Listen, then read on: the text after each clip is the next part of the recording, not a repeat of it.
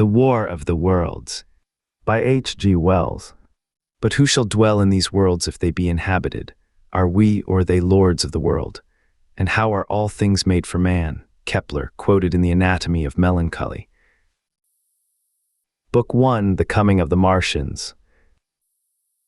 Chapter 1, The Eve of the War.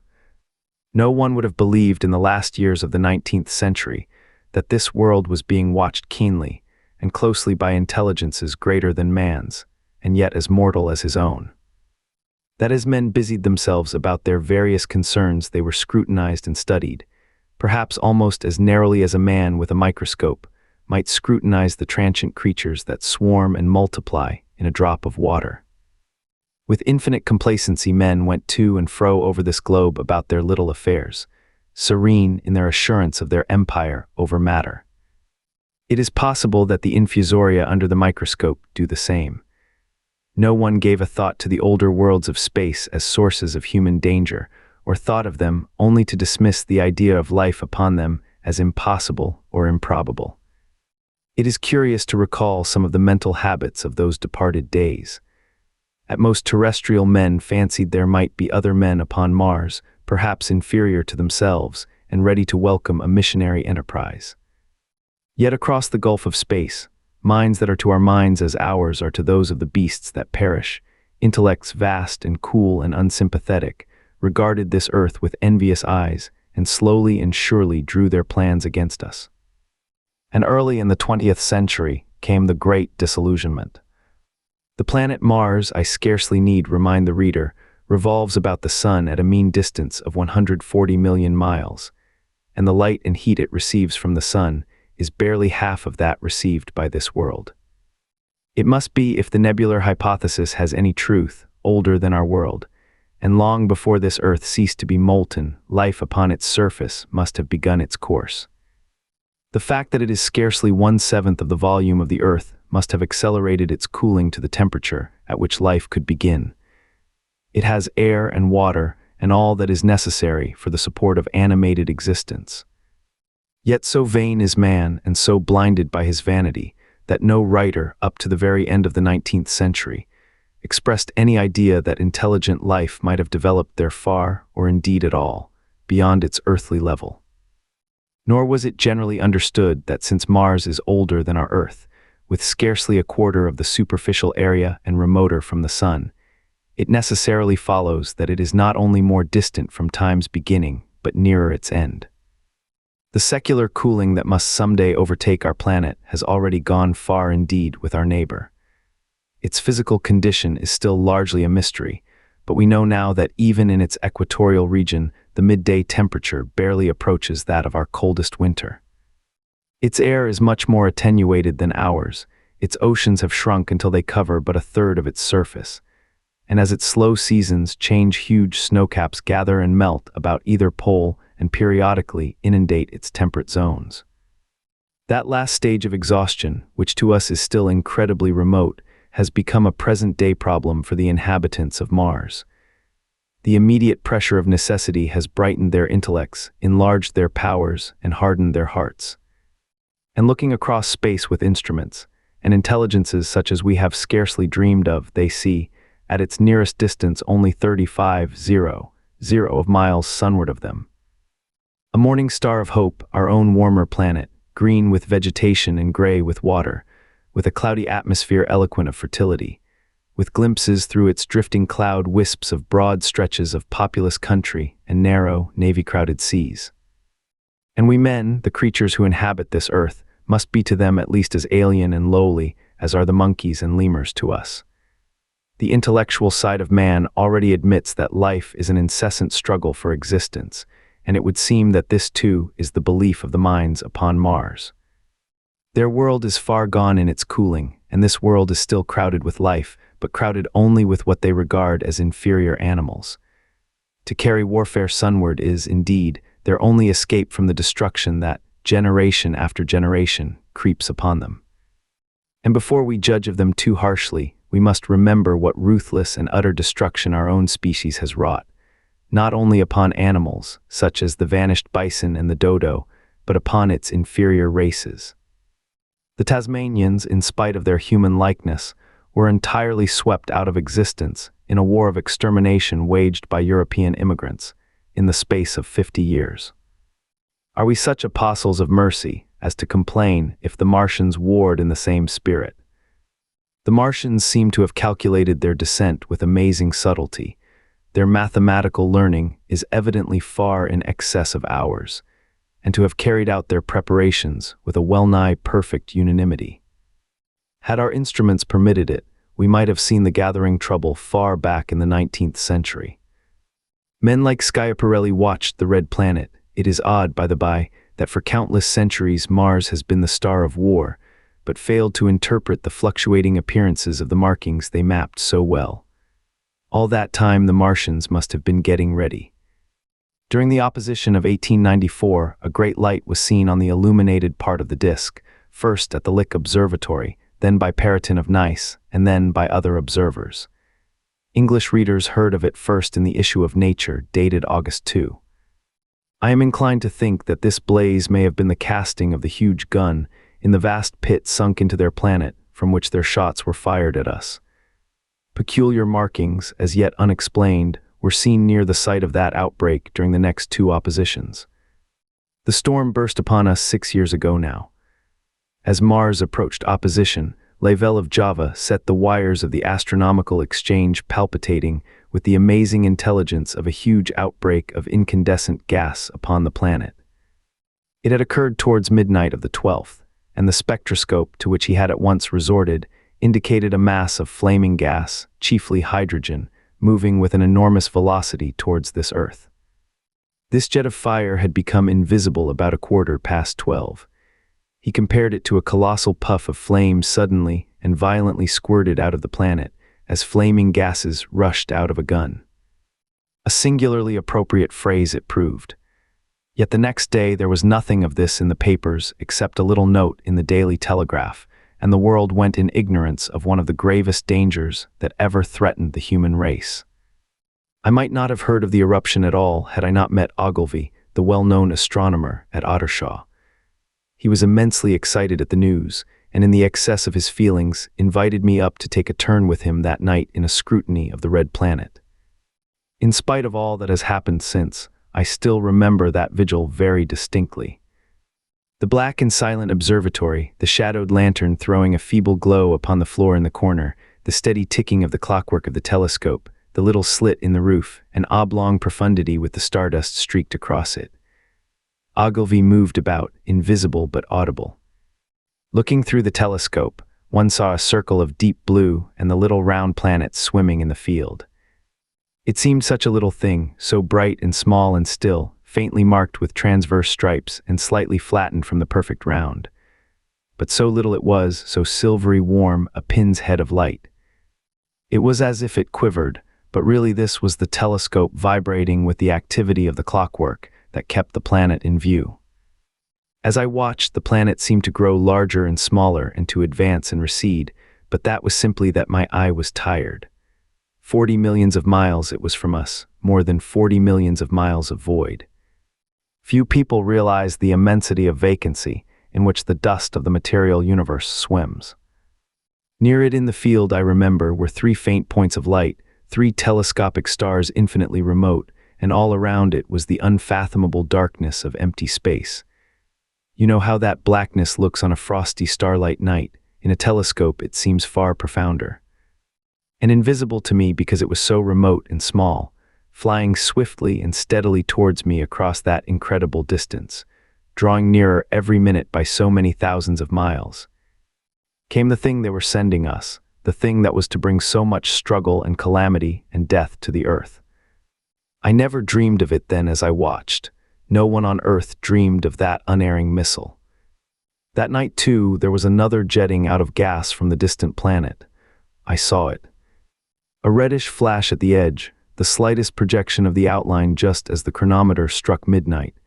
And at that, I told Ogilvy, and he took my place. The night was warm and I was thirsty, and I went stretching my legs clumsily and feeling my way in the darkness to the little table where the siphon stood, while Ogilvy exclaimed at the streamer of gas that came out towards us. That night another invisible missile started on its way to the Earth from Mars, just a second or so under 24 hours after the first one. I remember how I sat on the table there in the blackness, with patches of green and crimson swimming before my eyes. I wished I had a light to smoke by, little suspecting the meaning of the minute gleam I had seen and all that it would presently bring me. Ogilvy watched till 1 and then gave it up, and we lit the lantern and walked over to his house. Down below in the darkness were Ottershaw and Chertsey and all their hundreds of people, sleeping in peace. He was full of speculation that night about the condition of Mars, and scoffed at the vulgar idea of its having inhabitants who were signaling us. His idea was that meteorites might be falling in a heavy shower upon the planet, or that a huge volcanic explosion was in progress. He pointed out to me how unlikely it was that organic evolution had taken the same direction in the two adjacent planets. The chances against anything manlike on Mars are 1,000,000 to 1, he said. Hundreds of observers saw the flame that night and the night after about midnight, and again the night after, and so for 10 nights, a flame each night. Why the shots ceased after the 10th, no one on Earth has attempted to explain. It may be the gases of the firing caused the Martians inconvenience. Dense clouds of smoke or dust, visible through a powerful telescope on Earth as little gray, fluctuating patches, spread through the clearness of the planet's atmosphere and obscured its more familiar features. Even the daily papers woke up to the disturbances at last, and popular notes appeared here, there, and everywhere concerning the volcanoes upon Mars. The serio-comic periodical Punch, I remember, made a happy use of it in the political cartoon. And all unsuspected, those missiles the Martians had fired at us drew earthward, rushing now at a pace of many miles a second through the empty gulf of space, hour by hour and day by day, nearer and nearer.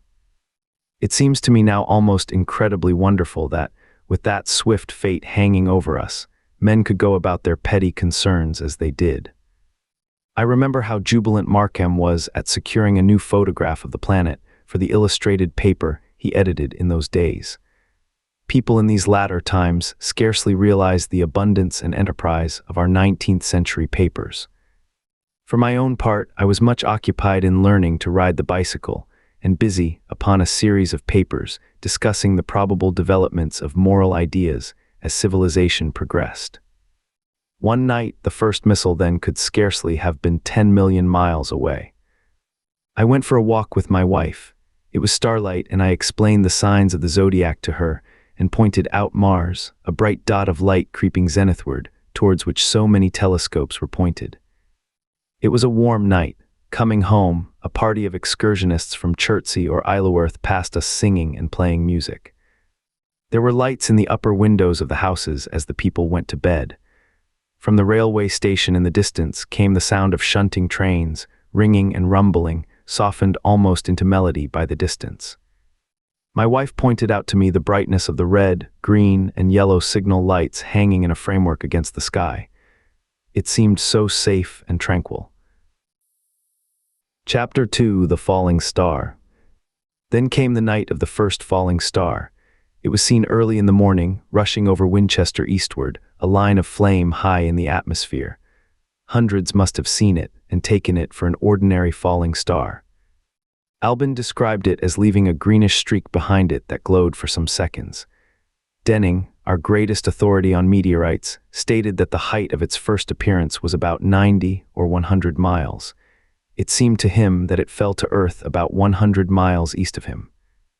I was at home at that hour and writing in my study, and although my French windows faced towards Ottershaw and the blind was up, for I loved in those days to look up at the night sky, I saw nothing of it, yet this strangest of all things that ever came to Earth from outer space must have fallen while I was sitting there, visible to me had I only looked up as it passed.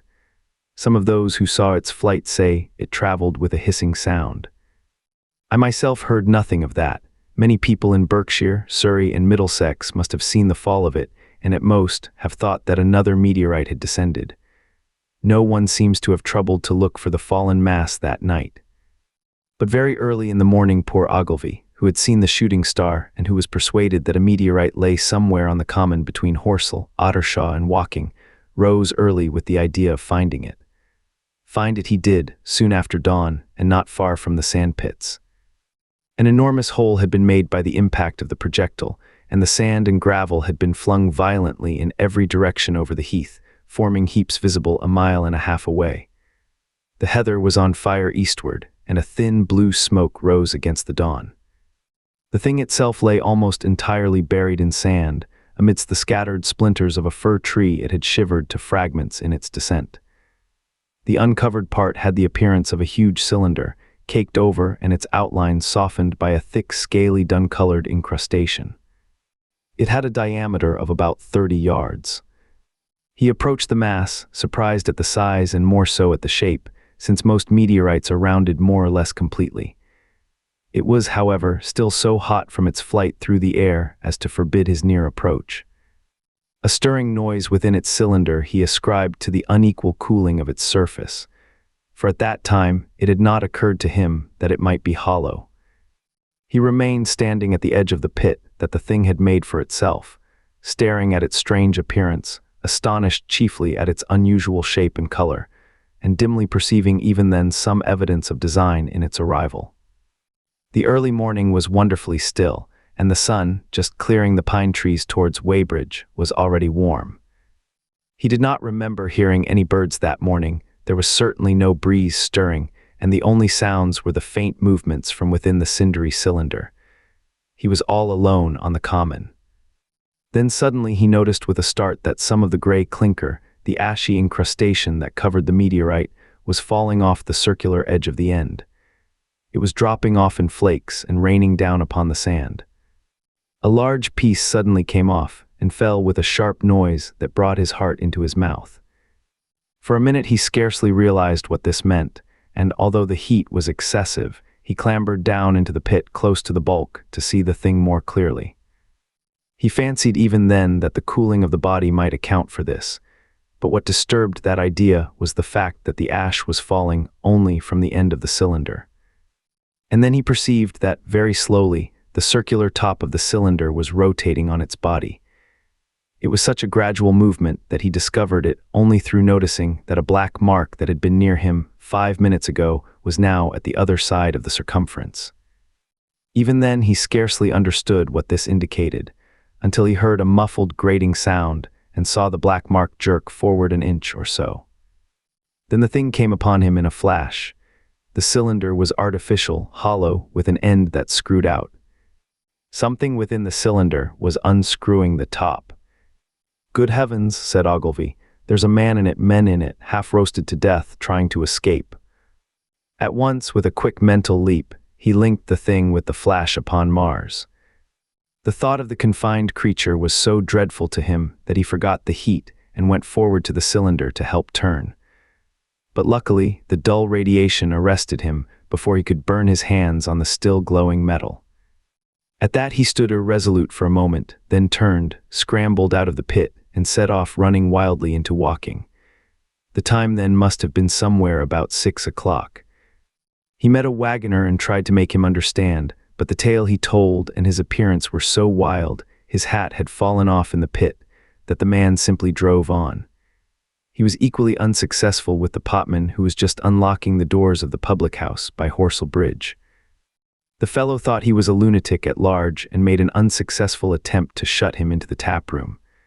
That sobered him a little, and when he saw Henderson, the London journalist, in his garden, he called over the palings and made himself understood. "Henderson," he called, "you saw that shooting star last night." "Well," said Henderson, "it's out on Horsell Common now." "Good Lord," said Henderson, "fallen meteorite, that's good. But it's something more than a meteorite. It's a cylinder, an artificial cylinder, man, and there's something inside." Henderson stood up with his spade in his hand. "What's that?" he said. He was deaf in one ear. Ogilvy told him all that he had seen. Henderson was a minute or so taking it in. Then he dropped his spade, snatched up his jacket, and came out into the road. The two men hurried back at once to the common and found the cylinder still lying in the same position. But now the sounds inside had ceased, and a thin circle of bright metal showed between the top and the body of the cylinder. Air was either entering or escaping at the rim with a thin, sizzling sound. They listened, rapped on the scaly burnt metal with a stick, and meeting with no response, they both concluded the man or men inside must be insensible or dead. Of course, the two were quite unable to do anything. They shouted consolation and promises and went off back to the town again to get help. One can imagine them, covered with sand, excited and disordered, running up the little street in the bright sunlight just as the shop folks were taking down their shutters and people were opening their bedroom windows. Henderson went into the railway station at once in order to telegraph the news to London. The newspaper articles had prepared men's minds for the reception of the idea. By 8 o'clock, a number of boys and unemployed men had already started for the Common to see the dead men from Mars. That was the form the story took. I heard of it first from my newspaper boy about 8:45 when I went out to get my daily chronicle. I was naturally startled and lost no time in going out and across the Ottershaw Bridge to the sand pits. Chapter 3 on Horsell Common. I found a little crowd of perhaps 20 people surrounding the huge hole in which the cylinder lay. I have already described the appearance of that colossal bulk embedded in the ground. The turf and gravel about it seemed charred as if by a sudden explosion. No doubt its impact had caused a flash of fire. Henderson and Ogilvy were not there. I think they perceived that nothing was to be done for the present and had gone away to breakfast at Henderson's house. There were 4 or 5 boys sitting on the edge of the pit with their feet dangling and amusing themselves until I stopped them by throwing stones at the giant mass. After I had spoken to them about it, they began playing at touch in and out of the group of bystanders.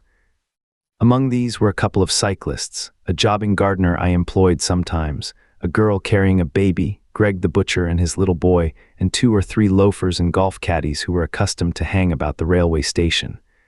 There was very little talking. Few of the common people in England had anything but the vaguest astronomical ideas in those days.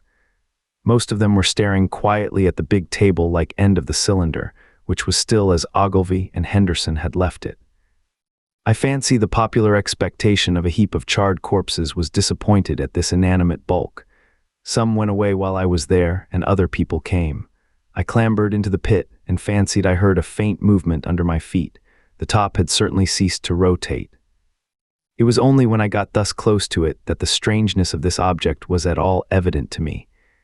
At the first glance, it was really no more exciting than an overturned carriage or a tree blown across the road. Not so much so, indeed. It looked like a rusty gas float. It required a certain amount of scientific education to perceive that the gray scale of the thing was no common oxide, that the yellowish-white metal that gleamed in the crack between the lid and the cylinder had an unfamiliar hue. Extraterrestrial had no meaning for most of the onlookers. At that time, it was quite clear in my own mind that the thing had come from the planet Mars, but I judged it improbable that it contained any living creature. I thought the unscrewing might be automatic. In spite of Ogilvy, I still believed that there were men in Mars. My mind ran fancifully on the possibilities of its containing manuscript, on the difficulties in translation that might arise, whether we should find coins and models in it, and so forth. Yet it was a little too large for assurance on this idea. I felt an impatience to see it opened. About 11, as nothing seemed happening, I walked back, full of such thought, to my home in Maybury, but I found it difficult to get to work upon my abstract investigations. In the afternoon, the appearance of the Common had altered very much. The early editions of the evening papers had startled London with enormous headlines. A message received from Mars. Remarkable story from Woking. And so forth. In addition, Ogilvy's wire to the Astronomical Exchange had roused every observatory in the 3 kingdoms. There were 6 flies or more from the Woking station standing in the road by the sandpits, a basket chaise from Chobham, and a rather lordly carriage. Besides that, there was quite a heap of bicycles. In addition, a large number of people must have walked, in spite of the heat of the day, from Woking and Chertsey, so that there was altogether quite a considerable crowd, 1 or 2 gaily dressed ladies among the others. It was glaringly hot, not a cloud in the sky nor a breath of wind, and the only shadow was that of the few scattered pine trees. The burning heather had been extinguished, but the level ground towards Ottershaw was blackened as far as one could see, and still giving off vertical streamers of smoke. An enterprising sweetstuff dealer in the Chobham Road had sent up his son with a barrel-load of green apples and ginger beer.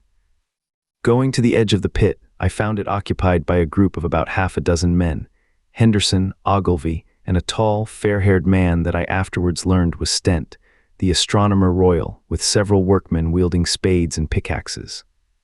Stent was giving directions in a clear, high-pitched voice. He was standing on the cylinder, which was now evidently much cooler.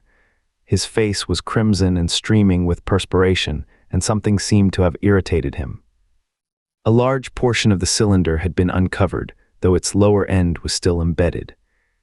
As soon as Ogilvy saw me among the staring crowd on the edge of the pit, he called to me to come down, and asked me if I would mind going over to see Lord Hilton, the lord of the manor.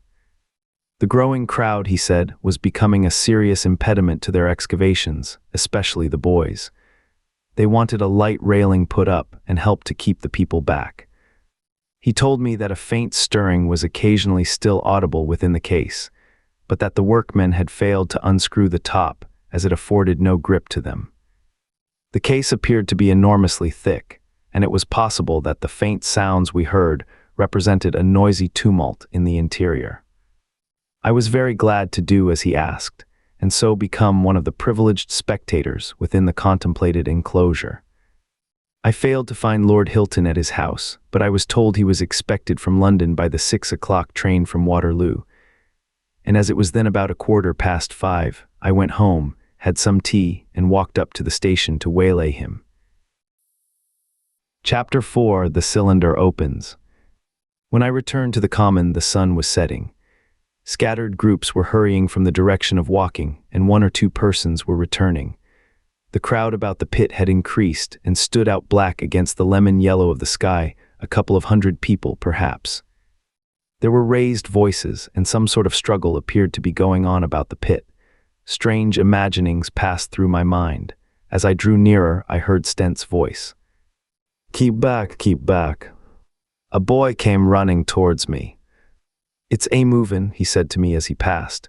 "A-screwin' and a-screwin' out. I don't like it. I'm a-goin' 'ome, I am." I went on to the crowd. There were really, I should think, 200 or 300 people elbowing and jostling one another, the 1 or 2 ladies there being by no means the least active. "He's fallen in the pit," cried someone. "Keep back," said several. The crowd swayed a little, and I elbowed my way through. Everyone seemed greatly excited. I heard a peculiar humming sound from the pit. "I say," said Ogilvy, "help keep these idiots back. We don't know what's in the confounded thing, you know." I saw a young man, a shop assistant in Walking I believe he was, standing on the cylinder and trying to scramble out of the hole again. The crowd had pushed him in. The end of the cylinder was being screwed out from within. Nearly 2 feet of shining screw projected. Somebody blundered against me, and I narrowly missed being pitched onto the top of the screw. I turned, and as I did so the screw must have come out, for the lid of the cylinder fell upon the gravel with a ringing concussion. I stuck my elbow into the person behind me and turned my head towards the thing again. For a moment that circular cavity seemed perfectly black. I had the sunset in my eyes. I think everyone expected to see a man emerge, possibly something a little unlike us terrestrial men, but in all essentials a man. I know I did, but looking, I presently saw something stirring within the shadow. Grayish billowy movements, one above another, and then 2 luminous discs like eyes. Then something resembling a little gray snake, about the thickness of a walking stick, coiled up out of the writhing middle and wriggled in the air towards me, and then another. A sudden chill came over me. There was a loud shriek from a woman behind. I half turned, keeping my eyes fixed upon the cylinder still, from which other tentacles were now projecting, and began pushing my way back from the edge of the pit. I saw astonishment giving place to horror on the faces of the people about me. I heard inarticulate exclamations on all sides. There was a general movement backwards. I saw the shopman struggling still on the edge of the pit. I found myself alone and saw the people on the other side of the pit running off, Stent among them. I looked again at the cylinder, and ungovernable terror gripped me. I stood petrified and staring. A big grayish rounded bulk, the size perhaps of a bear, was rising slowly and painfully out of the cylinder. As it bulged up and caught the light, it glistened like wet leather. Two large dark-colored eyes were regarding me steadfastly. The mask that framed them, the head of the thing, was rounded and had, one might say, a face. There was a mouth under the eyes, the lipless brim of which quivered and panted and dropped saliva. The whole creature heaved and pulsated convulsively. A lank tentacular appendage gripped the edge of the cylinder, another swayed in the air.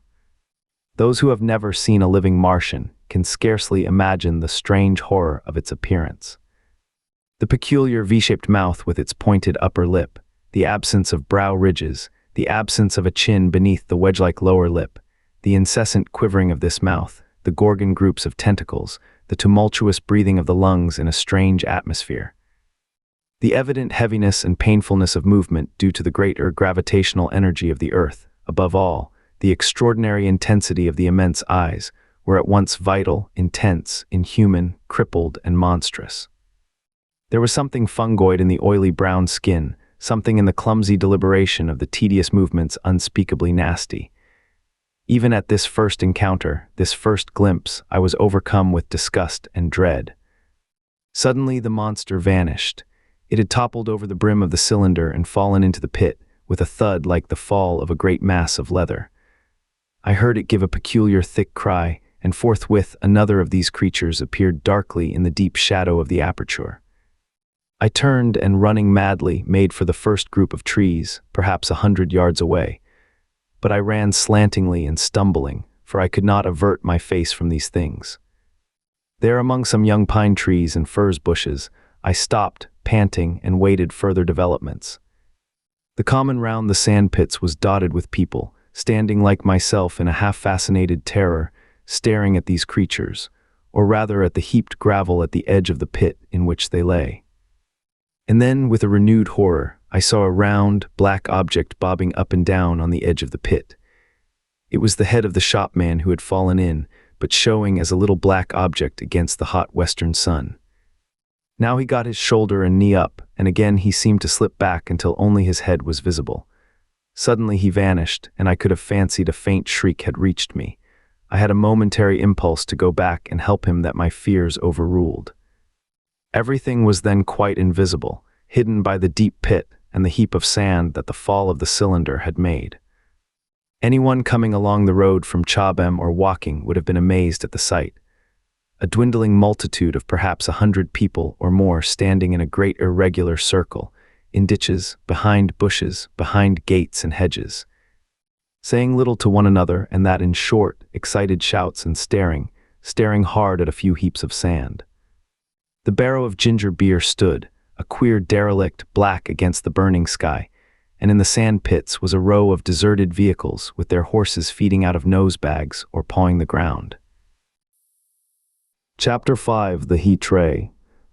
After the glimpse I had had of the Martians emerging from the cylinder in which they had come to the Earth from their planet, a kind of fascination paralyzed my actions. I remained standing knee-deep in the heather, staring at the mound that hid them. I was a battleground of fear and curiosity. I did not dare to go back towards the pit, but I felt a passionate longing to peer into it. I began walking, therefore, in a big curve, seeking some point of vantage, and continually looking at the sand heaps that hid these newcomers to our Earth. Once a leash of thin black whips, like the arms of an octopus, flashed across the sunset and was immediately withdrawn, and afterwards a thin rod rose up, joint by joint, bearing at its apex a circular disc that spun with a wobbling motion. What could be going on there? Most of the spectators had gathered in one or two groups, one a little crowd towards walking, the other a knot of people in the direction of Chobham. Evidently, they shared my mental conflict. There were few near me. One man I approached. He was, I perceived, a neighbor of mine, though I did not know his name, and accosted. But it was scarcely a time for articulate conversation. "What ugly brutes," he said. "Good God, what ugly brutes." He repeated this over and over again. "Did you see a man in the pit?" I said, but he made no answer to that. We became silent and stood watching for a time side by side, deriving, I fancy, a certain comfort in one another's company. Then I shifted my position to a little knoll that gave me the advantage of a yard or more of elevation, and when I looked for him presently, he was walking towards Woking. The sunset faded to twilight before anything further happened. The crowd far away on the left, towards Woking, seemed to grow, and I heard now a faint murmur from it. The little knot of people towards Chobham dispersed. There was scarcely an intimation of movement from the pit. It was this, as much as anything, that gave people courage, and I suppose the new arrivals from Woking also helped to restore confidence. At any rate, as the dusk came on, a slow, intermittent movement upon the sandpits began, a movement that seemed to gather force as the stillness of the evening about the cylinder remained unbroken. Vertical black figures in twos and threes would advance, stop, watch, and advance again, spreading out as they did so in a thin, irregular crescent that promised to enclose the pit in its attenuated horns. I, too, on my side, began to move towards the pit. Then I saw some cabmen and others had walked boldly into the sand pits and heard the clatter of hoofs and the gride of wheels. I saw a lad trundling off the barrow of apples.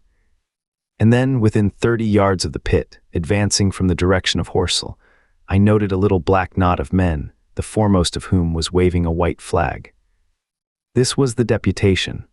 There had been a hasty consultation, and since the Martians were evidently, in spite of their repulsive forms, intelligent creatures, it had been resolved to show them, by approaching them with signals, that we too were intelligent. Flutter, flutter went the flag, first to the right, then to the left. It was too far for me to recognize anyone there, but afterwards I learned that Ogilvy, Stent, and Henderson were with others in this attempt at communication. This little group had in its advance dragged inward, so to speak, the circumference of the now almost complete circle of people, and a number of dim black figures followed it at discrete distances. Suddenly there was a flash of light, and a quantity of luminous greenish smoke came out of the pit in 3 distinct puffs, which drove up, one after the other, straight into the still air. This smoke, or flame perhaps, would be the better word for it, was so bright that the deep blue sky overhead and the hazy stretches of brown common towards Chertsey, set with black pine trees, seemed to darken abruptly as these puffs arose, and to remain the darker after their dispersal. At the same time, a faint hissing sound became audible. Beyond the pit stood the little wedge of people with the white flag at its apex, arrested by these phenomena, a little knot of small vertical black shapes upon the black ground. As the green smoke arose, their faces flashed out pallid green and faded again as it vanished. Then slowly the hissing passed into a humming, into a long, loud, droning noise. Slowly a humped shape rose out of the pit, and the ghost of a beam of light seemed to flicker out from it. Forthwith flashes of actual flame, a bright glare leaping from one to another, sprang from the scattered group of men. It was as if some invisible jet impinged upon them and flashed into white flame. It was as if each man were suddenly and momentarily turned to fire. Then, by the light of their own destruction, I saw them staggering and falling, and their supporters turning to run. I stood staring, not as yet realizing that this was death leaping from man to man in that little distant crowd. All I felt was that it was something very strange. An almost noiseless and blinding flash of light, and a man fell headlong and lay still. And as the unseen shaft of heat passed over them, pine trees burst into fire, and every dry furze bush became with one dull thud a mass of flames. And far away towards Naffle I saw the flashes of trees and hedges, and wooden buildings suddenly set alight. It was sweeping round swiftly and steadily, this flaming death, this invisible, inevitable sword of heat. I perceived it coming towards me by the flashing bushes it touched, and was too astounded and stupefied to stir. I heard the crackle of fire in the sand pits, and the sudden squeal of a horse that was as suddenly stilled. Then it was as if an invisible yet intensely heated finger were drawn through the heather between me and the Martians, and all along a curving line beyond the sand pits, the dark ground smoked and crackled. Something fell with a crash far away to the left, where the road from Woking Station opens out on the common. Forthwith the hissing and humming ceased, and the black, dome-like object sank slowly out of sight into the pit. All this had happened with such swiftness that I had stood motionless, dumbfounded and dazzled by the flashes of light. Had that death swept through a full circle, it must inevitably have slain me in my surprise. But it passed and spared me, and left the night about me suddenly dark and unfamiliar. The undulating common seemed now dark almost to blackness, except where its roadways lay gray and pale under the deep blue sky of the early night. It was dark and suddenly void of men. Overhead the stars were mustering, and in the west the sky was still a pale, bright, almost greenish blue. The tops of the pine trees and the roofs of Horsell came out sharp and black against the western afterglow. The Martians and their appliances were altogether invisible, save for that thin mast upon which their restless mirror wobbled. Patches of bush and isolated trees here and there smoked and glowed still, and the houses towards Walking Station were sending up spires of flame into the stillness of the evening air. Nothing was changed save for that and a terrible astonishment.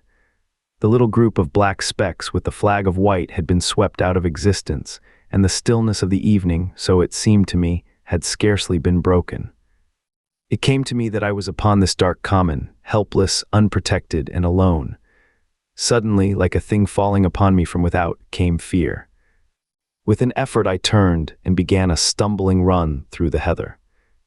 The fear I felt was no rational fear, but a panic terror not only of the Martians, but of the dusk and stillness all about me. Such an extraordinary effect in unmanning me it had that I ran weeping silently as a child might do. Once I had turned, I did not dare to look back. I remember I felt an extraordinary persuasion that I was being played with, that presently, when I was upon the very verge of safety, this mysterious death, as swift as the passage of light, would leap after me from the pit about the cylinder and strike me down. Chapter 6: The Heat Ray in the Chobham Road. It is still a matter of wonder how the Martians are able to slay men so swiftly and so silently. Many think that in some way they are able to generate an intense heat in a chamber of practically absolute non-conductivity. This intense heat they project in a parallel beam against any object they choose, by means of a polished parabolic mirror of unknown composition, much as the parabolic mirror of a lighthouse projects a beam of light. But no one has absolutely proved these details. However it is done, it is certain that a beam of heat is the essence of the matter. Heat and invisible instead of visible light. Whatever is combustible flashes into flame at its touch. Lead runs like water. It softens iron, cracks and melts glass, and when it falls upon water, incontinently that explodes into steam. That night nearly 40 people lay under the starlight about the pit, charred and distorted beyond recognition, and all night long the common from Horsell to Maybury was deserted and brightly ablaze. The news of the massacre probably reached Chobham, Walking, and Ottershaw about the same time. In Walking the shops had closed when the tragedy happened, and a number of people, shop people and so forth, attracted by the stories they had heard, were walking over the Horsell Bridge and along the road between the hedges that runs out at last upon the common. You may imagine the young people brushed up after the labors of the day, and making this novelty, as they would make any novelty, the excuse for walking together and enjoying a trivial flirtation. You may figure to yourself the hum of voices along the road in the gloaming. As yet, of course, few people in Walking even knew that the cylinder had opened, though poor Henderson had sent a messenger on a bicycle to the post office with a special wire to an evening paper. As these folks came out by twos and threes upon the open, they found little knots of people talking excitedly and peering at the spinning mirror over the sand pits, and the newcomers were, no doubt, soon infected by the excitement of the occasion. By 8:30, when the deputation was destroyed, there may have been a crowd of 300 people or more at this place, besides those who had left the road to approach the Martians nearer.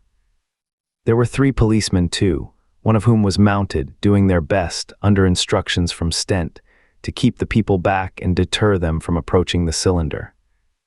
There was some booing from those more thoughtless and excitable souls, to whom a crowd is always an occasion for noise and horseplay. Stent and Ogilvy, anticipating some possibilities of a collision, had telegraphed from Horsell to the barracks as soon as the Martians emerged, for the help of a company of soldiers to protect these strange creatures from violence. After that, they returned to lead that ill-fated advance. The description of their death, as it was seen by the crowd, tallies very closely with my own impressions. The 3 puffs of green smoke, the deep humming note, and the flashes of flame. But that crowd of people had a far narrower escape than mine. Only the fact that a hummock of heathery sand intercepted the lower part of the heat tray saved them. Had the elevation of the parabolic mirror been a few yards higher, none could have lived to tell the tale. They saw the flashes and the men falling, and an invisible hand, as it were, lit the bushes as it hurried towards them through the twilight. Then, with a whistling note that rose above the droning of the pit, the beam swung close over their heads, lighting the tops of the beech trees that line the road, and splitting the bricks, smashing the windows, firing the window frames, and bringing down in crumbling ruin a portion of the gable of the house nearest the corner. In the sudden thud, hiss, and glare of the igniting trees, the panic-stricken crowd seems to have swayed hesitatingly for some moments. Sparks and burning twigs began to fall into the road, and single leaves like puffs of flame. Hats and dresses caught fire. Then came a crying from the common. There were shrieks and shouts, and suddenly a mounted policeman came galloping through the confusion with his hands clasped over his head, screaming. "They're coming!" A woman shrieked, and incontinently everyone was turning and pushing at those behind in order to clear their way to walking again. They must have bolted as blindly as a flock of sheep. Where the road grows narrow and black between the high banks, the crowd jammed, and a desperate struggle occurred. All that crowd did not escape. 3 persons at least, 2 women and a little boy, were crushed and trampled there and left to die amid the terror and the darkness. Chapter 7. How I Reached Home. For my own part, I remember nothing of my flight except the stress of blundering against trees and stumbling through the heather. All about me gathered the invisible terrors of the Martians. That pitiless sword of heat seemed whirling to and fro, flourishing overhead before it descended and smote me out of life. I came into the road between the crossroads and Horsell, and ran along this to the crossroads. At last I could go no further. I was exhausted with the violence of my emotion and of my flight, and I staggered and fell by the wayside. That was near the bridge that crosses the canal by the gasworks. I fell and lay still. I must have remained there some time. I sat up, strangely perplexed. For a moment, perhaps, I could not clearly understand how I came there. My terror had fallen from me like a garment. My hat had gone, and my collar had burst away from its fastener. A few minutes before, there had only been 3 real things before me: the immensity of the night and space and nature, my own feebleness and anguish, and the near approach of death. Now it was as if something turned over, and the point of view altered abruptly. There was no sensible transition from one state of mind to the other. I was immediately the self of every day again, a decent, ordinary citizen. The silent common, the impulse of my flight, the starting flames, were as if they had been in a dream. I asked myself, had these latter things indeed happened? I could not credit it. I rose and walked unsteadily up the steep incline of the bridge. My mind was blank wonder. My muscles and nerves seemed drained of their strength. I dare say I staggered drunkenly. A head rose over the arch, and the figure of a workman carrying a basket appeared. Beside him ran a little boy. He passed me, wishing me good night. I was minded to speak to him, but did not. I answered his greeting with a meaningless mumble and went on over the bridge.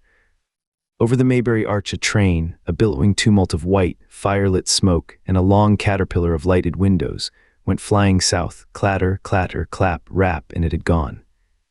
A dim group of people talked in the gate of one of the houses in the pretty little row of gables that was called Oriental Terrace. It was all so real and so familiar, and that behind me. It was frantic, fantastic. Such things, I told myself, could not be. Perhaps I am a man of exceptional moods. I do not know how far my experience is common. At times I suffer from the strangest sense of detachment from myself and the world about me. I seem to watch it all from the outside, from somewhere inconceivably remote, out of time, out of space, out of the stress and tragedy of it all. This feeling was very strong upon me that night. Here was another side to my dream. But the trouble was the blank incongruity of this serenity and the swift death flying yonder, not 2 miles away. There was a noise of business from the gasworks, and the electric lamps were all alight. I stopped at the group of people.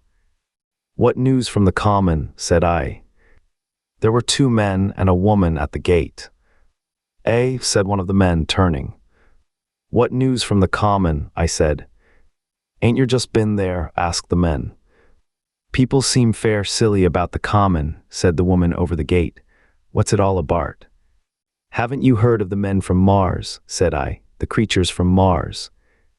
"Quite enough," said the woman over the gate. "Thanks," and all 3 of them laughed. I felt foolish and angry. I tried and found I could not tell them what I had seen. They laughed again at my broken sentences. "You'll hear more yet," I said, and went on to my home. I startled my wife at the doorway. So haggard was I went into the dining room, sat down, drank some wine, and so soon as I could collect myself sufficiently, I told her the things I had seen. The dinner, which was a cold one, had already been served, and remained neglected on the table while I told my story. "There is one thing," I said, to allay the fears I had aroused. "They are the most sluggish things I ever saw crawl. They may keep the pit and kill people who come near them, but they cannot get out of it. But the horror of them." "Don't, dear," said my wife, knitting her brows and putting her hand on mine. "Poor Ogilvy," I said, "to think he may be lying dead there." My wife at least did not find my experience incredible. When I saw how deadly white her face was, I ceased abruptly. "They may come here," she said again and again. I pressed her to take wine and tried to reassure her. "They can scarcely move," I said. I began to comfort her and myself by repeating all that Ogilvy had told me of the impossibility of the Martians establishing themselves on the Earth. In particular, I laid stress on the gravitational difficulty. On the surface of the Earth, the force of gravity is 3 times what it is on the surface of Mars. A Martian, therefore, would weigh 3 times more than on Mars, albeit his muscular strength would be the same. His own body would be a cope of lead to him, therefore. That indeed was the general opinion. Both the Times and the Daily Telegraph, for instance, insisted on it the next morning, and both overlooked, just as I did, 2 obvious modifying influences. The atmosphere of the Earth, we now know, contains far more oxygen or far less argon, whichever way one likes to put it, than does Mars. The invigorating influences of this excess of oxygen upon the Martians, indisputably, did much to counterbalance the increased weight of their bodies. And in the second place, we all overlooked the fact that such mechanical intelligence as the Martian possessed was quite able to dispense with muscular exertion at a pinch. But I did not consider these points at the time, and so my reasoning was dead against the chances of the invaders. With wine and food, the confidence of my own table, and the necessity of reassuring my wife, I grew by insensible degrees courageous and secure. "They have done a foolish thing," said I, fingering my wineglass. "They are dangerous because no doubt they are mad with terror. Perhaps they expected to find no living things, certainly no intelligent living things." "A shell in the pit," said I, "if the worst comes to the worst, will kill them all." The intense excitement of the events had no doubt left my perceptive powers in a state of erethism. I remember that dinner table with extraordinary vividness even now. My dear wife's sweet anxious face peering at me from under the pink lamp shade, the white cloth with its silver and glass table furniture. For in those days even philosophical writers had many little luxuries. The crimson-purple wine in my glass are photographically distinct. At the end of it I sat, tempering nuts with a cigarette, regretting Ogilvy's rashness and denouncing the short-sighted timidity of the Martians.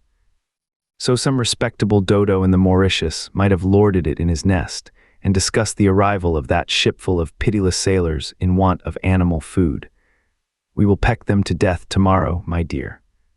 I did not know it, but that was the last civilized dinner I was to eat for very many strange and terrible days. Chapter 8, Friday night. The most extraordinary thing to my mind, of all the strange and wonderful things that happened upon that Friday, was the dovetailing of the commonplace habits of our social order with the first beginnings of the series of events that was to topple that social order headlong. If on Friday night you had taken a pair of compasses and drawn a circle with a radius of 5 miles round the walking sand pits, I doubt if you would have had one human being outside it. unless it were some relation of Stent or of the 3 or 4 cyclists or London people lying dead on the common, whose emotions or habits were at all affected by the newcomers. Many people had heard of the cylinder, of course, and talked about it in their leisure, but it certainly did not make the sensation that an ultimatum to Germany would have done. In London that night, poor Henderson's telegram describing the gradual unscrewing of the shot was judged to be a canard, and his evening paper, after wiring for authentication from him and receiving no reply, "The man was killed," decided not to print a special edition. Even within the 5-mile circle, the great majority of people were inert. I have already described the behavior of the men and women to whom I spoke. All over the district people were dining and supping. Working men were gardening after the labors of the day, children were being put to bed, young people were wandering through the lanes love-making, students sat over their books. Maybe there was a murmur in the village streets, a novel and dominant topic in the public houses, and here and there a messenger or even an eyewitness of the later occurrences caused a whirl of excitement, a shouting, and a running to and fro. But for the most part the daily routine of working, eating, drinking, sleeping went on as it had done for countless years, as though no planet Mars existed in the sky. Even at Woking Station and Horsell and Chobham that was the case. In Woking Junction until a late hour, trains were stopping and going on, others were shunting on the sidings. Passengers were alighting and waiting, and everything was proceeding in the most ordinary way. A boy from the town, trenching on Smith's monopoly, was selling papers with the afternoon's news. The ringing impact of trucks, the sharp whistle of the engines from the junction, mingled with their shouts of men from Mars. Excited men came into the station about 9 o'clock with incredible tidings, and caused no more disturbance than drunkards might have done. People rattling Londonwards peered into the darkness outside the carriage windows, and saw only a rare, flickering, vanishing spark dance up from the direction of Horsell, a red glow and a thin veil of smoke driving across the stars, and thought that nothing more serious than a heath fire was happening. It was only round the edge of the common that any disturbance was perceptible. There were half a dozen villas burning on the Woking border. There were lights in all the houses on the common side of the 3 villages, and the people there kept awake till dawn. A curious crowd lingered restlessly, people coming and going, but the crowd remaining, both on the Chobham and Horsell bridges. 1 or 2 adventurous souls, it was afterwards found, went into the darkness and crawled quite near the Martians. But they never returned, for now and again a light ray, like the beam of a warship's searchlight, swept the common, and the heat ray was ready to follow. Save for such, that big area of common was silent and desolate, and the charred bodies lay about on it all night under the stars, and all the next day. A noise of hammering from the pit was heard by many people. So you have the state of things on Friday night. In the center, sticking into the skin of our old planet Earth like a poisoned dart, was this cylinder. But the poison was scarcely working yet. Around it was a patch of silent common, smoldering in places, and with a few dark, dimly seen objects lying in contorted attitudes here and there. Here and there was a burning bush or tree. Beyond was a fringe of excitement, and farther than that fringe the inflammation had not crept as yet. In the rest of the world the stream of life still flowed as it had flowed for immemorial years. The fever of war that would presently clog vein and artery, deaden nerve and destroy brain, had still to develop. All night long the Martians were hammering and stirring, sleepless, indefatigable, at work upon the machines they were making ready, and ever and again a puff of greenish-white smoke whirled up to the starlit sky. About 11 a company of soldiers came through Horsell and deployed along the edge of the common to form a cordon. Later a second company marched through Chobham to deploy on the north side of the common. Several officers from the Imprisonment barracks had been on the common earlier in the day, and one, Major Eden, was reported to be missing. The colonel of the regiment came to the Chobham bridge and was busy questioning the crowd at midnight. The military authorities were certainly alive to the seriousness of the business. About 11 the next morning's papers were able to say, a squadron of Hussars, 2 Maxims, and about 400 men of the Cardigan regiment started from Aldershot. A few seconds after midnight the crowd in the Chertsey Road, Woking, saw a star fall from heaven into the pine woods to the northwest. It had a greenish color and caused a silent brightness like summer lightning. This was the second cylinder. Chapter 9: The Fighting Begins. Saturday lives in my memory as a day of suspense. It was a day of lassitude too, hot and close, with, I am told, a rapidly fluctuating barometer. I had slept but little, though my wife had succeeded in sleeping, and I rose early. I went into my garden before breakfast and stood listening, but towards the common there was nothing stirring but a lark. The milkman came as usual. I heard the rattle of his chariot, and I went round to the side gate to ask the latest news. He told me that during the night the Martians had been surrounded by troops and that guns were expected. Then, a familiar, reassuring note, I heard a train running towards Woking. "They aren't to be killed," said the milkman, "if that can possibly be avoided." I saw my neighbor gardening, chatted with him for a time, and then strolled in to breakfast. It was a most unexceptional morning. My neighbor was of opinion that the troops would be able to capture or to destroy the Martians during the day. "It's a pity they make themselves so unapproachable," he said. "It would be curious to know how they live on another planet. We might learn a thing or two." He came up to the fence and extended a handful of strawberries, for his gardening was as generous as it was enthusiastic. At the same time, he told me of the burning of the pine woods about the Byfleet golf links. "They say," said he, "that there's another of those blessed things fallen there, number 2, but one's enough, surely. This lot'll cost the insurance people a pretty penny before everything's settled." He laughed with an air of the greatest good humor as he said this. The woods, he said, were still burning, and pointed out a haze of smoke to me. "They will be hot underfoot for days on account of the thick soil of pine needles and turf," he said, and then grew serious over poor Ogilvy.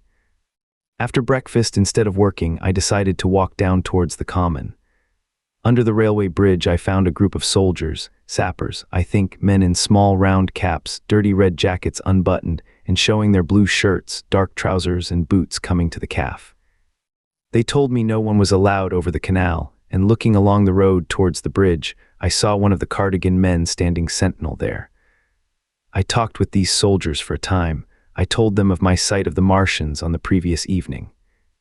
None of them had seen the Martians, and they had but the vaguest ideas of them, so that they plied me with questions.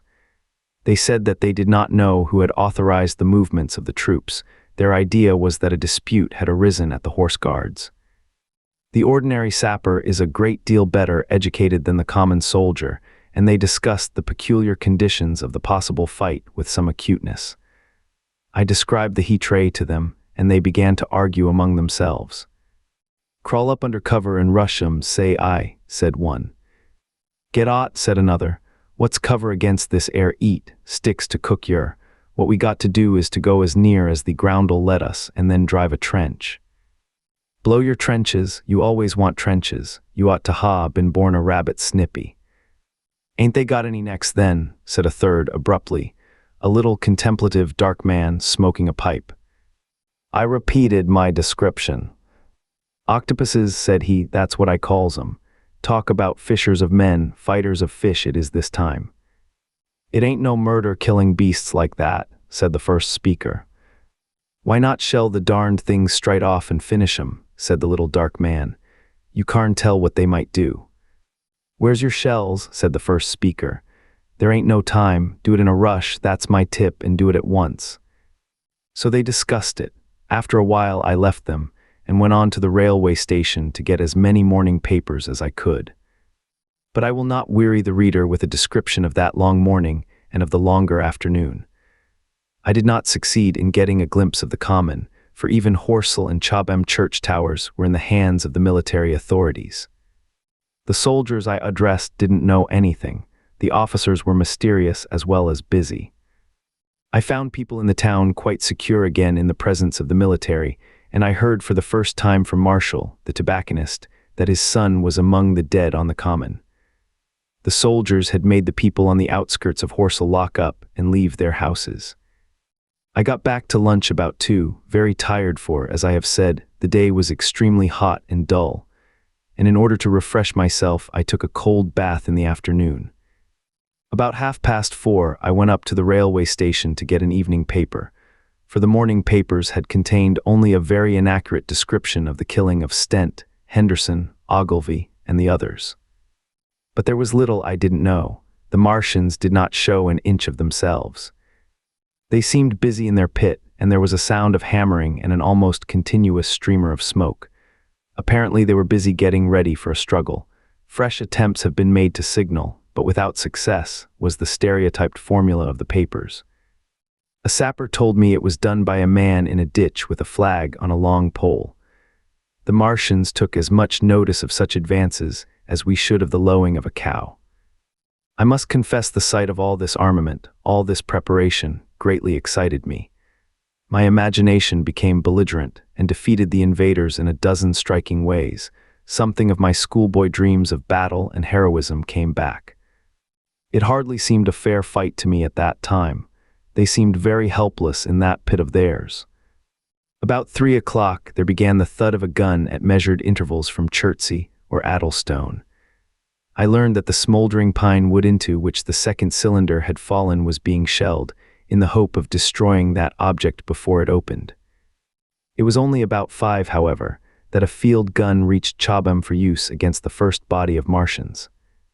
About 6 in the evening, as I sat at tea with my wife in the summer house talking vigorously about the battle that was lowering upon us, I heard a muffled detonation from the common, and immediately after a gust of firing. Close on the heels of that came a violent rattling crash, quite close to us, that shook the ground. And starting out upon the lawn, I saw the tops of the trees about the Oriental College burst into smoky red flame, and the tower of the little church beside it slide down into ruin. The pinnacle of the mosque had vanished, and the roof line of the college itself looked as if a 100-ton gun had been at work upon it. One of our chimneys cracked as if a shot had hit it, flew, and a piece of it came clattering down the tiles and made a heap of broken red fragments upon the flower bed by my study window. I and my wife stood amazed. Then I realized that the crest of Maybury Hill must be within range of the Martians' heat-ray now that the college was cleared out of the way. At that I gripped my wife's arm and without ceremony ran her out into the road. Then I fetched out the servant, telling her I would go upstairs myself for the box she was clamoring for. "We can't possibly stay here," I said, and as I spoke the firing reopened for a moment upon the common. "But where are we to go?" said my wife in terror. I thought perplexed, then I remembered her cousins at Leatherhead. "Leatherhead," I shouted above the sudden noise. She looked away from me downhill. The people were coming out of their houses, astonished. "How are we to get to Leatherhead?" she said. Down the hill I saw a bevy of hussars ride under the railway bridge.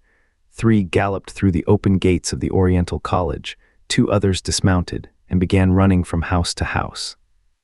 The sun, shining through the smoke that drove up from the tops of the trees, seemed blood red and threw an unfamiliar lurid light upon everything. "Stop here," said I, "you are safe here," and I started off at once for the Spotted Dog, for I knew the landlord had a horse and dog cart.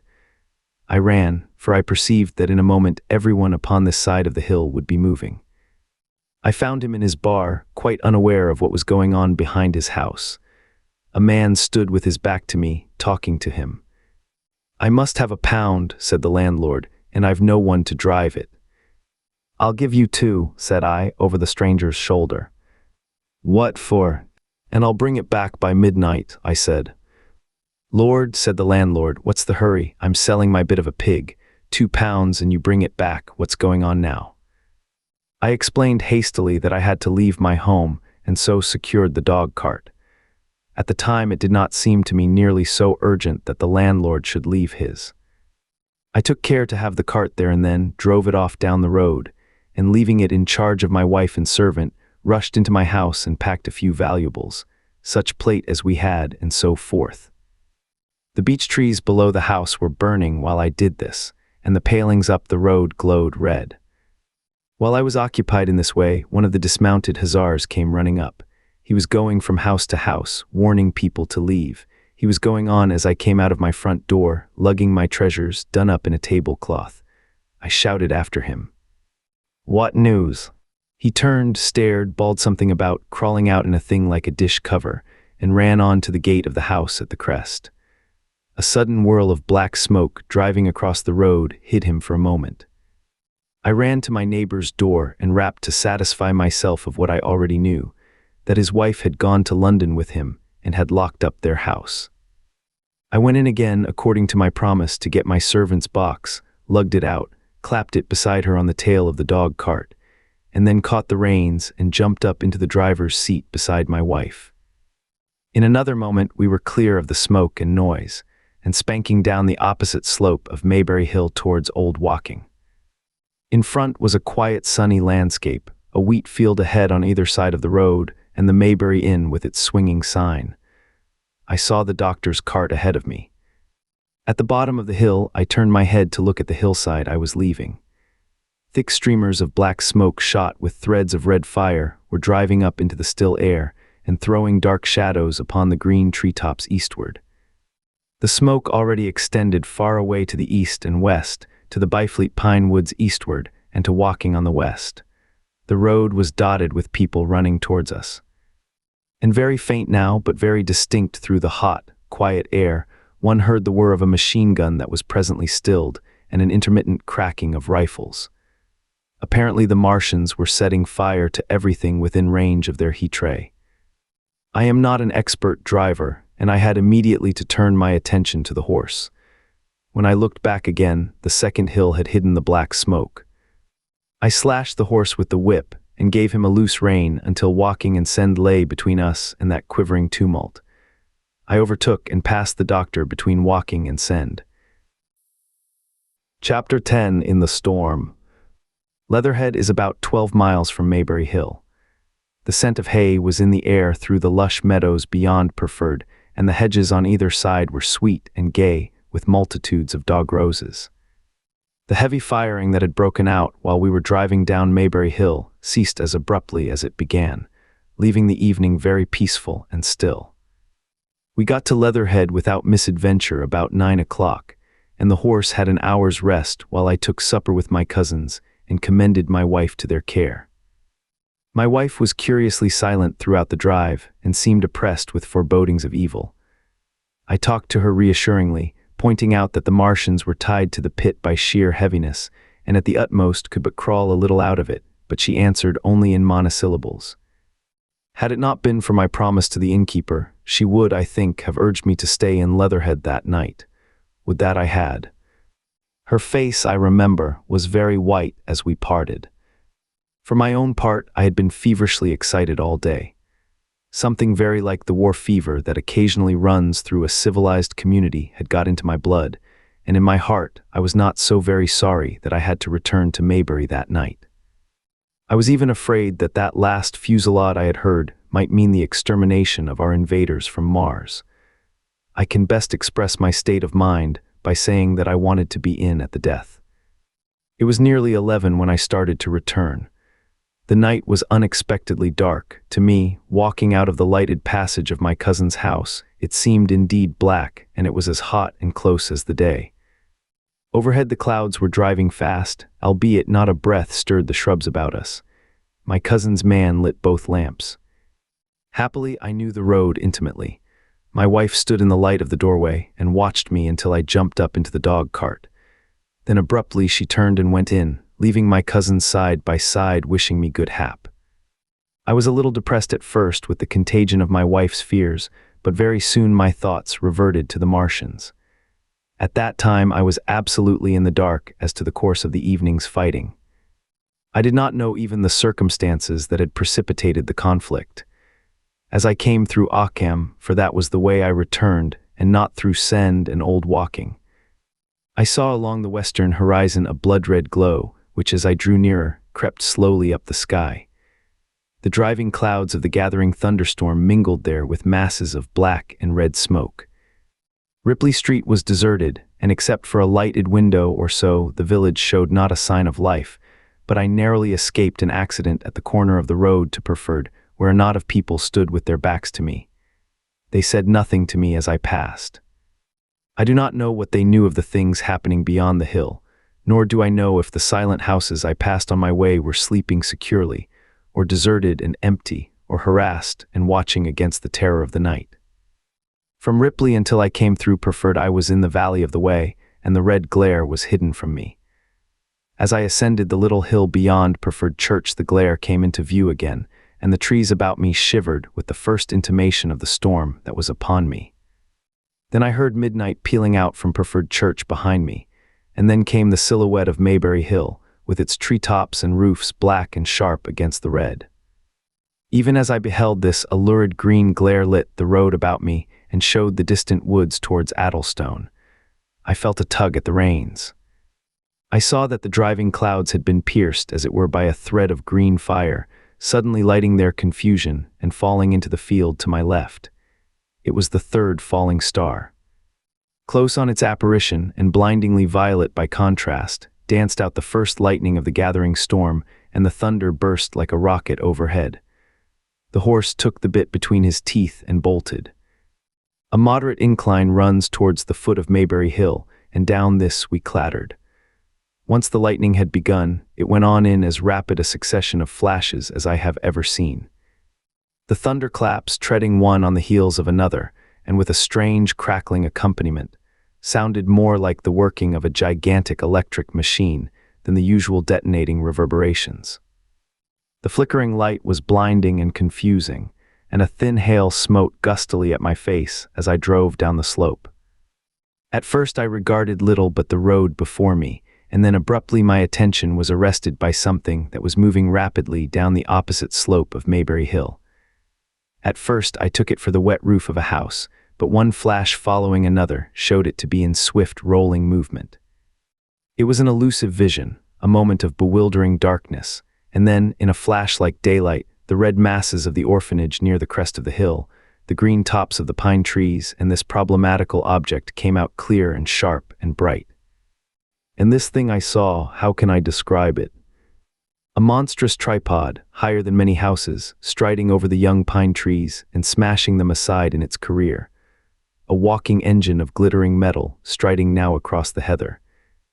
Articulate ropes of steel dangling from it, and the clattering tumult of its passage mingling with the riot of the thunder. A flash, and it came out vividly, heeling over one way with 2 feet in the air, to vanish and reappear almost instantly as it seemed, with the next flash 100 yards nearer. Can you imagine a milking stool tilted and bowled violently along the ground? That was the impression those instant flashes gave. But instead of a milking stool, imagine it a great body of machinery on a tripod stand.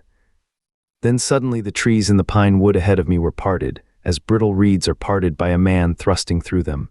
They were snapped off and driven headlong, and a second huge tripod appeared, rushing, as it seemed, headlong towards me. And I was galloping hard to meet it. At the sight of the second monster, my nerve went altogether. Not stopping to look again, I wrenched the horse's head hard round to the right, and in another moment the dog cart had heeled over upon the horse. The shaft smashed noisily, and I was flung sideways and fell heavily into a shallow pool of water. I crawled out almost immediately and crouched, my feet still in the water under a clump of firs. The horse lay motionless, his neck was broken, poor brute. And by the lightning flashes I saw the black bulk of the overturned dog cart and the silhouette of the wheels still spinning slowly. In another moment the colossal mechanism went striding by me and passed uphill towards Preferred. Seen nearer, the thing was incredibly strange, for it was no mere insensate machine driving on its way. Machine it was, with a ringing metallic pace and long, flexible, glittering tentacles, one of which gripped a young pine tree. Swinging and rattling about its strange body, it picked its road as it went striding along, and the brazen hood that surmounted it moved to and fro with the inevitable suggestion of a head looking about. Behind the main body was a huge mass of white metal like a gigantic fisherman's basket, and puffs of green smoke squirted out from the joints of the limbs as the monster swept by me. And in an instant it was gone. So much I saw then, all vaguely for the flickering of the lightning, in blinding highlights and dense black shadows. As it passed, it set up an exultant, deafening howl that drowned the thunder, aloo, aloo, and in another minute it was with its companion, half a mile away, stooping over something in the field. I have no doubt this thing in the field was the third of the 10 cylinders they had fired at us from Mars. For some minutes I lay there in the rain and darkness watching, by the intermittent light, these monstrous beings of metal moving about in the distance over the hedge tops. A thin hail was now beginning, and as it came and went their figures grew misty and then flashed into clearness again. Now and then came a gap in the lightning, and the night swallowed them up. I was soaked with hail above and puddle water below. It was some time before my blank astonishment would let me struggle up the bank to a drier position or think at all of my imminent peril. Not far from me was a little one-roomed squatter's hut of wood, surrounded by a patch of potato garden. I struggled to my feet at last, and crouching and making use of every chance of cover, I made a run for this. I hammered at the door, but I could not make the people hear, if there were any people inside. And after a time I desisted, and availing myself of a ditch for the greater part of the way, succeeded in crawling, unobserved by these monstrous machines, into the pine woods towards Maybury. Under cover of this I pushed on, wet and shivering now, towards my own house. I walked among the trees trying to find the footpath. It was very dark indeed in the wood, for the lightning was now becoming infrequent, and the hail, which was pouring down in a torrent, fell in columns through the gaps in the heavy foliage. If I had fully realized the meaning of all the things I had seen, I should have immediately worked my way round through Byfleet to Street Chobham, and so gone back to rejoin my wife at Leatherhead. But that night the strangeness of things about me and my physical wretchedness prevented me, for I was bruised, weary, wet to the skin, deafened and blinded by the storm. I had a vague idea of going on to my own house, and that was as much motive as I had. I staggered through the trees, fell into a ditch and bruised my knees against a plank, and finally splashed out into the lane that ran down from the College Arms. I say splashed, for the storm water was sweeping the sand down the hill in a muddy torrent. There in the darkness, a man blundered into me and sent me reeling back. He gave a cry of terror, sprang sideways, and rushed on before I could gather my wits sufficiently to speak to him. So heavy was the stress of the storm just at this place that I had the hardest task to win my way up the hill. I went close up to the fence on the left and worked my way along its palings. Near the top I stumbled upon something soft, and by a flash of lightning saw between my feet a heap of black broadcloth and a pair of boots. Before I could distinguish clearly how the man lay, the flicker of light had passed. I stood over him waiting for the next flash. When it came, I saw that he was a sturdy man, cheaply but not shabbily dressed. His head was bent under his body, and he lay crumpled up close to the fence, as though he had been flung violently against it. Overcoming the repugnance natural to one who had never before touched a dead body, I stooped and turned him over to feel for his heart. He was quite dead. Apparently his neck had been broken. The lightning flashed for a third time, and his face leaped upon me. I sprang to my feet. It was the landlord of the Spotted Dog, whose conveyance I had taken. I stepped over him gingerly and pushed on up the hill. I made my way by the police station and the College Arms towards my own house. Nothing was burning on the hillside, though from the common there still came a red glare and a rolling tumult of ruddy smoke beating up against the drenching hail. So far as I could see by the flashes, the houses about me were mostly uninjured. By the College Arms, a dark heap lay in the road. Down the road towards Maybury Bridge there were voices and the sound of feet, but I had not the courage to shout or to go to them. I let myself in with my latchkey, closed, locked, and bolted the door, staggered to the foot of the staircase, and sat down. My imagination was full of those striding metallic monsters, and of the dead body smashed against the fence. I crouched at the foot of the staircase with my back to the wall, shivering violently. Chapter 11. At the Window. I have already said that my storms of emotion have a trick of exhausting themselves. After a time, I discovered that I was cold and wet, and with little pools of water about me on the stair carpet. I got up almost mechanically, went into the dining room and drank some whiskey, and then I was moved to change my clothes. After I had done that, I went upstairs to my study, but why I did so, I do not know. The window of my study looks over the trees and the railway towards Horsell Common. In the hurry of our departure, this window had been left open. The passage was dark, and by contrast with the picture the window frame enclosed, the side of the room seemed impenetrably dark.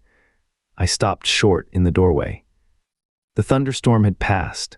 The towers of the Oriental College and the pine trees about it had gone, and very far away, lit by a vivid red glare, the common about the sandpits was visible. Across the light, huge black shapes, grotesque and strange, moved busily to and fro. It seemed indeed as if the whole country in that direction was on fire, a broad hillside set with minute tongues of flame, swaying and writhing with the gusts of the dying storm, and throwing a red reflection upon the clouds scud above. Every now and then a haze of smoke from some nearer conflagration drove across the window and hid the Martian shapes. I could not see what they were doing, nor the clear form of them, nor recognize the black objects they were busied upon. Neither could I see the nearer fire, though the reflections of it danced on the wall and ceiling of the study.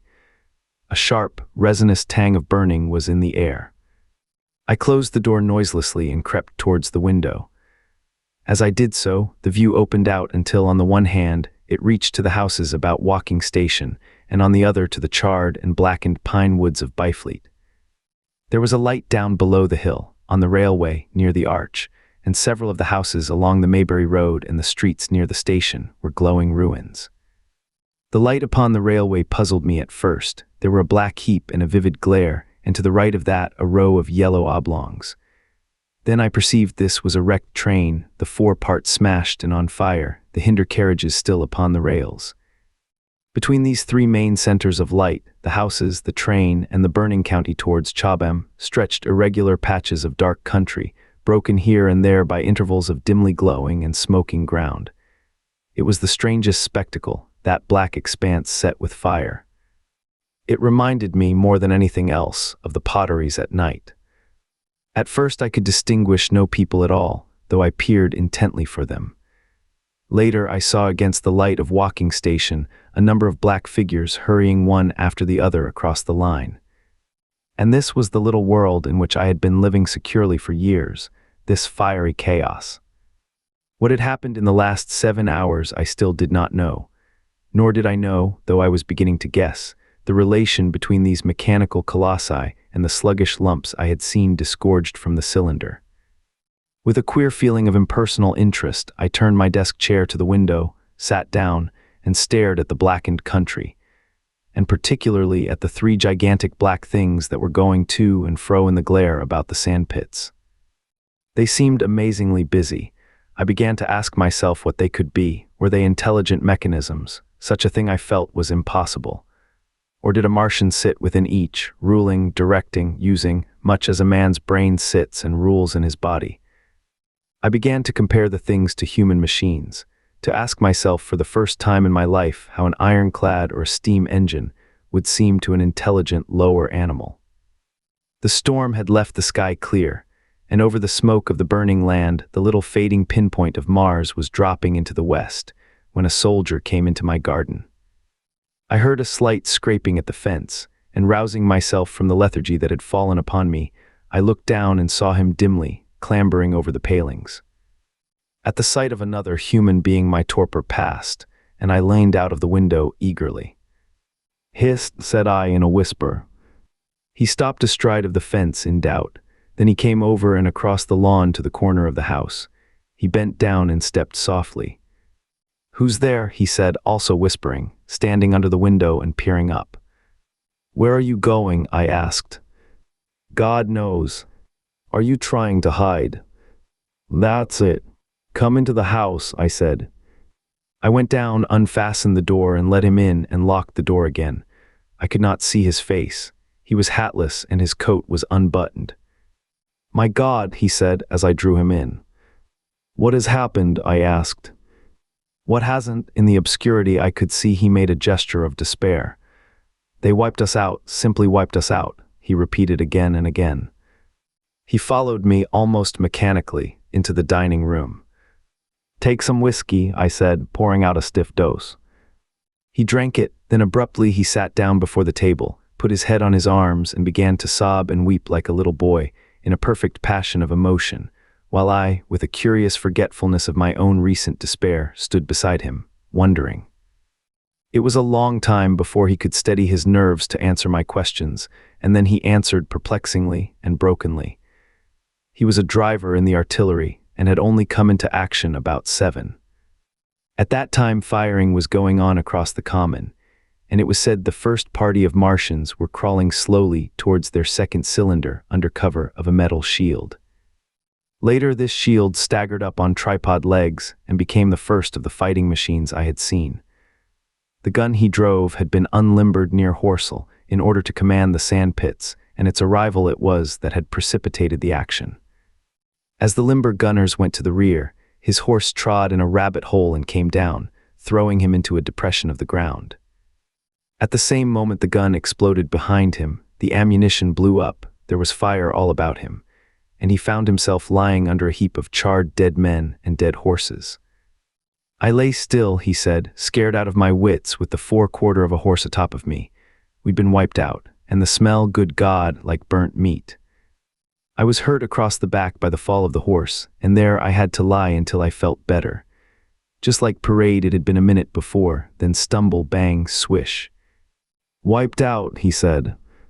He had hid under the dead horse for a long time, peeping out furtively across the common.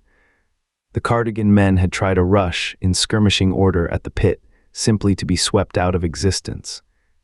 Then the monster had risen to its feet, and had begun to walk leisurely to and fro across the common among the few fugitives, with its head-like hood turning about exactly like the head of a cowled human being. A kind of arm carried a complicated metallic case, about which green flashes scintillated, and out of the funnel of this there smoked the heat tray. In a few minutes there was, so far as the soldier could see, not a living thing left upon the common, and every bush and tree upon it that was not already a blackened skeleton was burning. The hussars had been on the road beyond the curvature of the ground, and he saw nothing of them. He heard the Maxims rattle for a time, and then become still. The giant saved walking station and its cluster of houses until the last. Then in a moment the heat tray was brought to bear, and the town became a heap of fiery ruins. Then the thing shut off the heat tray, and turning its back upon the artilleryman, began to waddle away towards the smoldering pine woods that sheltered the second cylinder. As it did so, a second glittering titan built itself up out of the pit. The second monster followed the first, and at that the artilleryman began to crawl very cautiously across the hot heather ash towards Horsell. He managed to get alive into the ditch by the side of the road, and so escaped to walking. There his story became ejaculatory. The place was impassable. It seems there were few people alive there, frantic for the most part, and many burned and scalded. He was turned aside by the fire, and hid among some almost scorching heaps of broken wall as one of the Martian giants returned. He saw this one pursue a man, catch him up in one of its steely tentacles, and knock his head against the trunk of a pine tree. At last, after nightfall, the artilleryman made a rush for it and got over the railway embankment. Since then he had been skulking along towards Maybury in the hope of getting out of danger Londonward. People were hiding in trenches and cellars, and many of the survivors had made off towards Woking village and Send. He had been consumed with thirst until he found one of the water mains near the railway arch smashed, and the water bubbling out like a spring upon the road. That was the story I got from him, bit by bit. He grew calmer telling me and trying to make me see the things he had seen. He had eaten no food since midday, he told me early in his narrative, and I found some mutton and bread in the pantry and brought it into the room. We lit no lamp for fear of attracting the Martians, and ever and again our hands would touch upon bread or meat. As he talked, things about us came darkly out of the darkness, and the trampled bushes and broken rose trees outside the window grew distinct. It would seem that a number of men or animals had rushed across the lawn. I began to see his face, blackened and haggard, as no doubt mine was also. When we had finished eating, we went softly upstairs to my study, and I looked again out of the open window. In one night the valley had become a valley of ashes. The fires had dwindled now. Where flames had been there were now streamers of smoke, but the countless ruins of shattered and gutted houses and blasted and blackened trees that the night had hidden stood out now gaunt and terrible in the pitiless light of dawn. Yet here and there some object had had the luck to escape, a white railway signal here, the end of a greenhouse there, white and fresh amid the wreckage. Never before in the history of warfare had destruction been so indiscriminate and so universal. And shining with the growing light of the east, 3 of the metallic giants stood about the pit, their cowls rotating as though they were surveying the desolation they had made. It seemed to me that the pit had been enlarged, and ever and again puffs of vivid green vapor streamed up and out of it towards the brightening dawn, streamed up, whirled, broke, and vanished. Beyond were the pillars of fire about Chobham. They became pillars of bloodshot smoke at the first touch of day. Chapter 12. What I saw of the destruction of Weybridge and Shepperton. As the dawn grew brighter, we withdrew from the window from which we had watched the Martians, and went very quietly downstairs. The artilleryman agreed with me that the house was no place to stay in. He proposed, he said, to make his way Londonward, and thence rejoin his battery, number 12 of the Horse Artillery.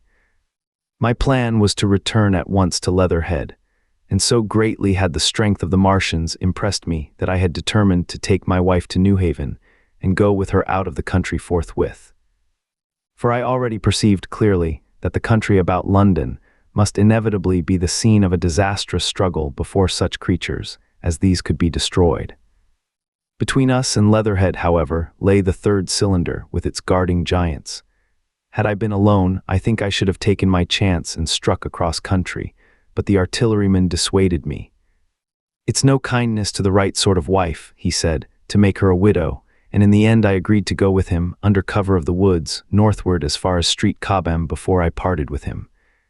Thence I would make a big detour by Epsom to reach Leatherhead. I should have started at once, but my companion had been in active service, and he knew better than that. He made me ransack the house for a flask, which he filled with whiskey, and we lined every available pocket with packets of biscuits and slices of meat.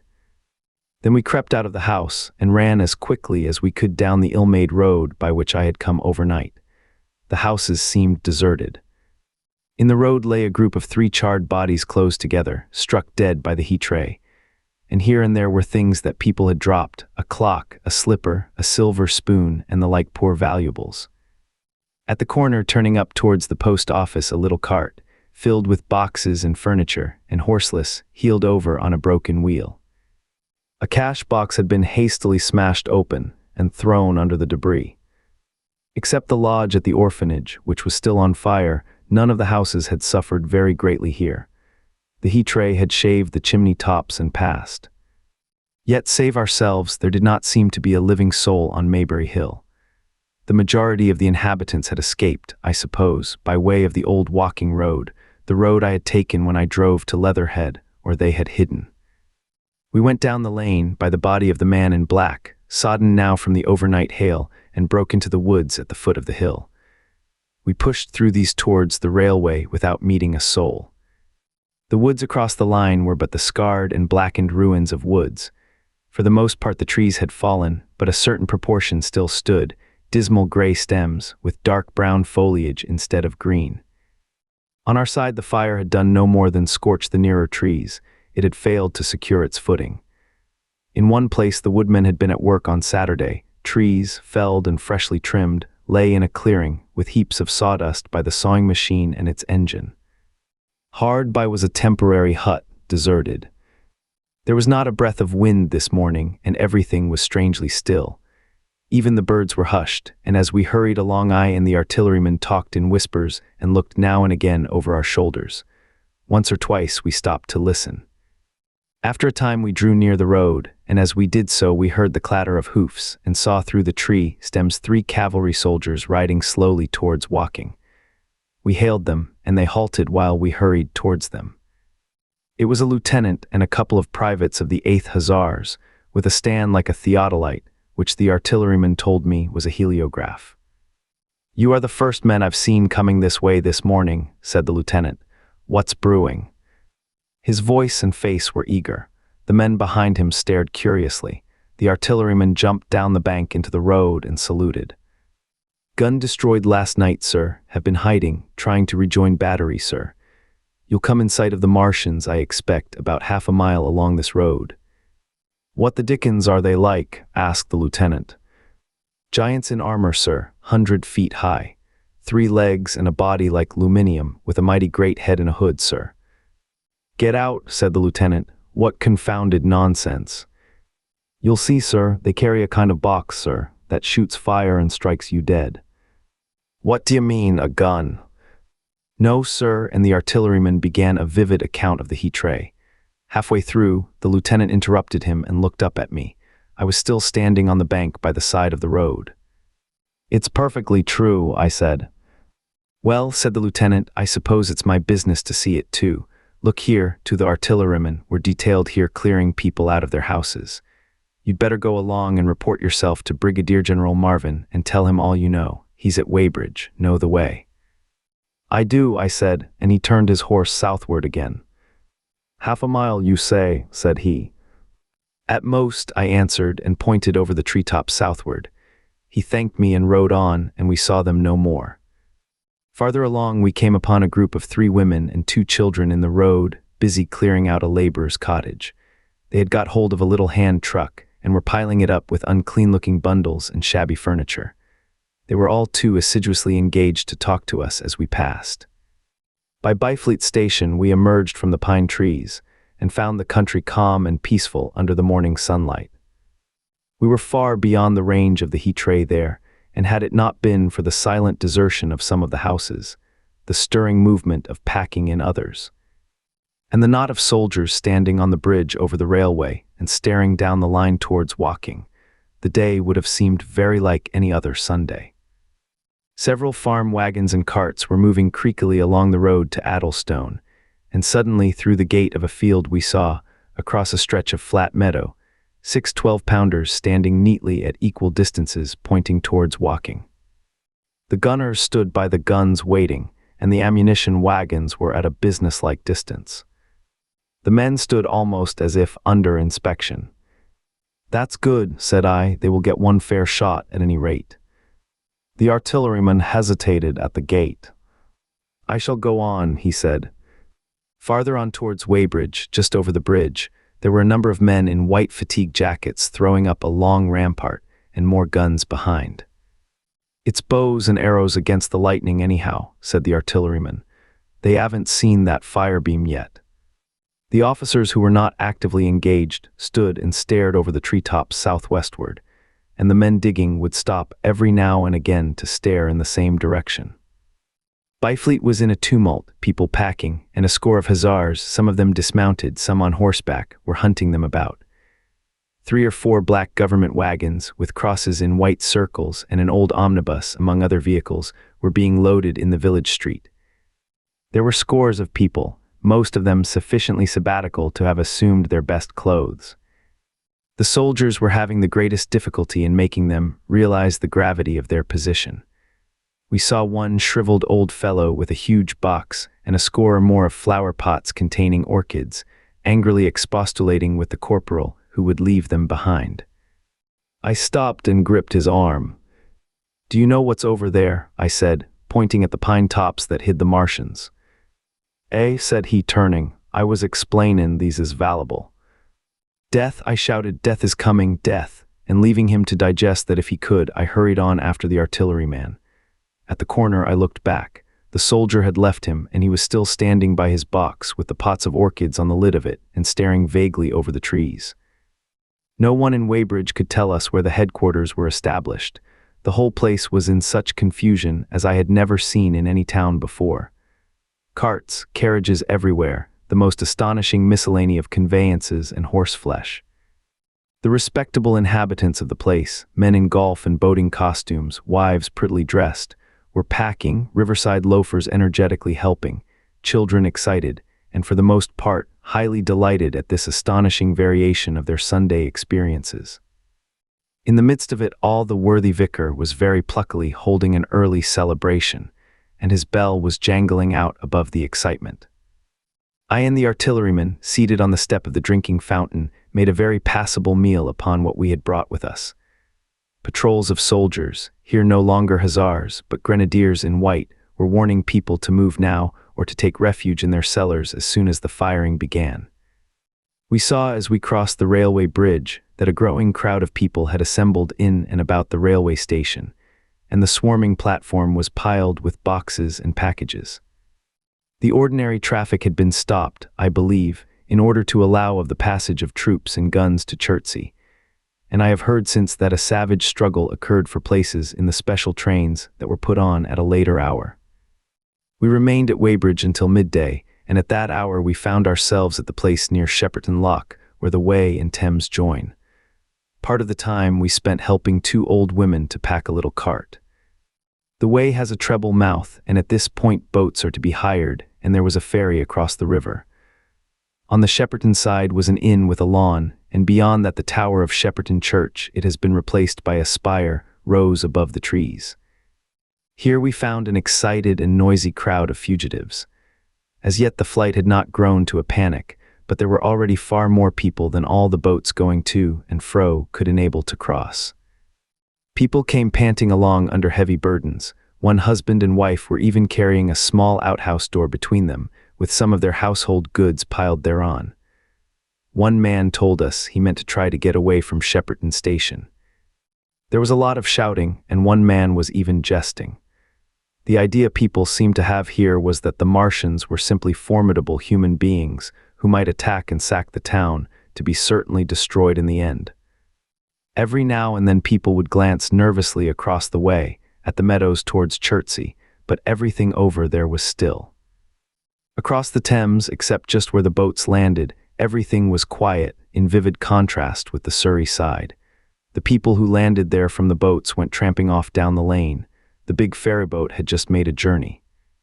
3 or 4 soldiers stood on the lawn of the inn, staring and jesting at the fugitives, without offering to help. The inn was closed, as it was now within prohibited hours. "What's that?" cried a boatman, and "Shut up, you fool," said a man near me to a yelping dog. Then the sound came again, this time from the direction of Chertsey, a muffled thud, the sound of a gun. The fighting was beginning. Almost immediately unseen batteries across the river to our right, unseen because of the trees, took up the chorus, firing heavily one after the other. A woman screamed. Everyone stood arrested by the sudden stir of battle, near us and yet invisible to us. Nothing was to be seen save flat meadows, cows feeding unconcernedly for the most part, and silvery pollard willows motionless in the warm sunlight. "The soldiers'll stop 'em," said a woman beside me doubtfully. A haziness rose over the treetops. Then suddenly we saw a rush of smoke far away up the river, a puff of smoke that jerked up into the air and hung. And forthwith the ground heaved underfoot, and a heavy explosion shook the air, smashing 2 or 3 windows in the houses near, and leaving us astonished. "Here they are," shouted a man in a blue jersey. "Yonder, d'ye see them, yonder." Quickly, one after the other, 1, 2, 3, 4 of the armored Martians appeared, far away over the little trees, across the flat meadows that stretched towards Chertsey, and striding hurriedly towards the river. Little cowled figures they seemed at first, going with a rolling motion and as fast as flying birds. Then, advancing obliquely towards us, came a 5th. Their armored bodies glittered in the sun as they swept swiftly forward upon the guns, growing rapidly larger as they drew nearer. One on the extreme left, the remotest that is, flourished a huge case high in the air, and the ghostly, terrible heat-ray I had already seen on Friday night smote towards Chertsey and struck the town. At sight of these strange, swift, and terrible creatures, the crowd near the water's edge seemed to me to be for a moment horror-struck. There was no screaming or shouting, but a silence. Then a hoarse murmur and a movement of feet, a splashing from the water. A man, too frightened to drop the portmanteau he carried on his shoulder, swung round and sent me staggering with a blow from the corner of his burden. A woman thrust at me with her hand and rushed past me. I turned with the rush of the people, but I was not too terrified for thought.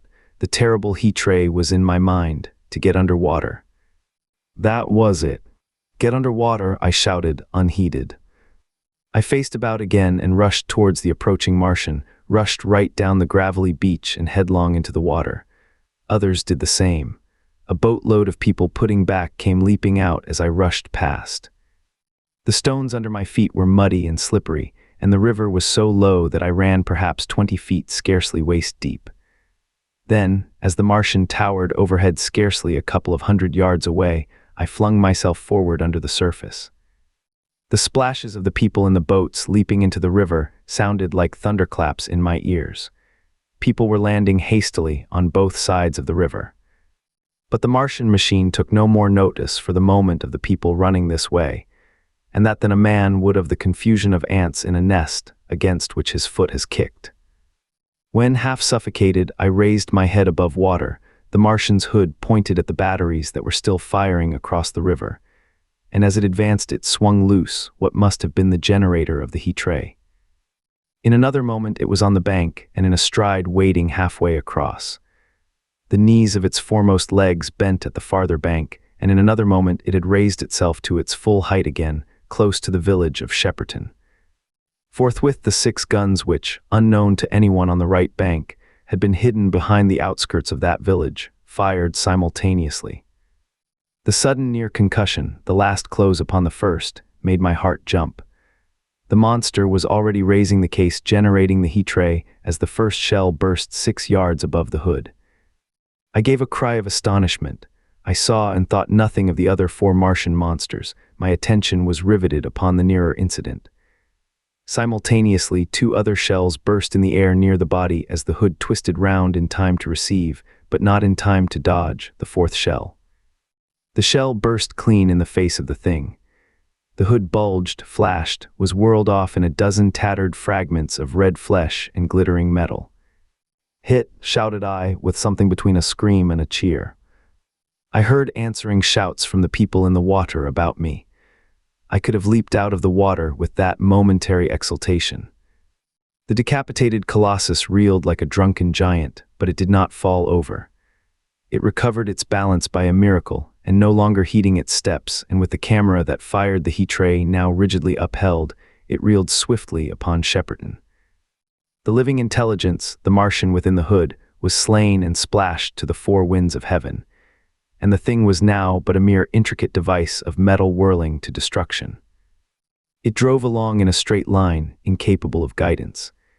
It struck the tower of Shepperton Church, smashing it down as the impact of a battering ram might have done, swerved aside, blundered on and collapsed with tremendous force into the river out of my sight.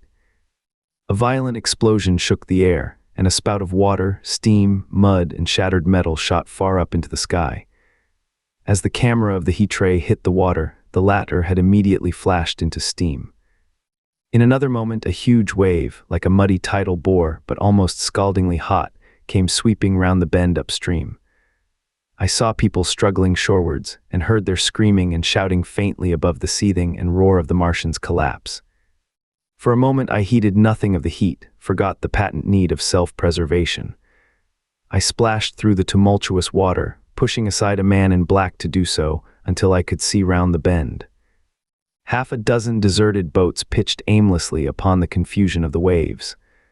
The fallen Martian came into sight downstream, lying across the river, and for the most part submerged. Thick clouds of steam were pouring off the wreckage, and through the tumultuously whirling wisps I could see, intermittently and vaguely, the gigantic limbs churning the water and flinging a splash and spray of mud and froth into the air. The tentacles swayed and struck like living arms, and save for the helpless purposelessness of these movements, it was as if some wounded thing were struggling for its life amid the waves. Enormous quantities of a ruddy brown fluid were spurting up in noisy jets out of the machine. My attention was diverted from this death flurry by a furious yelling, like that of the thing called a siren in our manufacturing towns. A man, knee-deep near the towing path, shouted inaudibly to me and pointed. Looking back, I saw the other Martians advancing with gigantic strides down the riverbank from the direction of Chertsey. The Shepperton guns spoke this time unavailingly. At that I ducked at once under water, and holding my breath until movement was an agony, blundered painfully ahead under the surface as long as I could. The water was in a tumult about me, and rapidly growing hotter. When for a moment I raised my head to take breath and throw the hair and water from my eyes, the steam was rising in a whirling white fog that at first hid the Martians altogether. The noise was deafening. Then I saw them dimly, colossal figures of gray, magnified by the mist. They had passed by me, and 2 were stooping over the frothing, tumultuous ruins of their comrade. The 3rd and 4th stood beside him in the water, one perhaps 200 yards from me, the other towards Laleham. The generators of the heat rays waved high, and the hissing beams smote down this way and that. The air was full of sound, a deafening and confusing conflict of noises.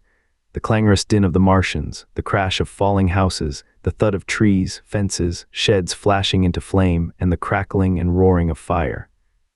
Dense black smoke was leaping up to mingle with the steam from the river, and as the heat ray went to and fro over Weybridge, its impact was marked by flashes of incandescent white that gave place at once to a smoky dance of lurid flames.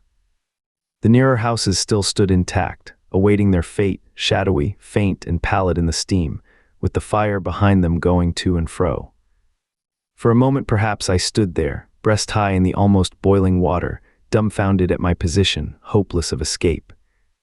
Through the reek I could see the people who had been with me in the river scrambling out of the water through the reeds, like little frogs hurrying through grass from the advance of a man, or running to and fro in utter dismay on the towing path. Then suddenly the white flashes of the heat ray came leaping towards me. The houses caved in as they dissolved at its touch and darted out flames. The trees changed to fire with a roar. The ray flickered up and down the towing path, licking off the people who ran this way and that, and came down to the water's edge not 50 yards from where I stood. It swept across the river to Shepperton, and the water in its track rose in a boiling wheel crested with steam. I turned shoreward. In another moment the huge wave, well nigh at the boiling point, had rushed upon me. I screamed aloud and scalded, half-blinded, agonized. I staggered through the leaping, hissing water towards the shore. Had my foot stumbled, it would have been the end. I fell helplessly in full sight of the Martians, upon the broad, bare, gravelly spit that runs down to mark the angle of the way in Thames. I expected nothing but death. I have a dim memory of the foot of a Martian coming down within a score of yards of my head, driving straight into the loose gravel, whirling it this way and that, and lifting again.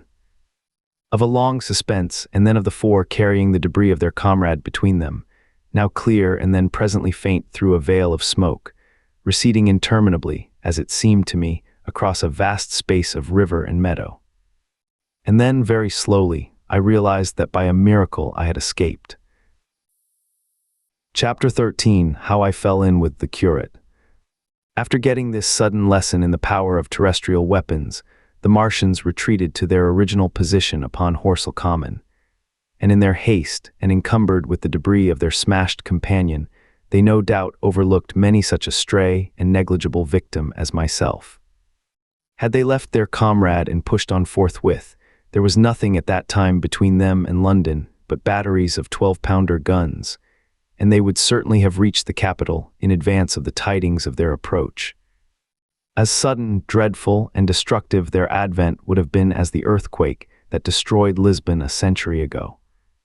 But they were in no hurry. Cylinder followed cylinder on its interplanetary flight. Every 24 hours brought them reinforcement.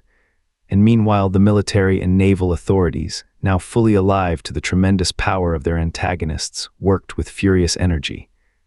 Every minute a fresh gun came into position, until, before twilight, every copse, every row of suburban villas on the hilly slopes about Kingston and Richmond, masked an expectant black muzzle. And through the charred and desolated area, perhaps 20 square miles altogether, that encircled the Martian encampment on Horsell Common, through charred and ruined villages among the green trees, through the blackened and smoking arcades that had been but a day ago pine spinneys, crawled the devoted scouts with the heliographs that were presently to warn the gunners of the Martian approach.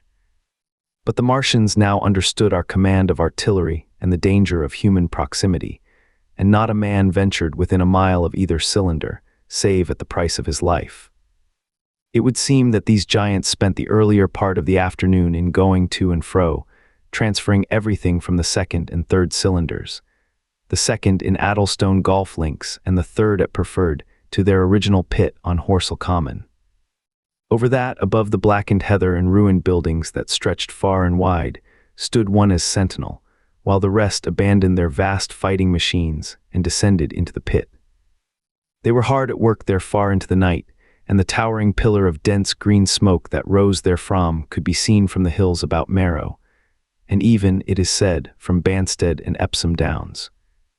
And while the Martians behind me were thus preparing for their next sally, and in front of me humanity gathered for the battle, I made my way with infinite pains and labor from the fire and smoke of burning Weybridge towards London. I saw an abandoned boat, very small and remote, drifting downstream, and throwing off the most of my sodden clothes, I went after it, gained it, and so escaped out of that destruction. There were no oars in the boat, but I contrived to paddle, as well as my parboiled hands would allow, down the river towards Halliford and Walton, going very tediously and continually looking behind me, as you may well understand. I followed the river, because I considered that the water gave me my best chance of escape, should these giants return. The hot water from the Martians' overthrow drifted downstream with me, so that for the best part of a mile I could see little of either bank. Once, however, I made out a string of black figures hurrying across the meadows from the direction of Weybridge. Halliford, it seemed, was deserted, and several of the houses facing the river were on fire. It was strange to see the place quite tranquil, quite desolate under the hot blue sky, with the smoke and little threads of flame going straight up into the heat of the afternoon. Never before had I seen houses burning without the accompaniment of an obstructive crowd. A little farther on the dry reeds up the bank were smoking and glowing, and a line of fire inland was marching steadily across a late field of hay. For a long time I drifted, so painful and weary was I after the violence I had been through, and so intense the heat upon the water. Then my fears got the better of me again, and I resumed my paddling. The sun scorched my bare back. At last, as the bridge at Walton was coming into sight round the bend, my fever and faintness overcame my fears, and I landed on the Middlesex bank and lay down, deadly sick, amid the long grass. I suppose the time was then about 4 or 5 o'clock. I got up presently, walked perhaps half a mile without meeting a soul, and then lay down again in the shadow of a hedge. I seem to remember talking wanderingly to myself during that last spurt. I was also very thirsty, and bitterly regretful I had drunk no more water. It is a curious thing that I felt angry with my wife. I cannot account for it, but my impotent desire to reach Leatherhead worried me excessively. I do not clearly remember the arrival of the curate, so that probably I dozed. I became aware of him as a seated figure in soot-smudged shirt sleeves, and with his upturned, clean-shaven face staring at a faint flickering that danced over the sky.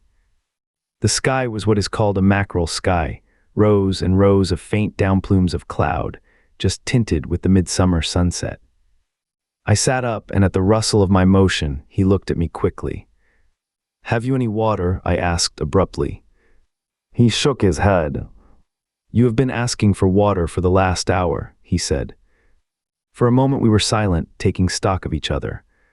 I dare say he found me a strange enough figure, naked, save for my water-soaked trousers and socks, scalded, and my face and shoulders blackened by the smoke.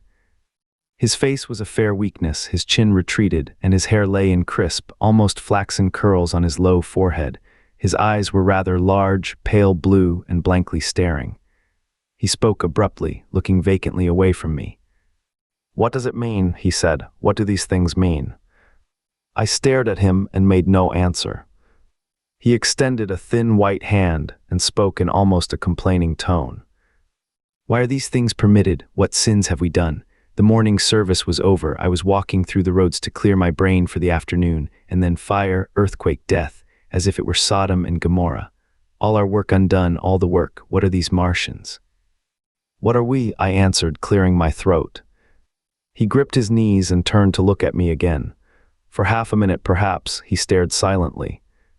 "I was walking through the roads to clear my brain," he said, "and suddenly fire, earthquake, death."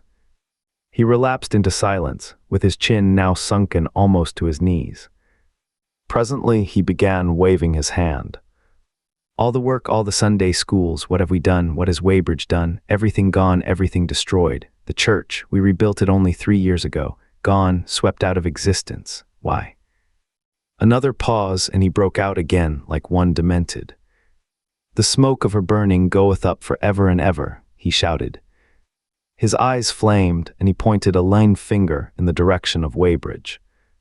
By this time I was beginning to take his measure. The tremendous tragedy in which he had been involved, it was evident he was a fugitive from Weybridge, had driven him to the very verge of his reason. "Are we far from Sunbury?" I said in a matter-of-fact tone. "What are we to do?" he asked. "Are these creatures everywhere? Has the earth been given over to them? Are we far from Sunbury? Only this morning I officiated at early celebration." "Things have changed," I said quietly. "You must keep your head, there is still hope." "Hope? Yes, plentiful hope for all this destruction." I began to explain my view of our position. He listened at first, but as I went on, the interest dawning in his eyes gave place to their former stare, and his regard wandered from me. "This must be the beginning of the end," he said, interrupting me. "The end, the great and terrible day of the Lord, when men shall call upon the mountains and the rocks to fall upon them and hide them from the face of him that sitteth upon the throne." I began to understand the position. I ceased my labored reasoning, struggled to my feet, and standing over him, laid my hand on his shoulder. "Be a man," said I. "You are scared out of your wits. What good is religion if it collapses under calamity? Think of what earthquakes and floods, wars and volcanoes have done before to men. Did you think God had exempted Weybridge? He is not an insurance agent." For a time he sat in blank silence. "But how can we escape?" he asked suddenly. "They are invulnerable, they are pitiless." "Neither the one nor perhaps the other," I answered. "And the mightier they are, the more sane and wary should we be. One of them was killed yonder not 3 hours ago." "Killed?" he said, staring about him. "How can God's ministers be killed?" "I saw it happen," I proceeded to tell him. "We have chanced to come in for the thick of it," said I, "and that is all." "What is that flicker in the sky?" he asked abruptly. I told him it was the heliograph signaling, that it was the sign of human help and effort in the sky. "We are in the midst of it," I said, "quiet as it is. That flicker in the sky tells of the gathering storm.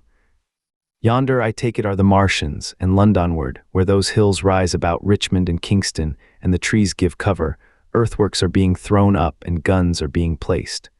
Presently the Martians will be coming this way again." And even as I spoke, he sprang to his feet and stopped me by a gesture. "Listen," he said. From beyond the low hills across the water came the dull resonance of distant guns and a remote weird crying.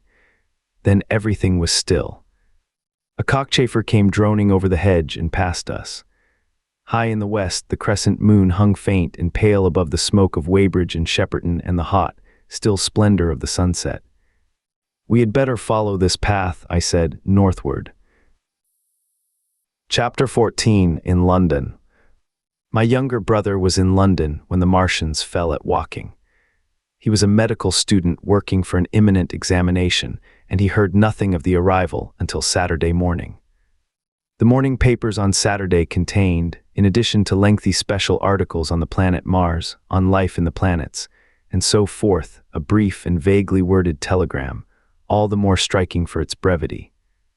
The Martians, alarmed by the approach of a crowd, had killed a number of people with a quick-firing gun, so the story ran.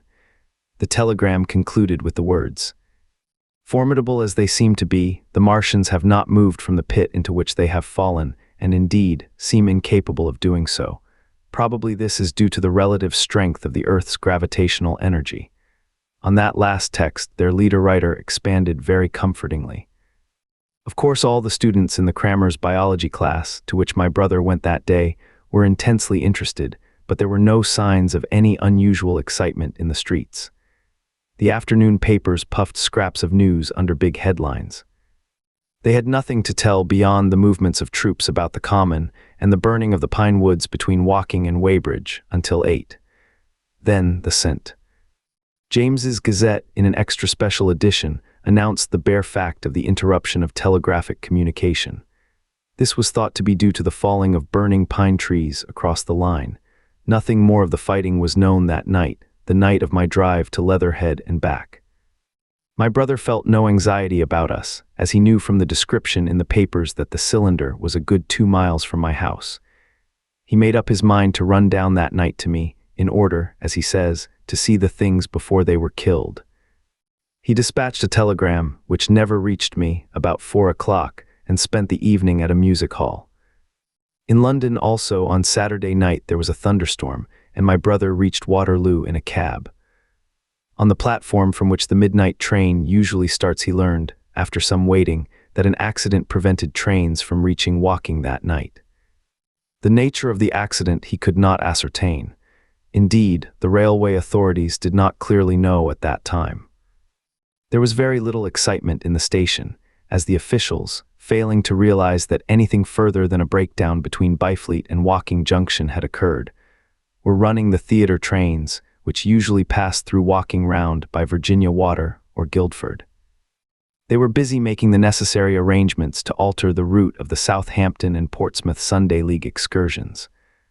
A nocturnal newspaper reporter, mistaking my brother for the traffic manager, to whom he bears a slight resemblance, waylaid and tried to interview him. Few people, excepting the railway officials, connected the breakdown with the Martians. I have read in another account of these events that on Sunday morning, all London was electrified by the news from Woking. As a matter of fact, there was nothing to justify that very extravagant phrase. Plenty of Londoners did not hear of the Martians until the panic of Monday morning. Those who did took some time to realize all that the hastily worded telegrams in the Sunday papers conveyed. The majority of people in London do not read Sunday papers. The habit of personal security, moreover, is so deeply fixed in the Londoner's mind, and startling intelligence so much a matter of course in the papers, that they could read without any personal tremors. About 7 o'clock last night, the Martians came out of the cylinder, and moving about under an armor of metallic shields, have completely wrecked Woking Station with the adjacent houses, and massacred an entire battalion of the Cardigan Regiment. No details are known. Maxims have been absolutely useless against their armor. The field guns have been disabled by them. Flying hussars have been galloping into Chertsey. The Martians appear to be moving slowly towards Chertsey or Windsor. Great anxiety prevails in West Surrey, and earthworks are being thrown up to check the advance Londonward. That was how the Sunday Sun put it, and a clever and remarkably prompt handbook article in the Referee compared the affair to a menagerie suddenly let loose in a village. No one in London knew positively of the nature of the armored Martians, and there was still a fixed idea that these monsters must be sluggish. Crawling, creeping painfully, such expressions occurred in almost all the earlier reports. None of the telegrams could have been written by an eyewitness of their advance. The Sunday papers printed separate editions as further news came to hand, some even in default of it. But there was practically nothing more to tell people until late in the afternoon, when the authorities gave the press agencies the news in their possession. It was stated that the people of Walton and Weybridge and all the district were pouring along the roads Londonward, and that was all. My brother went to church at the Foundling Hospital in the morning, still in ignorance of what had happened on the previous night. There he heard allusions made to the invasion and a special prayer for peace. Coming out, he bought a Referee. He became alarmed at the news in this, and went again to Waterloo Station to find out if communication were restored. The omnibuses, carriages, cyclists, and innumerable people walking in their best clothes seemed scarcely affected by the strange intelligence that the news vendors were disseminating. People were interested, or, if alarmed only on account of the local residents. At the station, he heard for the first time that the Windsor and Chertsey lines were now interrupted. The porters told him that several remarkable telegrams had been received in the morning from Byfleet and Chertsey stations, but that these had abruptly ceased. My brother could get very little precise detail out of them. "There's fighting going on about Weybridge," was the extent of their information. The train service was now very much disorganized. Quite a number of people who had been expecting friends from places on the southwestern network were standing about the station. One gray-headed old gentleman came and abused the Southwestern Company bitterly to my brother. "It wants showing up," he said. 1 or 2 trains came in from Richmond, Putney, and Kingston, containing people who had gone out for a day's boating and found the locks closed and a feeling of panic in the air. A man in a blue and white blazer addressed my brother, full of strange tidings. "There's hosts of people driving into Kingston in traps and carts and things, with boxes of valuables and all that. He said they come from Molesey and Weybridge and Walton, and they say there's been guns heard at Chertsey, heavy firing, and that mounted soldiers have told them to get off at once because the Martians are coming." We heard guns firing at Hampton Court Station, but we thought it was thunder. What the dickens does it all mean? The Martians can't get out of their pit, can they? My brother could not tell him. Afterwards, he found that the vague feeling of alarm had spread to the clients of the Underground Railway, and that the Sunday excursionists began to return from all over the southwestern, Lung, Barnes, Wimbledon, Richmond Park, Kew, and so forth, at unnaturally early hours. But not a soul had anything more than vague hearsay to tell of. Everyone connected with the terminus seemed ill-tempered. About 5 o'clock, the gathering crowd in the station was immensely excited by the opening of the line of communication, which is almost invariably closed, between the southeastern and the southwestern stations, and the passage of carriage trucks bearing huge guns and carriages crammed with soldiers. These were the guns that were brought up from Woolwich and Chatham to cover Kingston. There was an exchange of pleasantries. "You'll get eaten. We're the beast tamers," and so forth. A little while after that, a squad of police came into the station and began to clear the public off the platforms, and my brother went out into the street again. The church bells were ringing for evensong, and a squad of Salvation Army lasses came singing down Waterloo Road. On the bridge, a number of loafers were watching a curious brown scum that came drifting down the stream in patches. The sun was just setting, and the clock tower in the Houses of Parliament rose against one of the most peaceful skies it is possible to imagine, a sky of gold, barred with long transverse stripes of reddish-purple cloud. There was talk of a floating body. One of the men there, a reservist he said he was, told my brother he had seen the heliograph flickering in the west. In Wellington Street, my brother met a couple of sturdy roughs who had just been rushed out of Fleet Street with still-wet newspapers and staring placards. Dreadful catastrophe. They bawled one to the other down Wellington Street. Fighting at Weybridge, full description, repulse of the Martians, London in danger. He had to give threepence for a copy of that paper. Then it was, and then only, that he realized something of the full power and terror of these monsters. He learned that they were not merely a handful of small sluggish creatures, but that they were minds swaying vast mechanical bodies, and that they could move swiftly and smite with such power that even the mightiest guns could not stand against them. They were described as vast spider-like machines, nearly 100 feet high, capable of the speed of an express train, and able to shoot out a beam of intense heat. Masked batteries, chiefly of field guns, had been planted in the country about Horsell Common, and especially between the Walking District and London. 5 of the machines had been seen moving towards the Thames, and one, by a happy chance, had been destroyed. In the other cases, the shells had missed, and the batteries had been at once annihilated by the heat rays. Heavy losses of soldiers were mentioned, but the tone of the dispatch was optimistic. The Martians had been repulsed. They were not invulnerable. They had retreated to their triangle of cylinders again, in the circle about Woking. Signalers with heliographs were pushing forward upon them from all sides. Guns were in rapid transit from Windsor, Portsmouth, Aldershot, Woolwich, even from the north, among others, long wire guns of 95 tons from Woolwich. Altogether, 116 were in position or being hastily placed, chiefly covering London. Never before in England had there been such a vast or rapid concentration of military material. Any further cylinders that fell, it was hoped, could be destroyed at once by high explosives, which were being rapidly manufactured and distributed.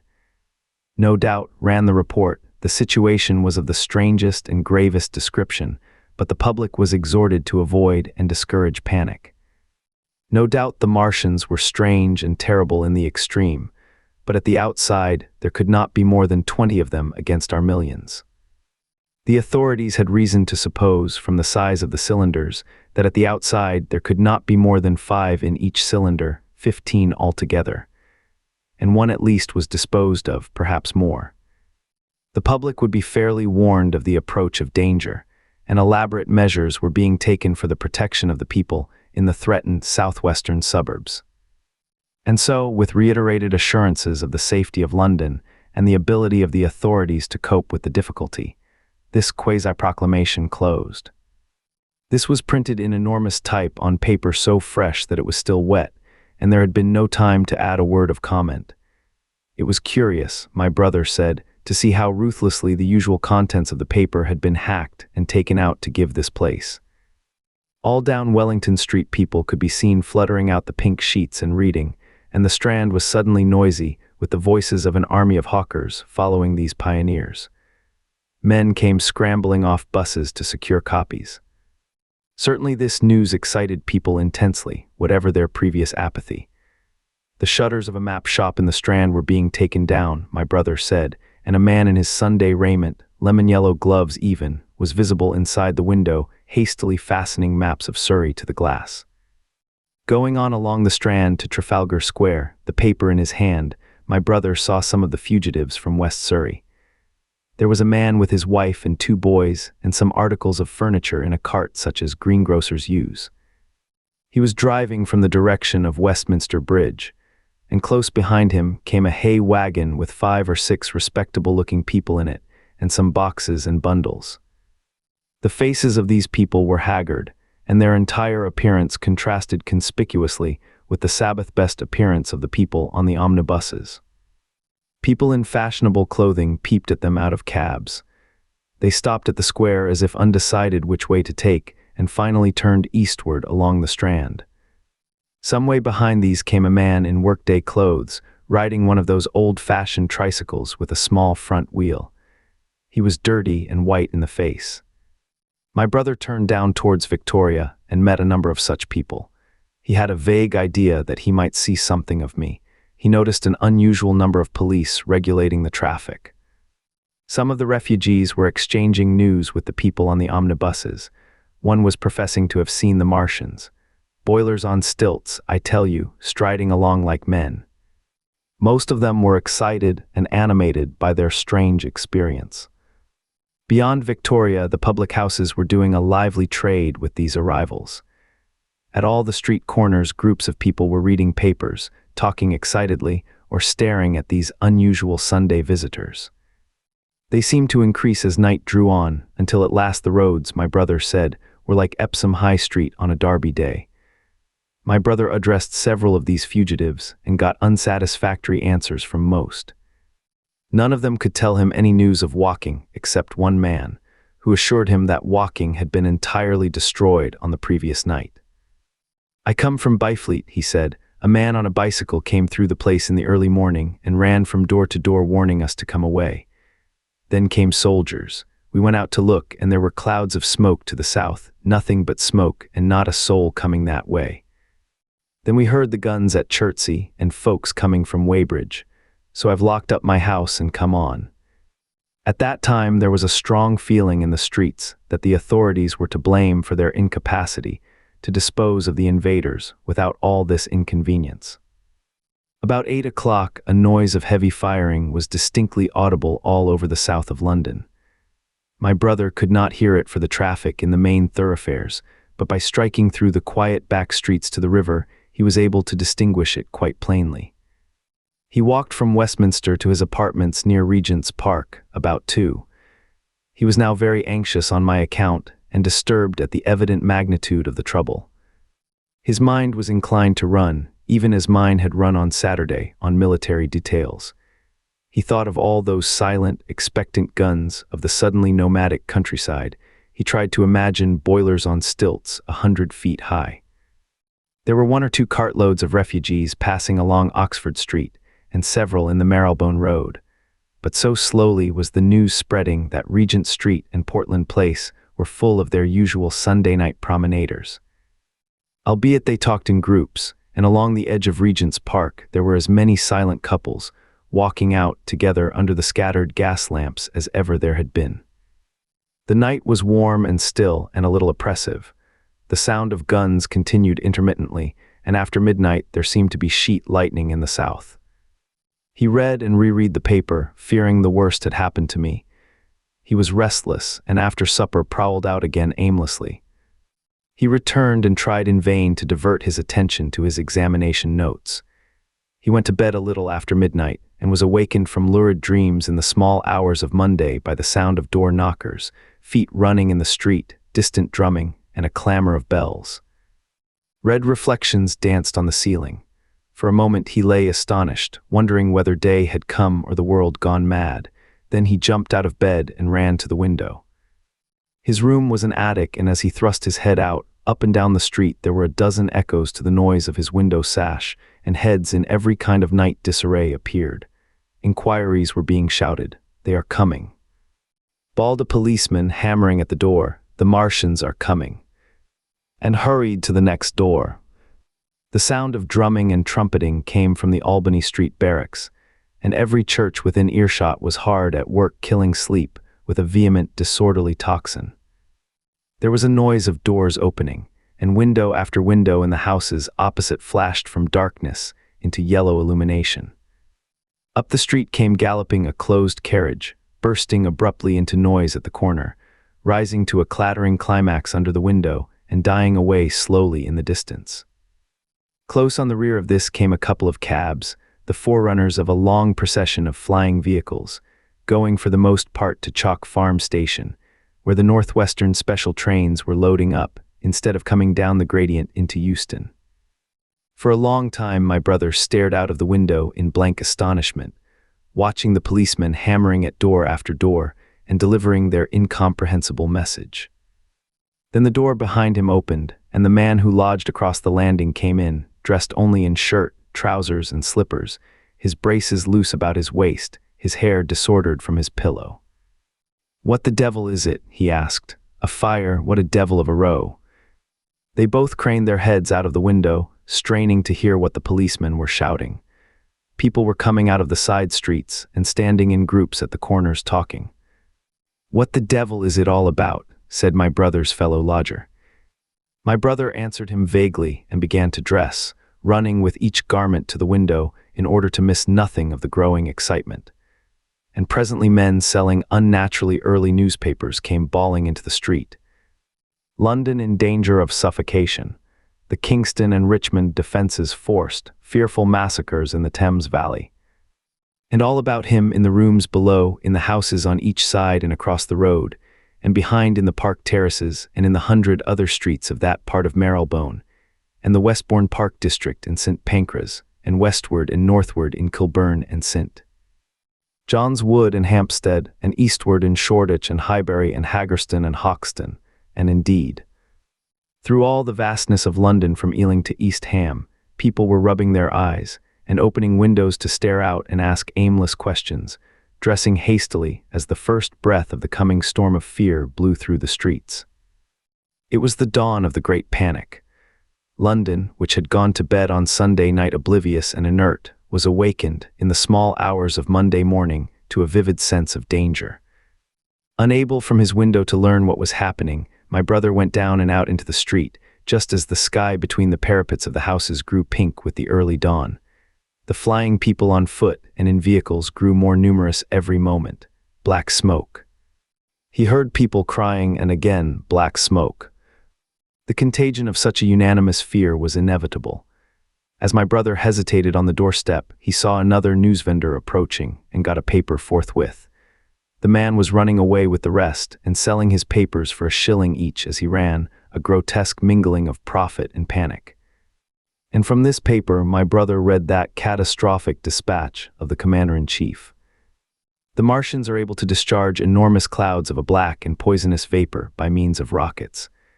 They have smothered our batteries, destroyed Richmond, Kingston, and Wimbledon, and are advancing slowly towards London, destroying everything on the way. It is impossible to stop them. There is no safety from the black smoke but an instant flight. That was all, but it was enough. The whole population of the great 6 million city was stirring, slipping, running. Presently it would be pouring en masse northward. Black smoke, the voices cried. Fire. The bells of the neighboring church made a jangling tumult. A cart carelessly driven smashed, amid shrieks and curses, against the water trough up the street.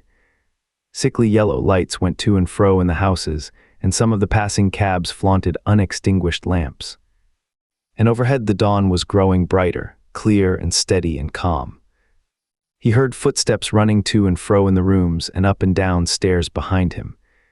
His landlady came to the door, loosely wrapped in dressing gown and shawl, Her husband followed, ejaculating. As my brother began to realize the import of all these things, he turned hastily to his own room, put all his available money, some £10 altogether, into his pockets, and went out again into the streets. Chapter 15. What had happened in Surrey.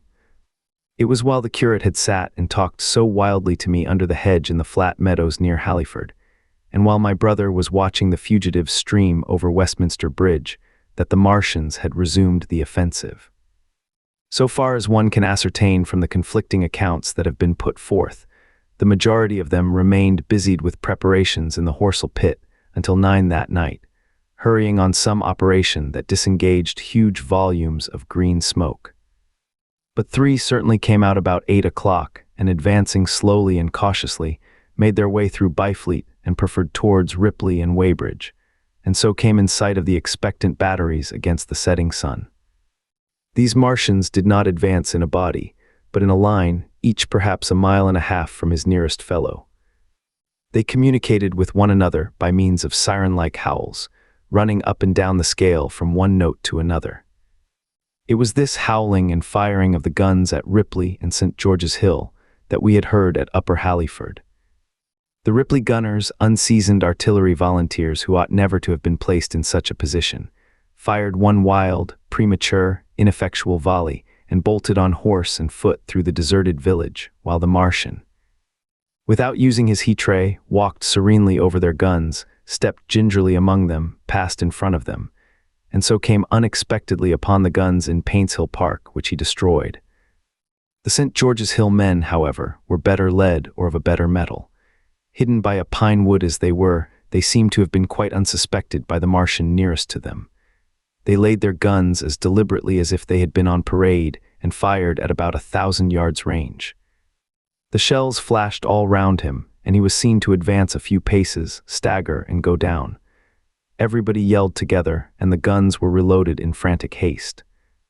The overthrown Martian set up a prolonged ululation, and immediately a second glittering giant, answering him, appeared over the trees to the south. It would seem that a leg of the tripod had been smashed by one of the shells. The whole of the second volley flew wide of the Martian on the ground, and simultaneously both his companions brought their heat rays to bear on the battery. The ammunition blew up, the pine trees all about the guns flashed into fire, and only 1 or 2 of the men who were already running over the crest of the hill escaped. After this, it would seem that the 3 took counsel together and halted, and the scouts who were watching them report that they remained absolutely stationary for the next half hour. The Martian who had been overthrown crawled tediously out of his hood, a small brown figure, oddly suggestive from that distance of a speck of blight, and apparently engaged in the repair of his support. About 9 he had finished, for his cowl was then seen above the trees again. It was a few minutes past 9 that night when these 3 sentinels were joined by 4 other Martians, each carrying a thick black tube. A similar tube was handed to each of the 3, and the 7 proceeded to distribute themselves at equal distances along a curved line between St. George's Hill, Weybridge, and the village of Send, southwest of Ripley. A dozen rockets sprang out of the hills before them so soon as they began to move, and warned the waiting batteries about Ditton and Esher. At the same time, 4 of their fighting machines, similarly armed with tubes, crossed the river, and 2 of them, black against the western sky, came into sight of myself and the curate as we hurried wearily and painfully along the road that runs northward out of Halliford. They moved, as it seemed to us, upon a cloud, for a milky mist covered the fields and rose to 1/3 of their height. At this sight the curate cried faintly in his throat and began running, but I knew it was no good running from a Martian, and I turned aside and crawled through dewy nettles and brambles into the broad ditch by the side of the road. He looked back, saw what I was doing, and turned to join me. The 2 halted, the nearer to us standing and facing Sunbury, the remoter being a grey indistinctness towards the evening star, away towards Staines. The occasional howling of the Martians had ceased. They took up their positions in the huge crescent about their cylinders in absolute silence. It was a crescent with 12 miles between its horns. Never since the devising of gunpowder was the beginning of a battle so still. To us and to an observer about Ripley it would have had precisely the same effect. The Martians seemed in solitary possession of the darkling night, lit only as it was by the slender moon, the stars, the afterglow of the daylight, and the ruddy glare from St. George's Hill and the woods of Paintshill. But facing that crescent everywhere, at Staines, Hounslow, Ditton, Esher, Ockham, behind hills and woods south of the river, and across the flat grass meadows to the north of it, wherever a cluster of trees or village houses gave sufficient cover, the guns were waiting. The signal rockets burst and rained their sparks through the night and vanished, and the spirit of all those watching batteries rose to a tense expectation. The Martians had but to advance into the line of fire, and instantly those motionless black forms of men, those guns glittering so darkly in the early night, would explode into a thunderous fury of battle. No doubt the thought that was uppermost in 1,000 of those vigilant minds, even as it was uppermost in mine, was the riddle, how much they understood of us. Did they grasp that we in our millions were organized, disciplined, working together?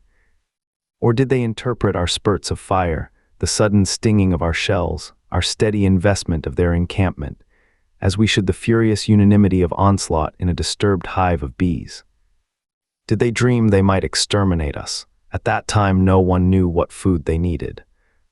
100 such questions struggled together in my mind as I watched that vast sentinel shape, and in the back of my mind was the sense of all the huge unknown and hidden forces Londonward. Had they prepared pitfalls? Were the powder mills at Hounslow ready as a snare? Would the Londoners have the heart and courage to make a greater Moscow of their mighty province of houses? Then, after an interminable time, as it seemed to us, crouching and peering through the hedge, came a sound like the distant concussion of a gun. Another nearer, and then another. And then the Martian beside us raised his tube on high and discharged it, gunwise, with a heavy report that made the ground heave. The one toward Staines answered him. There was no flash, no smoke, simply that loaded detonation. I was so excited by these heavy minute guns following one another that I so far forgot my personal safety and my scalded hands as to clamber up into the hedge and stare towards Sunbury. As I did so, a second report followed, and a big projectile hurtled overhead towards Hounslow. I expected at least to see smoke or fire or some such evidence of its work. But all I saw was the deep blue sky above, with one solitary star and the white mist spreading wide and low beneath. And there had been no crash, no answering explosion. The silence was restored, the minute lengthened to 3. "What has happened?" said the curate, standing up beside me. "Heaven knows," said I. A bat flickered by and vanished. A distant tumult of shouting began and ceased. I looked again at the Martian and saw he was now moving eastward along the riverbank with a swift, rolling motion. Every moment I expected the fire of some hidden battery to spring upon him, but the evening calm was unbroken. The figure of the Martian grew smaller as he receded, and presently the mist and the gathering night had swallowed him up. By a common impulse we clambered higher.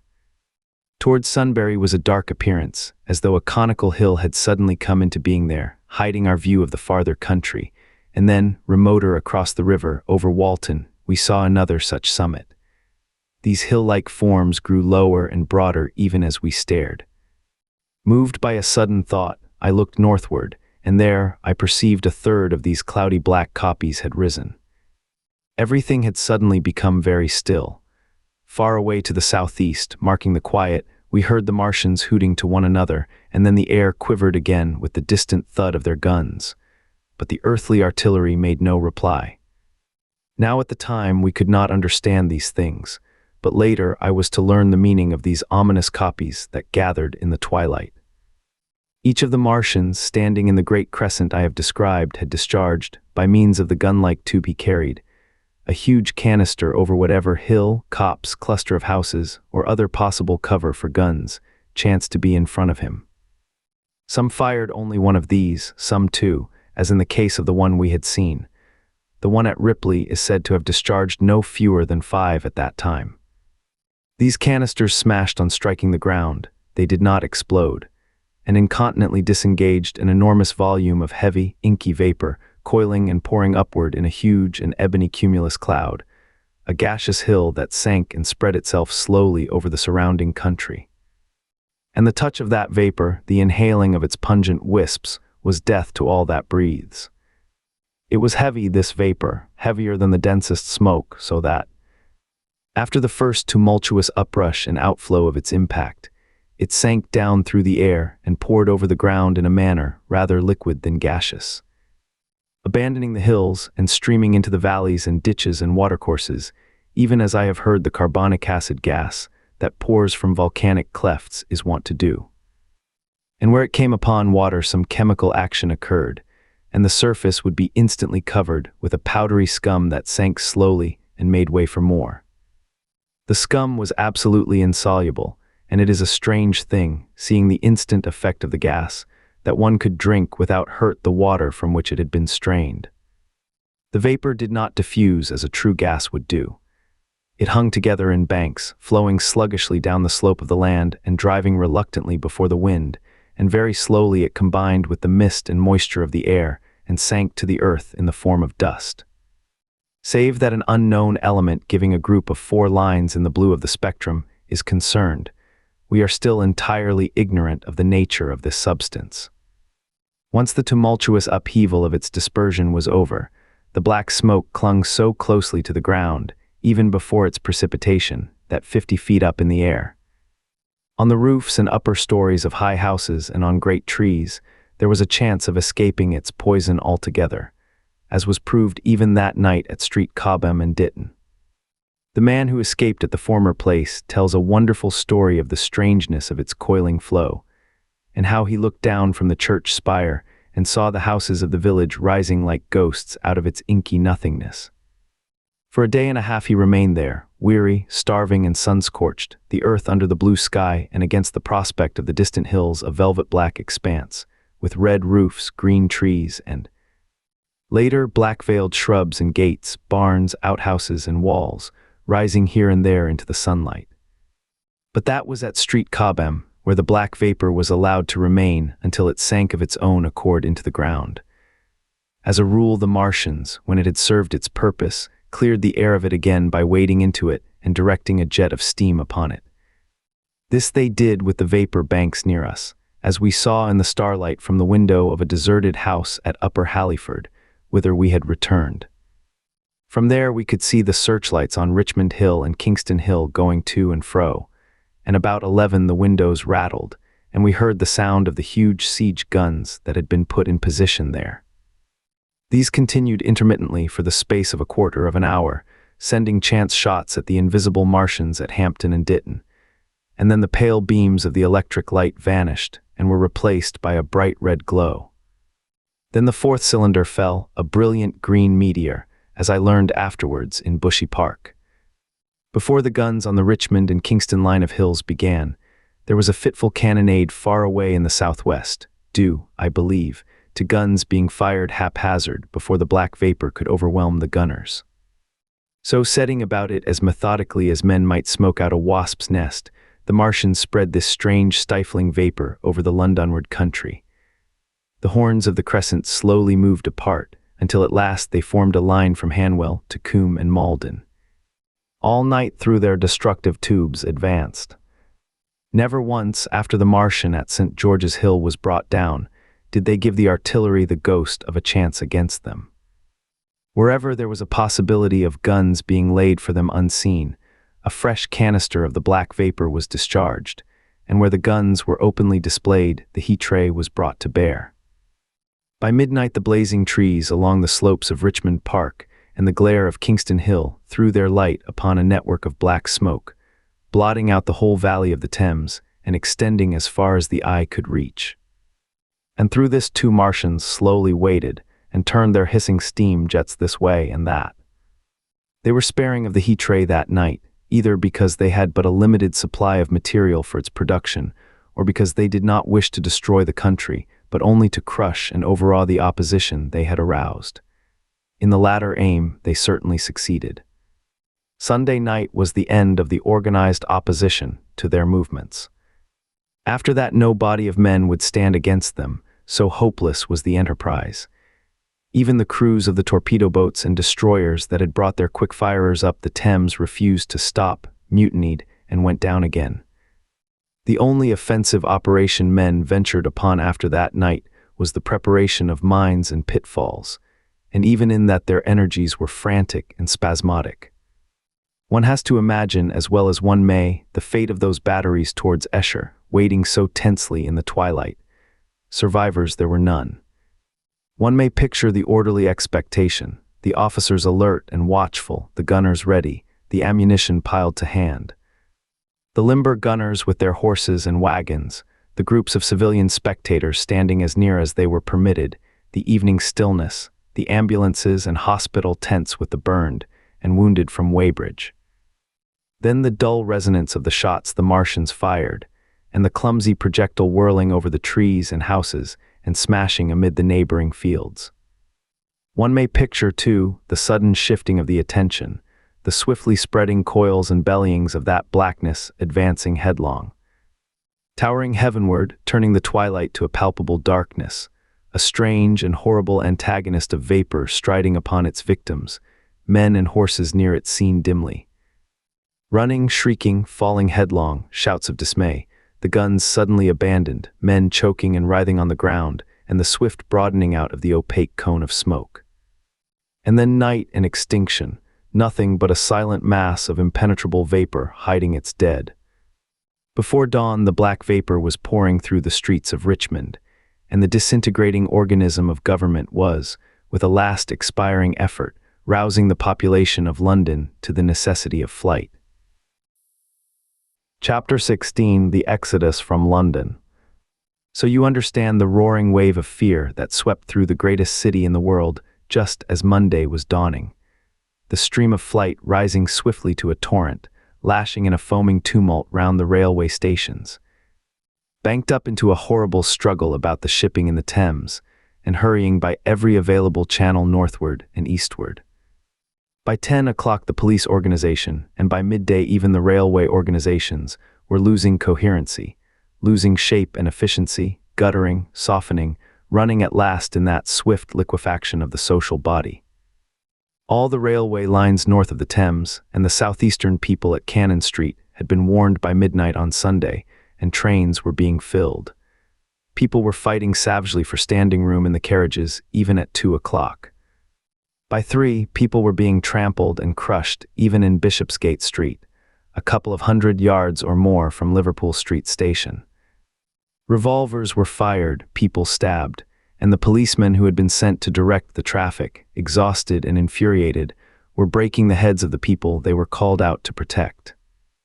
And as the day advanced and the engine drivers and stokers refused to return to London, the pressure of the flight drove the people in an ever-thickening multitude away from the stations and along the northward-running roads.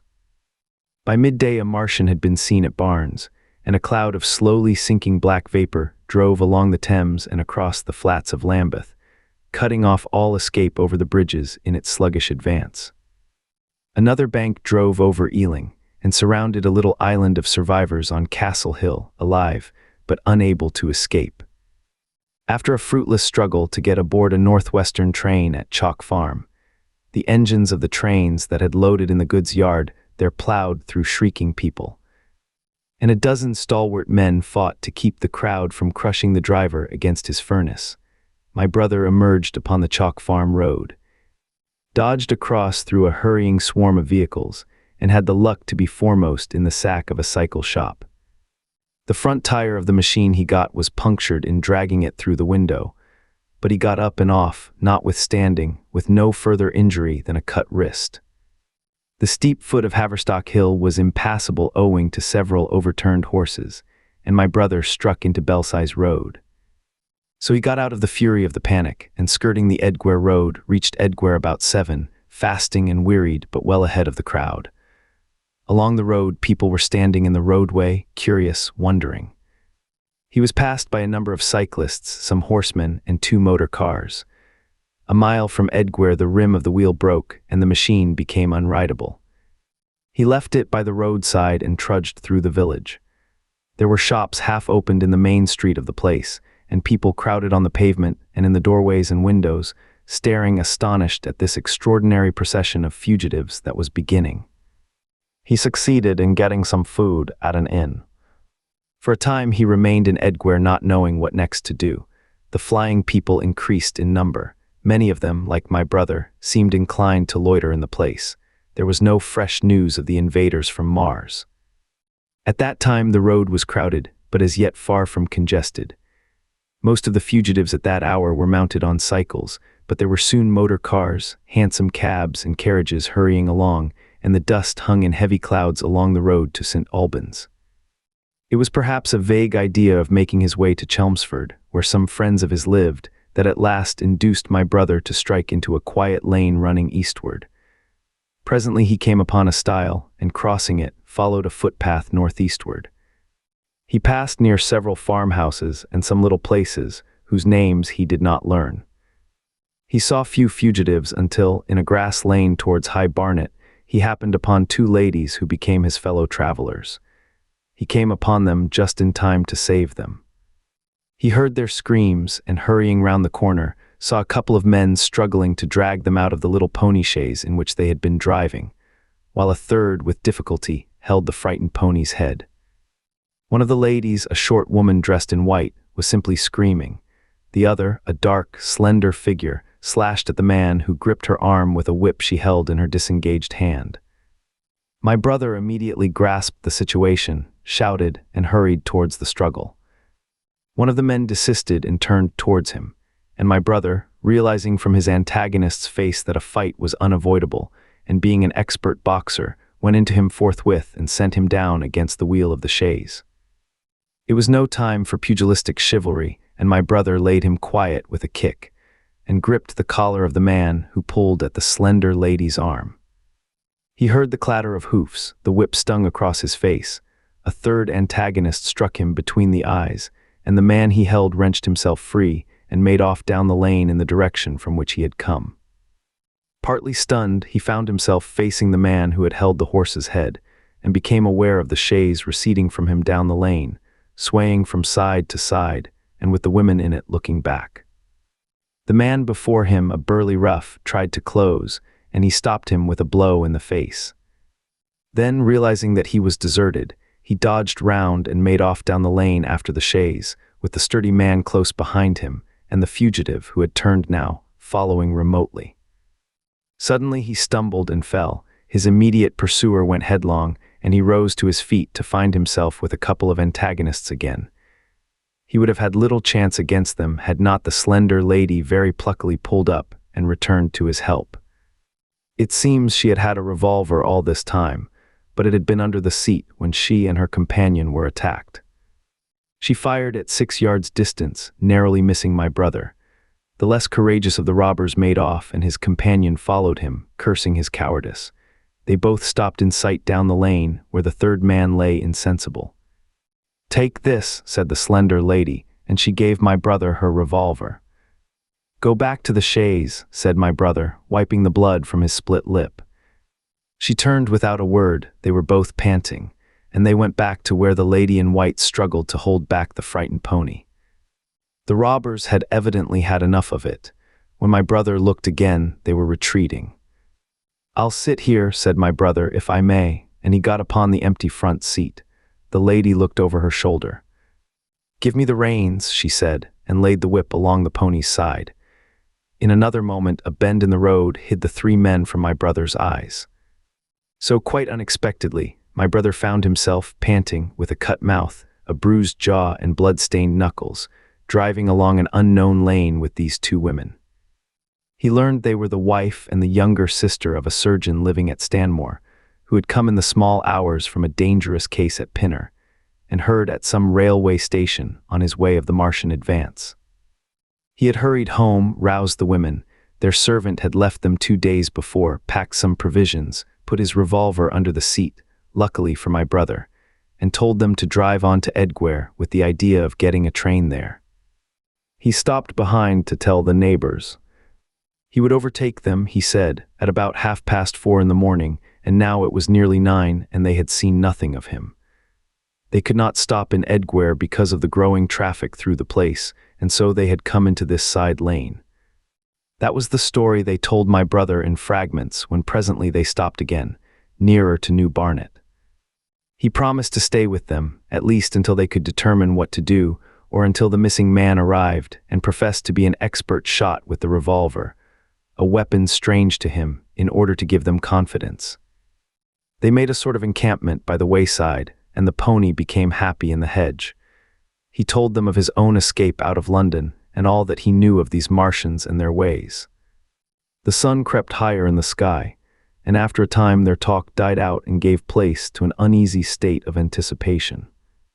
Several wayfarers came along the lane, and of these my brother gathered such news as he could. Every broken answer, he had deepened his impression of the great disaster that had come on humanity, deepened his persuasion of the immediate necessity for prosecuting this flight. He urged the matter upon them. "We have money," said the slender woman, and hesitated. Her eyes met my brother's, and her hesitation ended.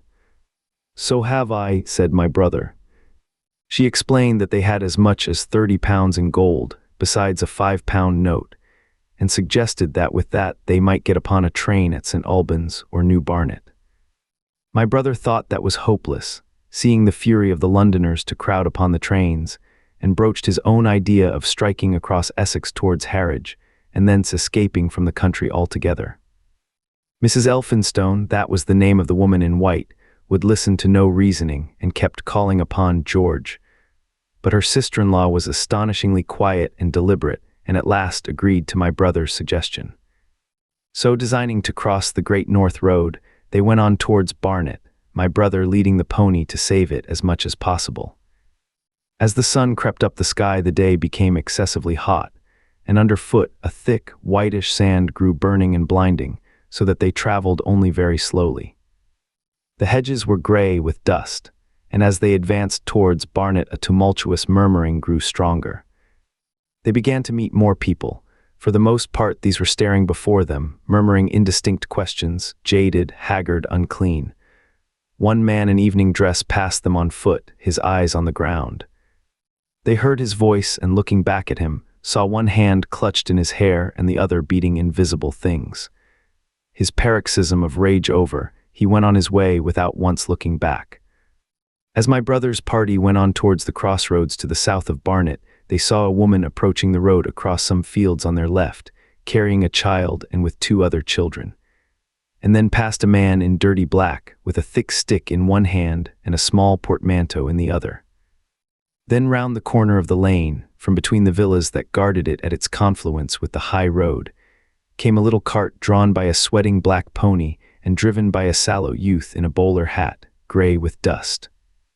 There were 3 girls, East End factory girls, and a couple of little children crowded in the cart.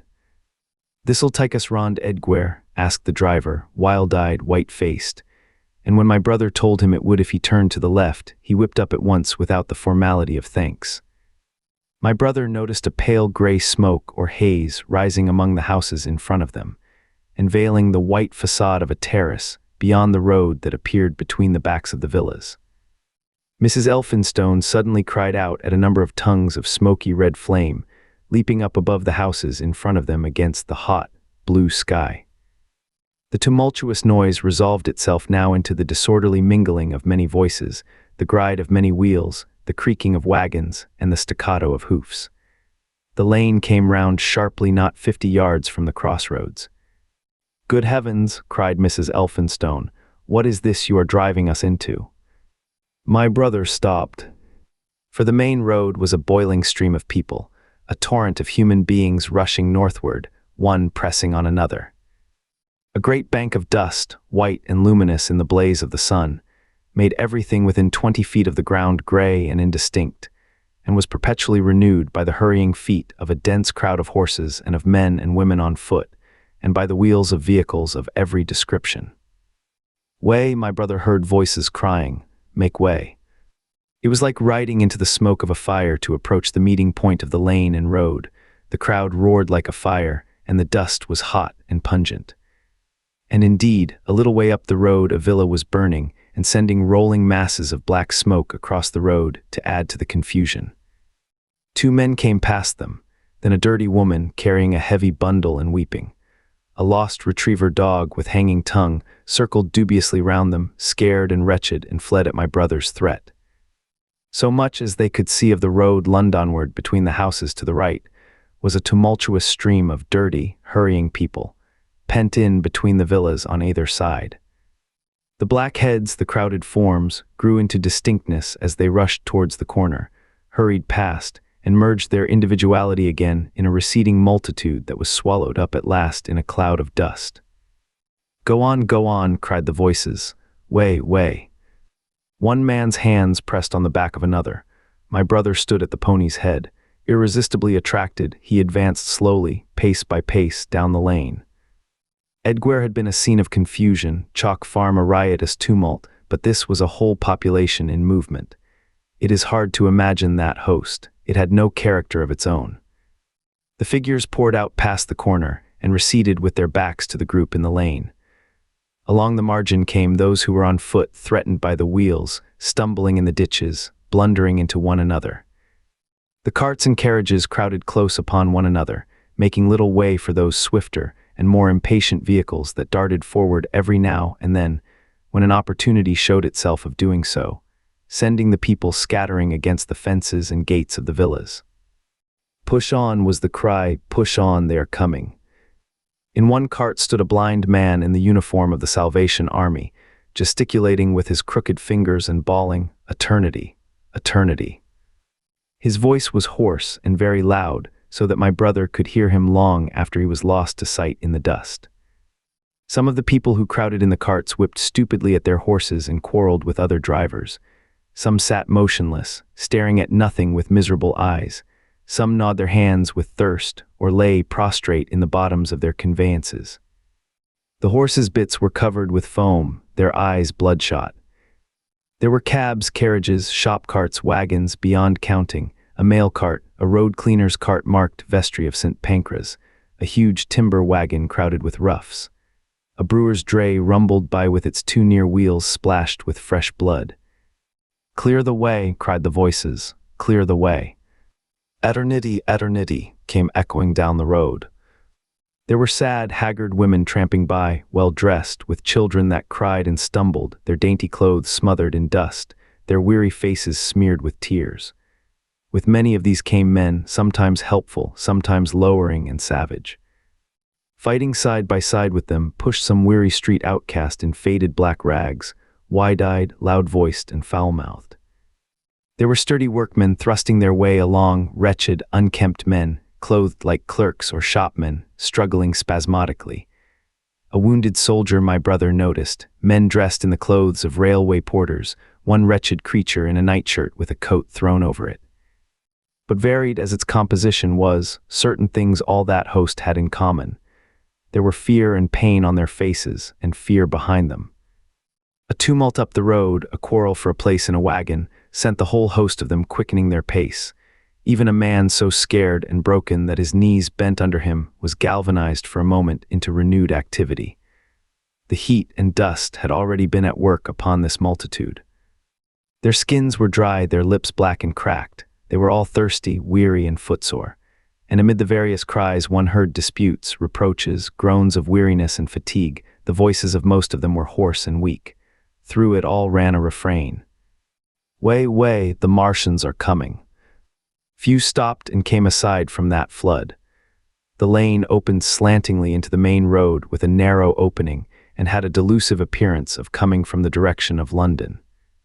Yet a kind of eddy of people drove into its mouth, weaklings elbowed out of the stream, who for the most part rested but a moment before plunging into it again. A little way down the lane, with two friends bending over him, lay a man with a bare leg, wrapped about with bloody rags. He was a lucky man to have friends. A little old man with a gray military mustache and a filthy black frock coat limped out and sat down beside the trap, removed his boot. His sock was blood-stained, shook out a pebble, and hobbled on again. And then a little girl of 8 or 9, all alone, threw herself under the hedge close by my brother, weeping. "I can't go on, I can't go on." My brother woke from his torpor of astonishment and lifted her up, speaking gently to her, and carried her to Miss Elphinstone. So soon as my brother touched her, she became quite still, as if frightened. "Ellen," shrieked a woman in the crowd, with tears in her voice, "Ellen," and the child suddenly darted away from my brother, crying, "Mother." "They are coming," said a man on horseback, riding past along the lane. "Out of the way there," bawled a coachman, towering high, and my brother saw a closed carriage turning into the lane. The people crushed back on one another to avoid the horse. My brother pushed the pony and chaise back into the hedge, and the man drove by and stopped at the turn of the way. It was a carriage with a pole for a pair of horses, but only one was in the traces. My brother saw dimly through the dust that two men lifted out something on a white stretcher and put it gently on the grass beneath the privet hedge. One of the men came running to my brother. "Where is there any water?" he said. "He is dying fast and very thirsty. It is Lord Garrick." "Lord Garrick," said my brother, "the Chief Justice." "The water," he said. "There may be a tap," said my brother, "in some of the houses. We have no water. I dare not leave my people." The man pushed against the crowd towards the gate of the corner house. "Go on," said the people, thrusting at him. "They are coming, go on." Then my brother's attention was distracted by a bearded, eagle-faced man lugging a small handbag, which split even as my brother's eyes rested on it, and disgorged a mass of sovereigns that seemed to break up into separate coins as it struck the ground. They rolled hither and thither among the struggling feet of men and horses. The man stopped and looked stupidly at the heap, and the shaft of a cab struck his shoulder and sent him reeling. He gave a shriek and dodged back, and a cartwheel shaved him narrowly. "Way!" cried the men all about him. "Make way!" So soon as the cab had passed, he flung himself, with both hands open, upon the heap of coins, and began thrusting handfuls in his pocket. A horse rose close upon him, and in another moment, half rising, he had been borne down under the horse's hoofs. "Stop!" screamed my brother, and pushing a woman out of his way, tried to clutch the bit of the horse. Before he could get to it, he heard a scream under the wheels, and saw through the dust the rim passing over the poor wretch's back. The driver of the cart slashed his whip at my brother, who ran round behind the cart. The multitudinous shouting confused his ears. The man was writhing in the dust among his scattered money, unable to rise, for the wheel had broken his back, and his lower limbs lay limp and dead. My brother stood up and yelled at the next driver, and a man on a black horse came to his assistance. "Get him out of the road," said he, and clutching the man's collar with his free hand, my brother lugged him sideways. But he still clutched after his money and regarded my brother fiercely, hammering at his arm with a handful of gold. Go on," shouted angry voices behind. "Way, way." There was a smash as the pole of a carriage crashed into the cart that the man on horseback stopped. My brother looked up, and the man with the gold twisted his head round and bit the wrist that held his collar. There was a concussion, and the black horse came staggering sideways, and the cart horse pushed beside it. A hoof missed my brother's foot by a hair's breadth. He released his grip on the fallen man and jumped back. He saw anger change to terror on the face of the poor wretch on the ground, and in a moment he was hidden, and my brother was borne backward and carried past the entrance of the lane, and had to fight hard in the torrent to recover it. He saw Miss Elphinstone covering her eyes, and a little child, with all a child's want of sympathetic imagination, staring with dilated eyes at a dusty something that lay black and still, ground and crushed under the rolling wheels. "Let us go back." He shouted and began turning the pony round. "We cannot cross this hell," he said, and they went back 100 yards the way they had come, until the fighting crowd was hidden. As they passed the bend in the lane, my brother saw the face of the dying man in the ditch under the privet, deadly white and drawn, and shining with perspiration. The two women sat silent, crouching in their seat and shivering. Then beyond the bend, my brother stopped again. Miss Elphinstone was white and pale, and her sister-in-law sat weeping, too wretched even to call upon George. My brother was horrified and perplexed. So soon as they had retreated, he realized how urgent and unavoidable it was to attempt this crossing. He turned to Miss Elphinstone, suddenly resolute. "We must go that way," he said, and led the pony round again. For the second time that day this girl proved her quality. To force their way into the torrent of people, my brother plunged into the traffic and held back a cab horse while she drove the pony across its head. A wagon locked wheels for a moment and ripped a long splinter from the chaise. In another moment they were caught and swept forward by the stream. My brother, with the cabman's whip marks red across his face and hands, scrambled into the chaise and took the reins from her.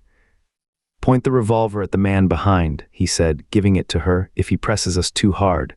"No," pointed at his horse. Then he began to look out for a chance of edging to the right across the road. But once in the stream, he seemed to lose volition, to become a part of that dusty route. They swept through Chipping Barnet with the torrent. They were nearly a mile beyond the center of the town before they had fought across to the opposite side of the way. It was din and confusion indescribable, but in and beyond the town the road forks repeatedly, and this to some extent relieved the stress. They struck eastward through Hadley, and there on either side of the road, and at another place farther on they came upon a great multitude of people drinking at the stream, some fighting to come at the water. And farther on, from a lull near East Barnet, they saw two trains running slowly one after the other without signal or order, trains swarming with people, with men even among the coals behind the engines, going northward along the Great Northern Railway. My brother supposes they must have filled outside London, for at that time the furious terror of the people had rendered the central termini impossible. Near this place they halted for the rest of the afternoon, for the violence of the day had already utterly exhausted all three of them. They began to suffer the beginnings of hunger, the night was cold, and none of them dared to sleep. And in the evening many people came hurrying along the road nearby their stopping place, fleeing from unknown dangers before them, and going in the direction from which my brother had come. Chapter 17. The Thunder Child. Had the Martians aimed only at destruction, they might on Monday have annihilated the entire population of London, as it spread itself slowly through the home counties. Not only along the road through Barnet, but also through Edgware and Waltham Abbey, and along the roads eastward to Southend and Shoeburyness, and south of the Thames to Deal and Broadstairs, poured the same frantic rout. If one could have hung that June morning in a balloon in the blazing blue above London, every northward and eastward road, running out of the tangled maze of streets, would have seemed stippled black with the streaming fugitives, each dot a human agony of terror and physical distress. I have set forth at length in the last chapter my brother's account of the road through Chipping Barnet, in order that my readers may realize how that swarming of black dots appeared to one of those concerned. Never before in the history of the world had such a mass of human beings moved and suffered together. The legendary hosts of Goths and Huns, the hugest armies Asia has ever seen, would have been but a drop in that current. And this was no disciplined march, it was a stampede gigantic and terrible, without order and without a goal, 6 million people unarmed and unprovisioned, driving headlong. It was the beginning of the rout of civilization, of the massacre of mankind. Directly below him the balloonist would have seen the network of streets far and wide, houses, churches, squares, crescents, gardens, already derelict, spread out like a huge map, and in the southward blotted. Over Ealing, Richmond, Wimbledon, it would have seemed as if some monstrous pen had flung ink upon the chart. Steadily, incessantly, each black splash grew and spread, shooting out ramifications this way and that, now banking itself against rising ground, now pouring swiftly over a crest into a new-found valley, exactly as a gout of ink would spread itself upon blotting paper. And beyond, over the blue hills that rise southward of the river, the glittering Martians went to and fro, calmly and methodically spreading their poison cloud over this patch of country and then over that, laying it again with their steam jets when it had served its purpose, and taking possession of the conquered country. They do not seem to have aimed at extermination so much as at complete demoralization and the destruction of any opposition. They exploded any stores of powder they came upon, cut every telegraph, and wrecked the railways here and there. They were hamstringing mankind. They seemed in no hurry to extend the field of their operations, and did not come beyond the central part of London all that day. It is possible that a very considerable number of people in London stuck to their houses through Monday morning. Certain it is that many died at home, suffocated by the black smoke. Until about midday the Pool of London was an astonishing scene. Steamboats and shipping of all sorts lay there, tempted by the enormous sums of money offered by fugitives, and it is said that many who swam out to these vessels were thrust off with boat hooks and drowned. About 1 o'clock in the afternoon, the thinning remnant of a cloud of the black vapor appeared between the arches of Blackfriars Bridge. At that the pool became a scene of mad confusion, fighting, and collision, and for some time a multitude of boats and barges jammed in the northern arch of the Tower Bridge, and the sailors and lightermen had to fight savagely against the people who swarmed upon them from the riverfront. People were actually clambering down the piers of the bridge from above. When an hour later a Martian appeared beyond the clock tower and waded down the river, nothing but wreckage floated above Limehouse. Of the falling of the fifth cylinder I have presently to tell. The sixth star fell at Wimbledon. My brother, keeping watch beside the women in the chaise in a meadow, saw the green flash of it far beyond the hills. On Tuesday the little party, still set upon getting across the sea, made its way through the swarming country towards Colchester. The news that the Martians were now in possession of the whole of London was confirmed. They had been seen at Highgate, and even, it was said, at Neaston, but they did not come into my brother's view until the morrow. That day the scattered multitudes began to realize the urgent need of provisions. As they grew hungry, the rights of property ceased to be regarded. Farmers were out to defend their cattle sheds, granaries, and ripening root crops with arms in their hands. A number of people now, like my brother, had their faces eastward, and there were some desperate souls even going back towards London to get food. These were chiefly people from the northern suburbs, whose knowledge of the black smoke came by hearsay. He heard that about half the members of the government had gathered at Birmingham, and that enormous quantities of high explosives were being prepared to be used in automatic mines across the Midland counties. He was also told that the Midland Railway Company had replaced the desertions of the first day's panic, had resumed traffic, and was running northward trains from St. Albans to relieve the congestion of the home counties. There was also a placard in Chipping Ongar announcing that large stores of flour were available in the northern towns, and that within 24 hours bread would be distributed among the starving people in the neighborhood. But this intelligence did not deter him from the plan of escape he had formed, and the three pressed eastward all day and heard no more of the bread distribution than this promise. Nor, as a matter of fact, did anyone else hear more of it. That night fell the seventh star, falling upon Primrose Hill. It fell while Miss Elphinstone was watching, for she took that duty alternately with my brother. She saw it. On Wednesday the three fugitives, they had passed the night in a field of unripe wheat, reached Chelmsford, and there a body of the inhabitants, calling itself the Committee of Public Supply, seized the pony as provisions, and would give nothing in exchange for it but the promise of a share in it the next day. Here there were rumors of Martians at Epping, and news of the destruction of Waltham Abbey powder mills in a vain attempt to blow up one of the invaders. People were watching for Martians here from the church towers. My brother, very luckily for him as it chanced, preferred to push on at once to the coast rather than wait for food, although all three of them were very hungry. By midday they passed through Tillingham, which, strangely enough, seemed to be quite silent and deserted, save for a few furtive plunderers hunting for food. Near Tillingham they suddenly came in sight of the sea, and the most amazing crowd of shipping of all sorts that it is possible to imagine. For after the sailors could no longer come up the Thames, they came on to the Essex coast, to Harwich and Walton and Clacton, and afterwards to Foulness and Shoebury, to bring off the people. They lay in a huge sickle-shaped curve that vanished into mist at last towards the Naze. Close inshore was a multitude of fishing smacks, English, Scotch, French, Dutch, and Swedish, steam launches from the Thames, yachts, electric boats.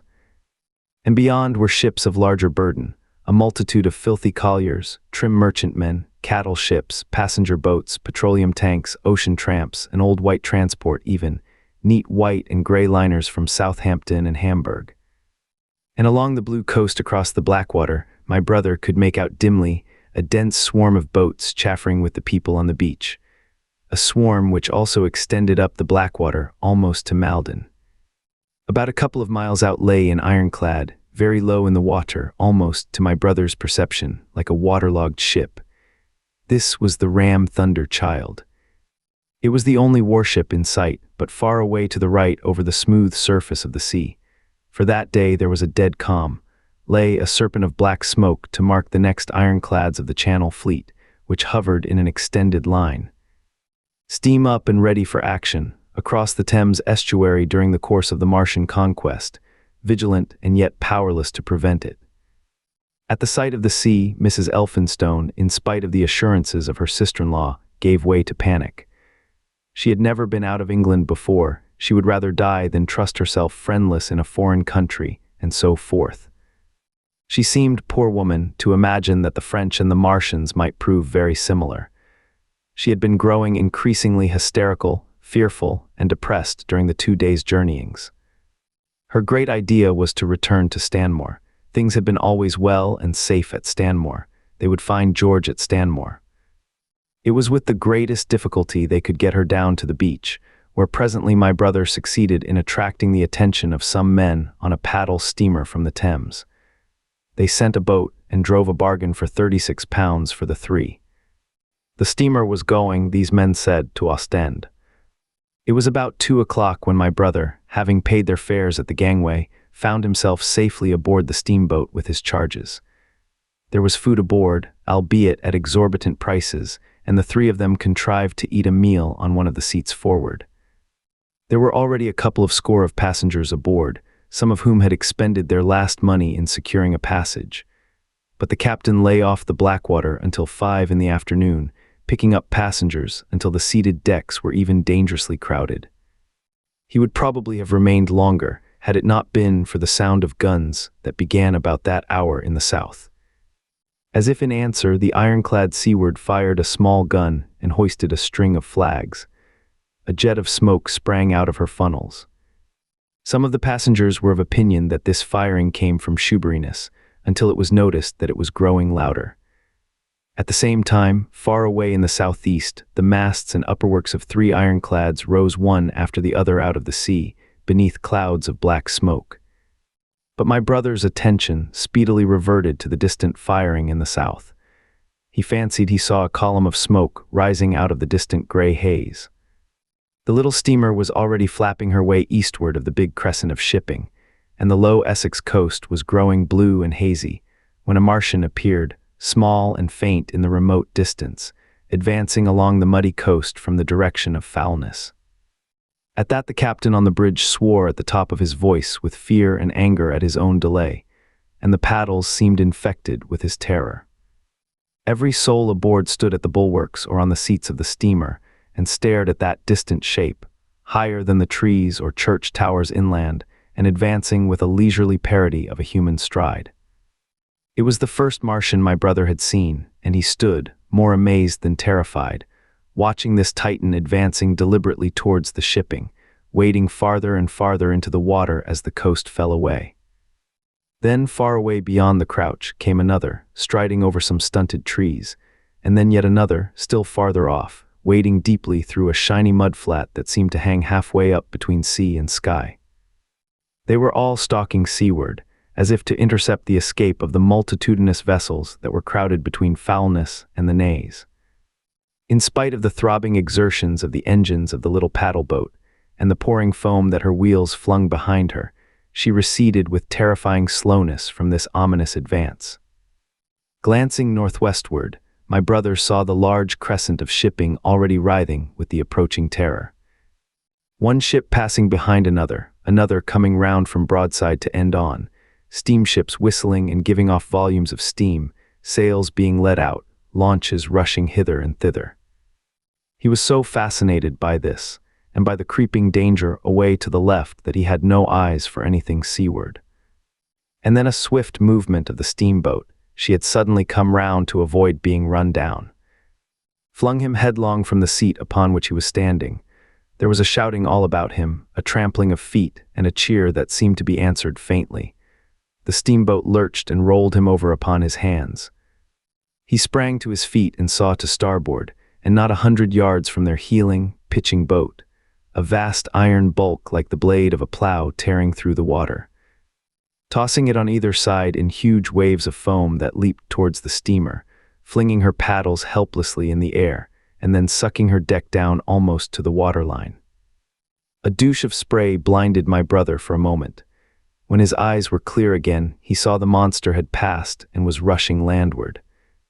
Big iron upperworks rose out of this headlong structure, and from that twin funnels projected and spat a smoking blast shot with fire.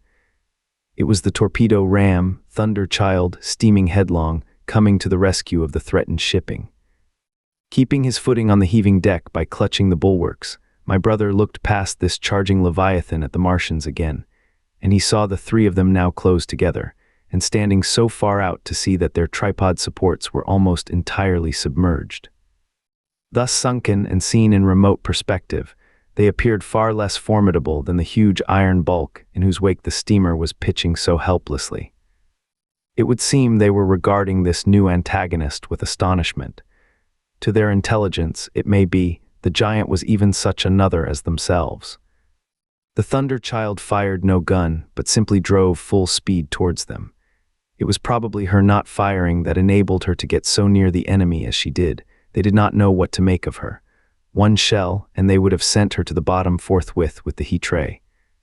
She was steaming at such a pace that in a minute she seemed halfway between the steamboat and the Martians, a diminishing black bulk against the receding horizontal expanse of the Essex coast. Suddenly the foremost Martian lowered his tube and discharged a canister of the black gas at the ironclad. It hit her larboard side and glanced off in an inky jet that rolled away to seaward, an unfolding torrent of black smoke from which the ironclad drove clear. To the watchers from the steamer, low in the water and with the sun in their eyes, it seemed as though she were already among the Martians. They saw the gaunt figures separating and rising out of the water as they retreated shoreward, and one of them raised the camera-like generator of the heat tray. He held it pointing obliquely downward, and a bank of steam sprang from the water at its touch. It must have driven through the iron of the ship's side, like a white-hot iron rod through paper. A flicker of flame went up through the rising steam, and then the Martian reeled and staggered. In another moment he was cut down, and a great body of water and steam shot high in the air. The guns of the Thunder Child sounded through the reek, going off one after the other, and one shot splashed the water high close by the steamer, ricocheted towards the other flying ships to the north, and smashed a smack to matchwood. But no one heeded that very much.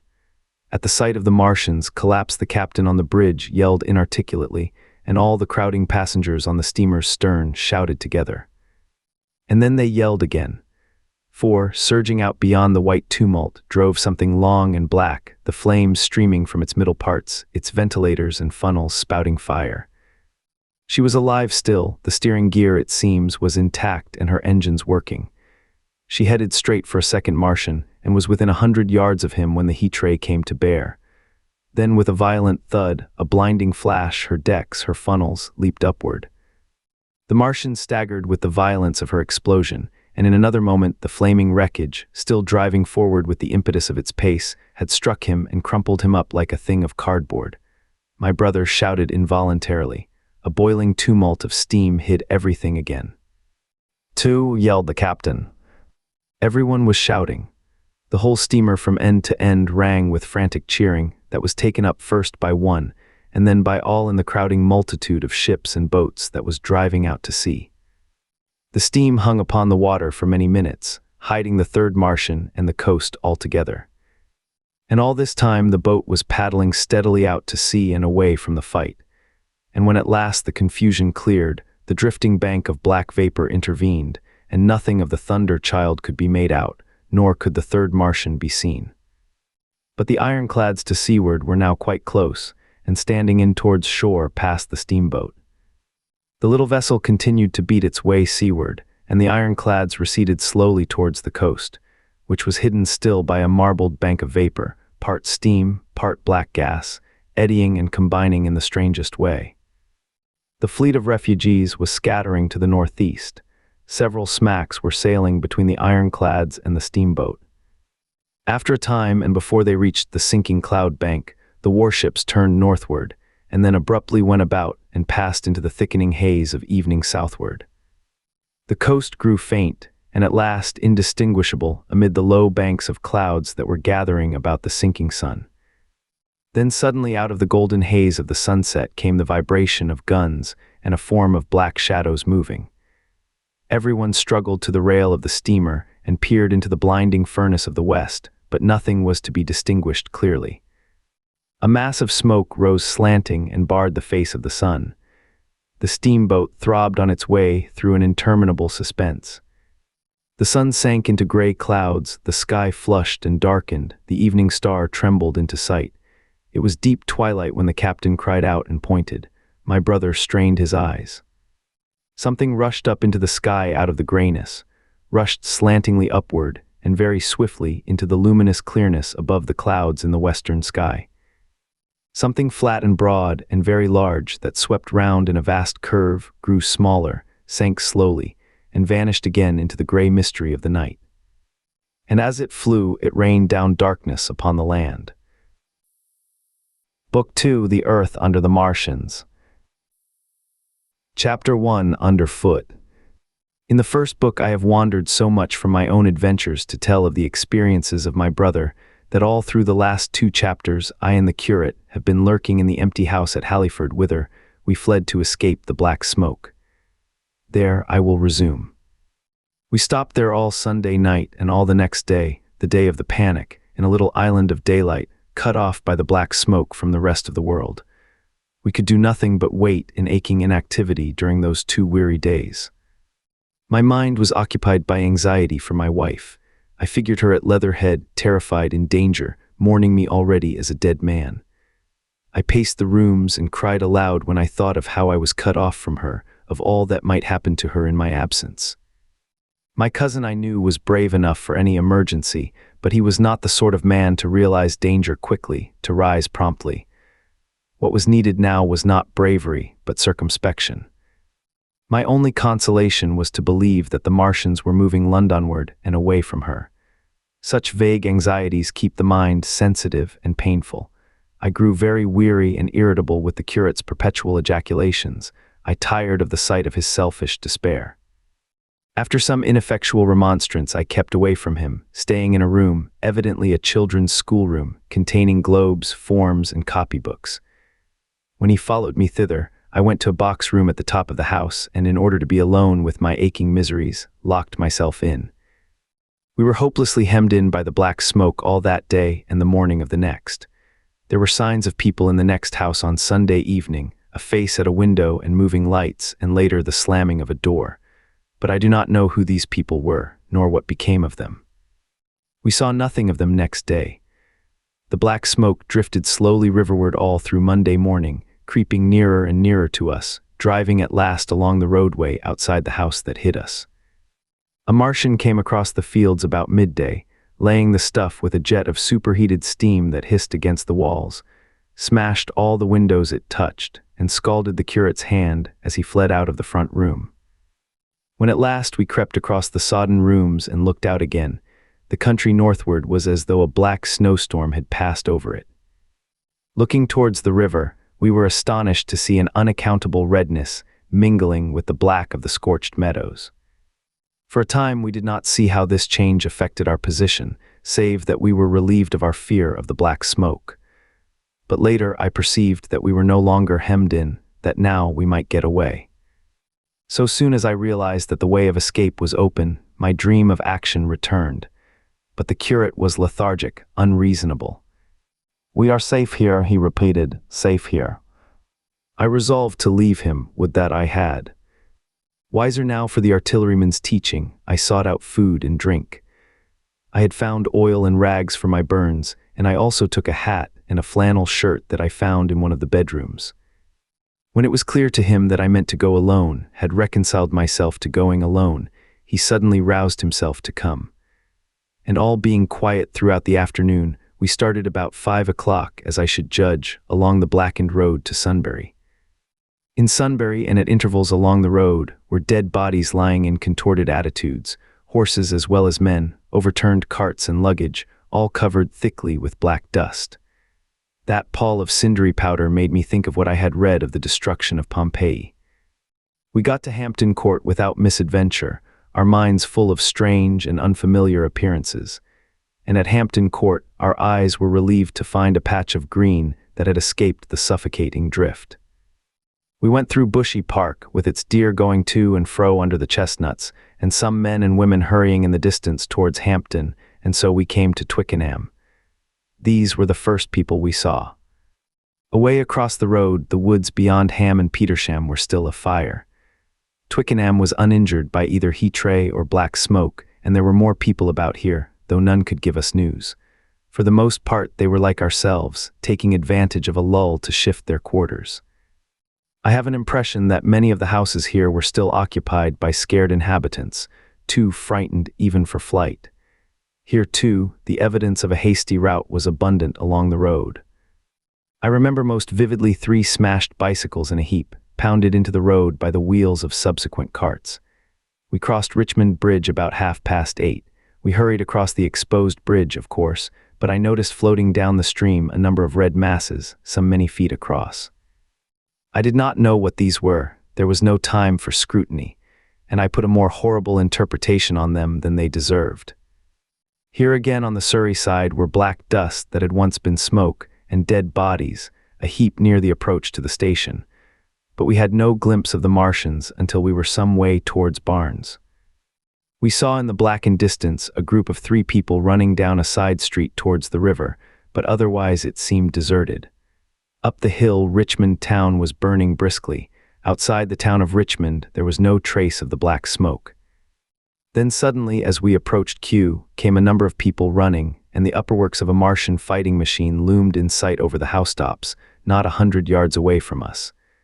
We stood aghast at our danger, and had the Martian looked down, we must immediately have perished. We were so terrified that we dared not go on, but turned aside and hid in a shed in a garden.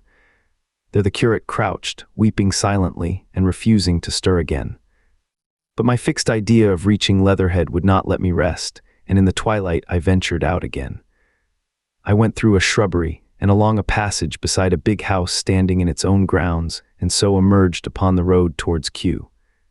The curate I left in the shed, but he came hurrying after me. That second start was the most foolhardy thing I ever did, for it was manifest the Martians were about us. No sooner had the curate overtaken me than we saw either the fighting machine we had seen before or another, far away across the meadows in the direction of Kew Lodge. 4 or 5 little black figures hurried before it across the green-gray of the field, and in a moment it was evident this Martian pursued them. In 3 strides he was among them, and they ran radiating from his feet in all directions. He used no heat ray to destroy them, but picked them up one by one.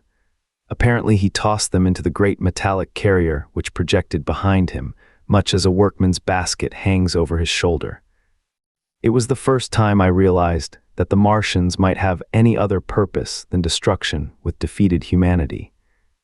We stood for a moment petrified, then turned and fled through a gate behind us into a walled garden, fell into, rather than found, a fortunate ditch and lay there, scarce daring to whisper to each other until the stars were out. I suppose it was nearly 11 o'clock before we gathered courage to start again, no longer venturing into the road, but sneaking along hedgerows and through plantations, and watching keenly through the darkness, he on the right and I on the left, for the Martians, who seemed to be all about us. In one place we blundered upon a scorched and blackened area, now cooling and ashen, and a number of scattered dead bodies of men, burned horribly about the heads and trunks, but with their legs and boots mostly intact. And of dead horses, 50 feet, perhaps, behind a line of 4 ripped guns and smashed gun carriages. Sheen, it seemed, had escaped destruction, but the place was silent and deserted. Here we happened on no dead, though the night was too dark for us to see into the side roads of the place. In Sheen, my companion suddenly complained of faintness and thirst, and we decided to try one of the houses. The first house we entered, after a little difficulty with the window, was a small, semi-detached villa, and I found nothing eatable left in the place but some moldy cheese. There was, however, water to drink, and I took a hatchet, which promised to be useful in our next housebreaking. We then crossed to a place where the road turns towards Mortlake. Here there stood a white house within a walled garden, and in the pantry of this domicile we found a store of food, 2 loaves of bread in a pan, an uncooked steak, and the half of a ham. I give this catalogue so precisely because, as it happened, we were destined to subsist upon this store for the next fortnight. Bottled beer stood under a shelf, and there were 2 bags of haricot beans and some limp lettuces. This pantry opened into a kind of wash-up kitchen, and in this was firewood. There was also a cupboard, in which we found nearly a dozen of burgundy, tinned soups and salmon, and 2 tins of biscuits. We sat in the adjacent kitchen in the dark, for we dared not strike a light, and ate bread and ham, and drank beer out of the same bottle. The curate, who was still timorous and restless, was now, oddly enough, for pushing on, and I was urging him to keep up his strength by eating when the thing happened that was to imprison us. "It can't be midnight yet," I said, and then came a blinding glare of vivid green light. Everything in the kitchen leaped out, clearly visible in green and black, and vanished again. And then followed such a concussion as I have never heard before or since. So close on the heels of this as to seem instantaneous came a thud behind me, a clash of glass, a crash and rattle of falling masonry all about us, and the plaster of the ceiling came down upon us, smashing into a multitude of fragments upon our heads. I was knocked headlong across the floor against the oven handle and stunned. I was insensible for a long time, the curate told me, and when I came to we were in darkness again, and he, with a face wet, as I found afterwards, with blood from a cut forehead, was dabbing water over me. For some time I could not recollect what had happened. Then things came to me slowly. A bruise on my temple asserted itself. "Are you better?" asked the curate in a whisper. At last I answered him. I sat up. "Don't move," he said. "The floor is covered with smashed crockery from the dresser.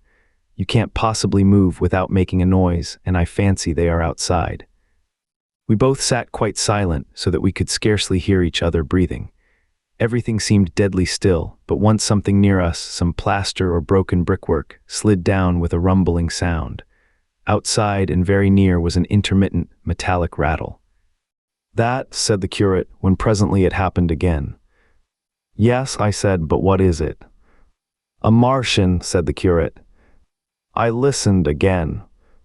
"It was not like the heat tray," I said, and for a time I was inclined to think one of the great fighting machines had stumbled against the house, as I had seen one stumble against the tower of Shepperton church. Our situation was so strange and incomprehensible that for 3 or 4 hours, until the dawn came, we scarcely moved.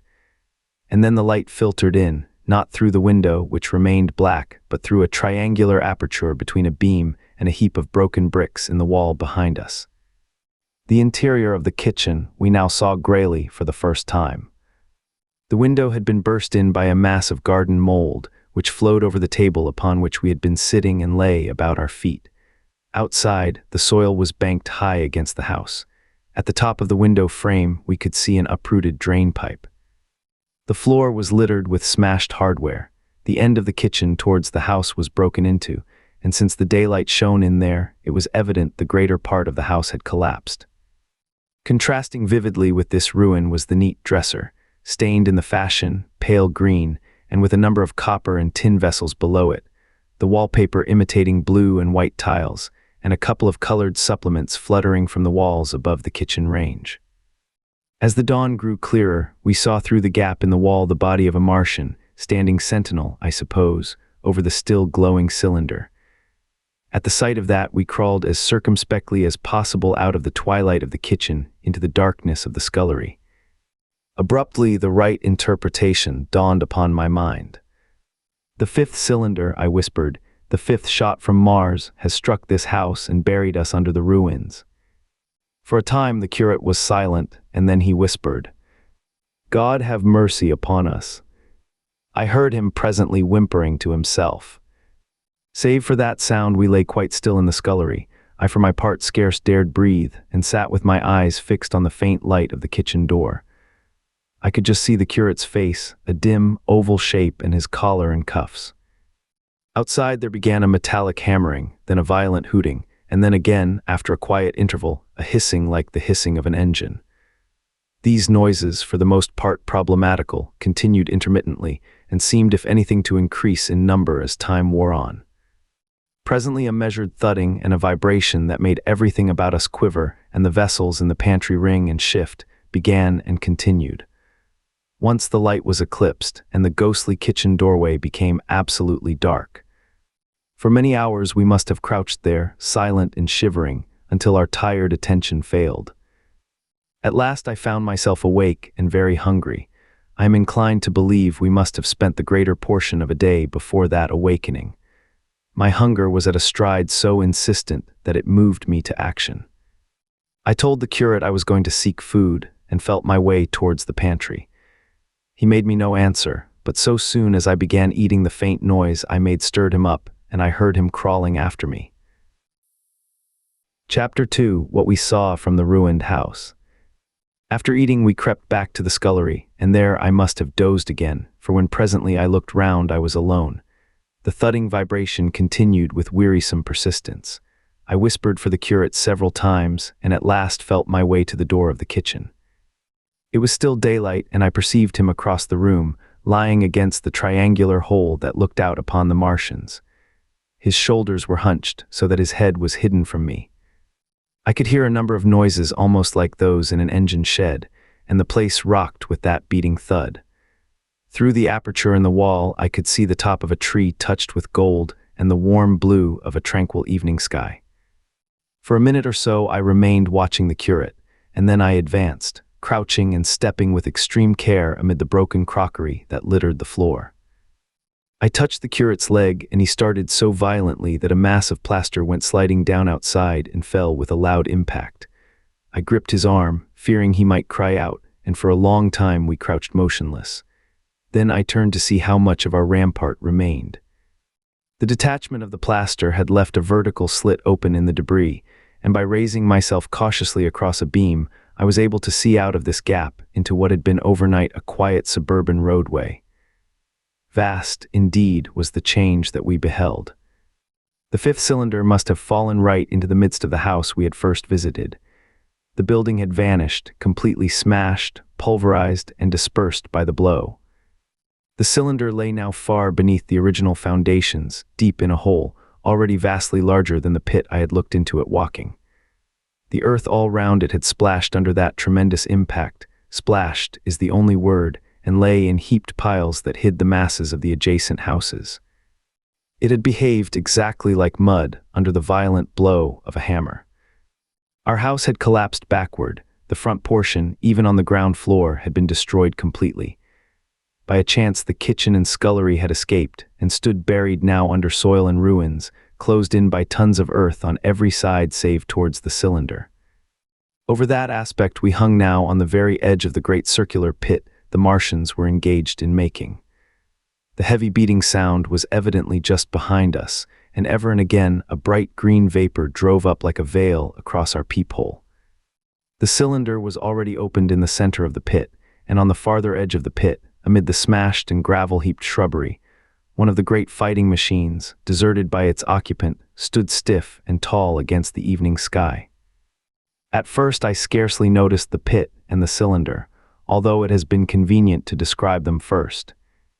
On account of the extraordinary glittering mechanism I saw busy in the excavation, and on account of the strange creatures that were crawling slowly and painfully across the heaped mold near it. The mechanism it certainly was that held my attention first. It was one of those complicated fabrics that have since been called handling machines, and the study of which has already given such an enormous impetus to terrestrial invention.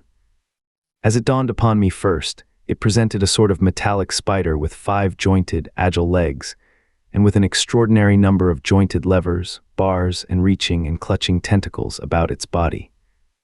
Most of its arms were retracted, but with 3 long tentacles it was fishing out a number of rods, plates, and bars which lined the covering and apparently strengthened the walls of the cylinder. These, as it extracted them, were lifted out and deposited upon a level surface of earth behind it. Its motion was so swift, complex, and perfect that at first I did not see it as a machine, in spite of its metallic glitter. The fighting machines were coordinated and animated to an extraordinary pitch, but nothing to compare with this. People who have never seen these structures, and have only the ill-imagined efforts of artists or the imperfect descriptions of such eyewitnesses as myself to go upon, scarcely realize that living quality. I recall particularly the illustration of one of the first pamphlets to give a consecutive account of the war. The artist had evidently made a hasty study of one of the fighting machines, and there his knowledge ended. He presented them as tilted, stiff tripods, without either flexibility or subtlety, and with an altogether misleading monotony of effect. The pamphlet containing these renderings had a considerable vogue, and I mention them here simply to warn the reader against the impression they may have created. They were no more like the Martians I saw in action than a Dutch doll is like a human being. To my mind, the pamphlet would have been much better without them. At first, I say, the handling machine did not impress me as a machine, but as a crab-like creature with a glittering integument, the controlling Martian whose delicate tentacles actuated its movements, seeming to be simply the equivalent of the crab's cerebral portion. But then I perceived the resemblance of its gray-brown, shiny, leathery integument to that of the other sprawling bodies beyond, and the true nature of this dexterous workman dawned upon me. With that realization, my interest shifted to those other creatures, the real Martians. Already I had had a transient impression of these, and the first nausea no longer obscured my observation. Moreover, I was concealed and motionless, and under no urgency of action. They were, I now saw, the most unearthly creatures it is possible to conceive. They were huge round bodies, or rather heads, about 4 feet in diameter, each body having in front of it a face. This face had no nostrils. Indeed, the Martians do not seem to have had any sense of smell, but it had a pair of very large, dark-colored eyes, and just beneath this a kind of fleshy beak. In the back of this head or body, I scarcely know how to speak of it, was the single tight tympanic surface, since known to be anatomically an ear, though it must have been almost useless in our dense air. In a group round the mouth were 16 slender, almost whip-like tentacles, arranged in 2 bunches of 8 each. These bunches have since been named rather aptly by that distinguished anatomist, Professor Howes, the hands. Even as I saw these Martians for the first time, they seemed to be endeavoring to raise themselves on these hands, but of course, with the increased weight of terrestrial conditions, this was impossible. There is reason to suppose that on Mars they may have progressed upon them with some facility. The internal anatomy, I may remark here, as dissection has since shown, was almost equally simple. The greater part of the structure was the brain, sending enormous nerves to the eyes, ear, and tactile tentacles. Besides this were the bulky lungs, into which the mouth opened, and the heart and its vessels. The pulmonary distress caused by the denser atmosphere and greater gravitational attraction was only too evident in the convulsive movements of the outer skin. And this was the sum of the Martian organs. Strange as it may seem to a human being, all the complex apparatus of digestion which makes up the bulk of our bodies did not exist in the Martians. They were heads, merely heads. Entrails they had none. They did not eat, much less digest.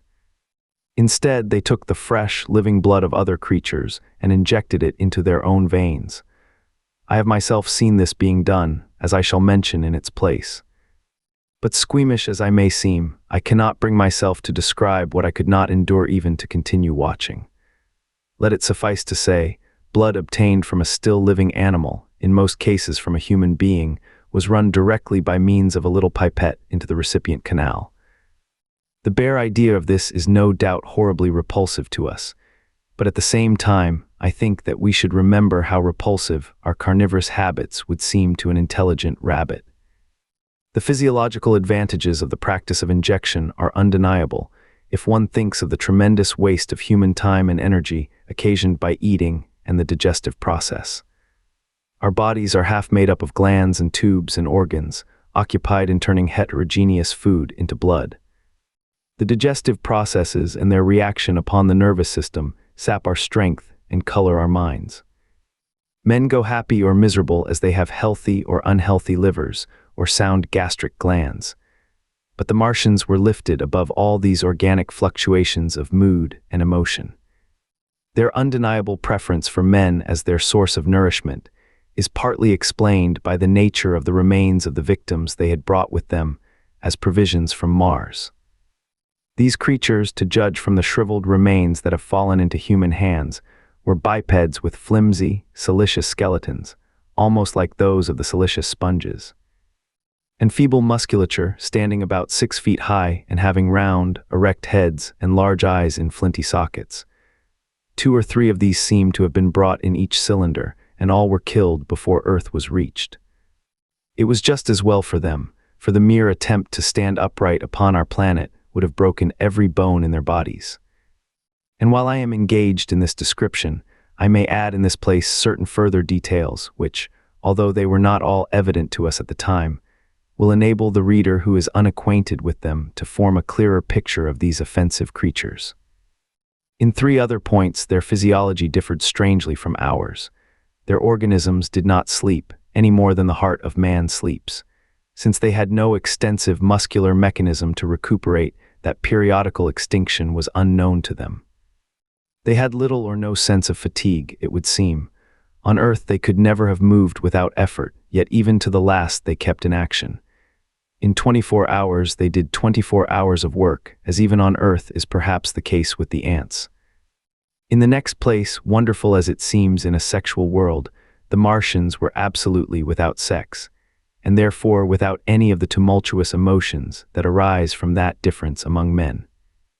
A young Martian, there can now be no dispute, was really born upon Earth during the war, and it was found attached to its parent, partially budded off, just as young lilybulbs bud off, or like the young animals in the freshwater polyp. In man, in all the higher terrestrial animals, such a method of increase has disappeared, but even on this Earth it was certainly the primitive method. Among the lower animals, up even to those first cousins of the vertebrated animals, the tunicates, the 2 processes occur side by side, but finally the sexual method superseded its competitor altogether. On Mars, however, just the reverse has apparently been the case. It is worthy of remark that a certain speculative writer of quasi-scientific repute, writing long before the Martian invasion, did forecast for man a final structure not unlike the actual Martian condition.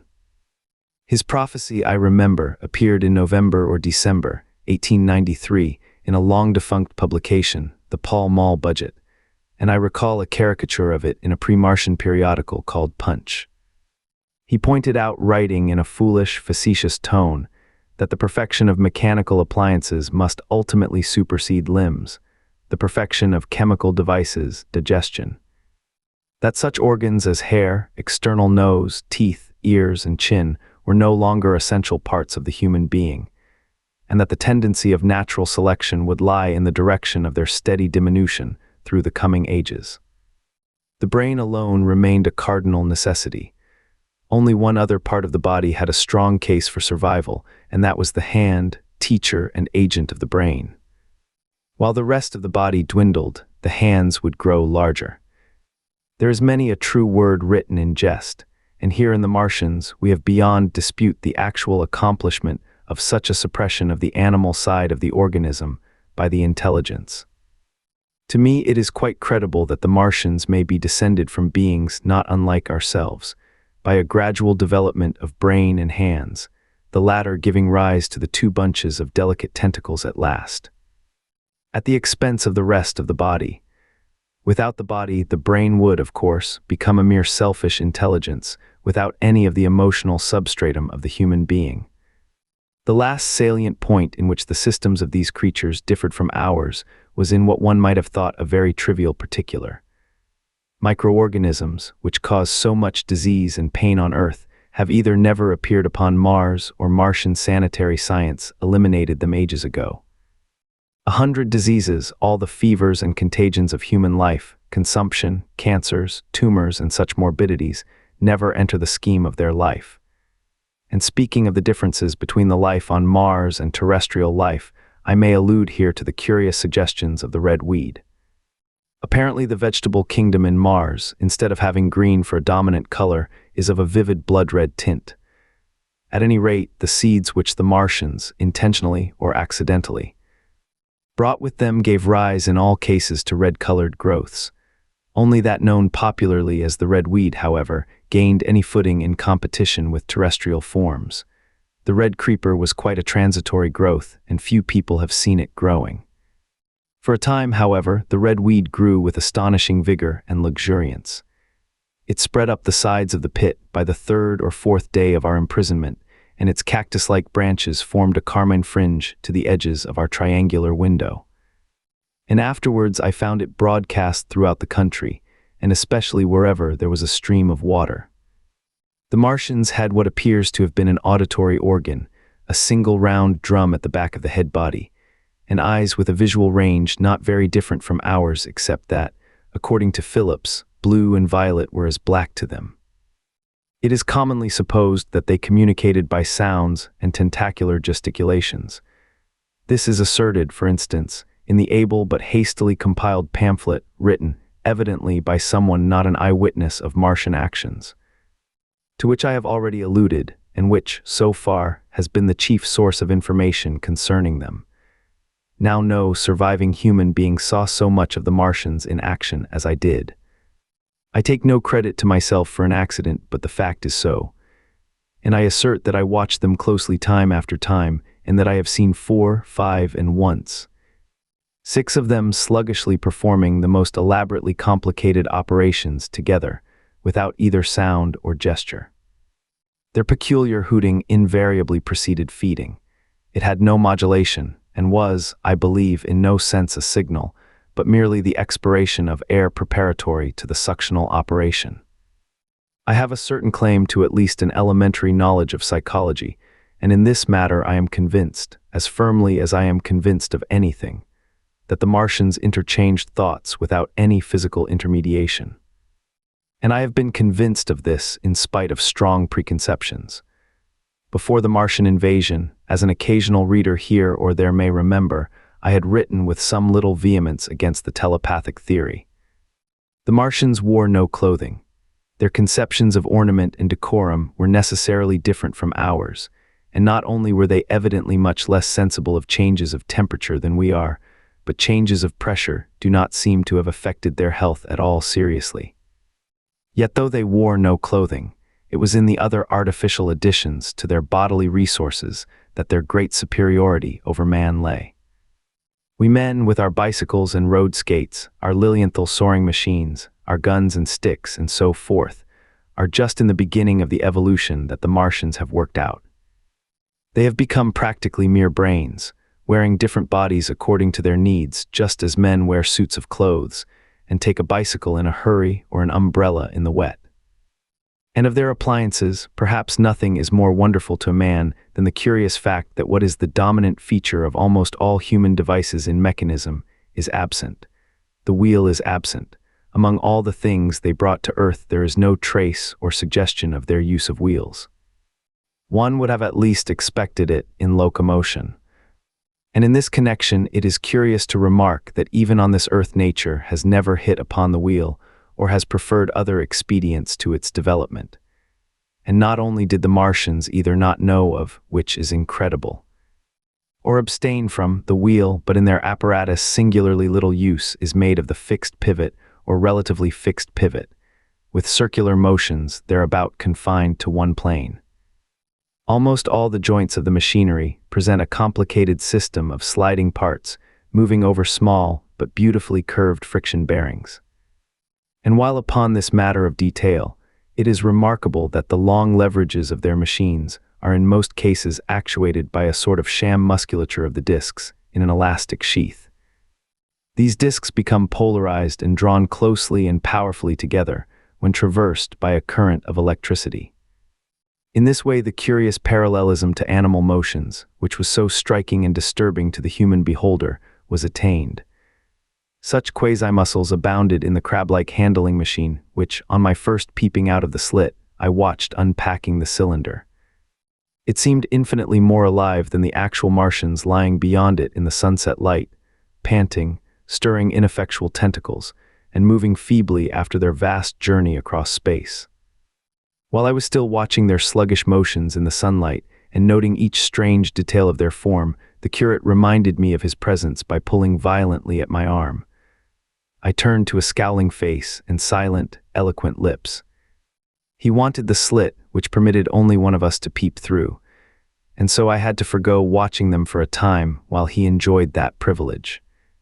When I looked again, the busy handling machine had already put together several of the pieces of apparatus.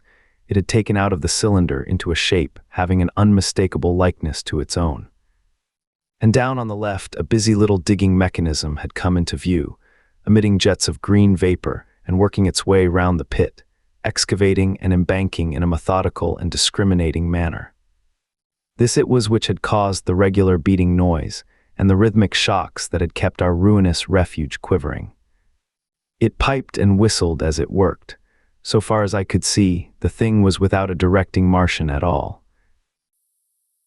Chapter 3: The Days of Imprisonment. The arrival of a second fighting machine drove us from our peephole into the scullery, for we feared that from his elevation the Martian might see down upon us behind our barrier. At a later date we began to feel less in danger of their eyes, for to an eye in the dazzle of the sunlight outside our refuge must have been blank blackness. But at first the slightest suggestion of approach drove us into the scullery in heart-throbbing retreat. Yet terrible as was the danger we incurred, the attraction of peeping was for both of us irresistible. And I recall now with a sort of wonder that, in spite of the infinite danger in which we were between starvation and a still more terrible death, we could yet struggle bitterly for that horrible privilege of sight. We would race across the kitchen in a grotesque way between eagerness and the dread of making a noise, and strike each other, and thrust and kick within a few inches of exposure. The fact is that we had absolutely incompatible dispositions and habits of thought and action, and our danger and isolation only accentuated the incompatibility. At Halliford, I had already come to hate the curate's trick of helpless exclamation, his stupid rigidity of mind. His endless muttering monologue vitiated every effort I made to think out a line of action, and drove me at times, thus pent up and intensified, almost to the verge of craziness. He was as lacking in restraint as a silly woman. He would weep for hours together, and I verily believe that to the very end this spoiled child of life thought his weak tears in some way efficacious. And I would sit in the darkness unable to keep my mind off him by reason of his importunities. He ate more than I did, and it was in vain I pointed out that our only chance of life was to stop in the house until the Martians had done with their pit, that in that long patience a time might presently come when we should need food. He ate and drank impulsively in heavy meals at long intervals. He slept little. As the days wore on, his utter carelessness of any consideration so intensified our distress and danger that I had, much as I loathed doing it, to resort to threats and at last to blows. That brought him to reason for a time. But he was one of those weak creatures, void of pride, timorous, anemic, hateful souls, full of shifty cunning, who face neither God nor man, who face not even themselves. It is disagreeable for me to recall and write these things, but I set them down that my story may lack nothing.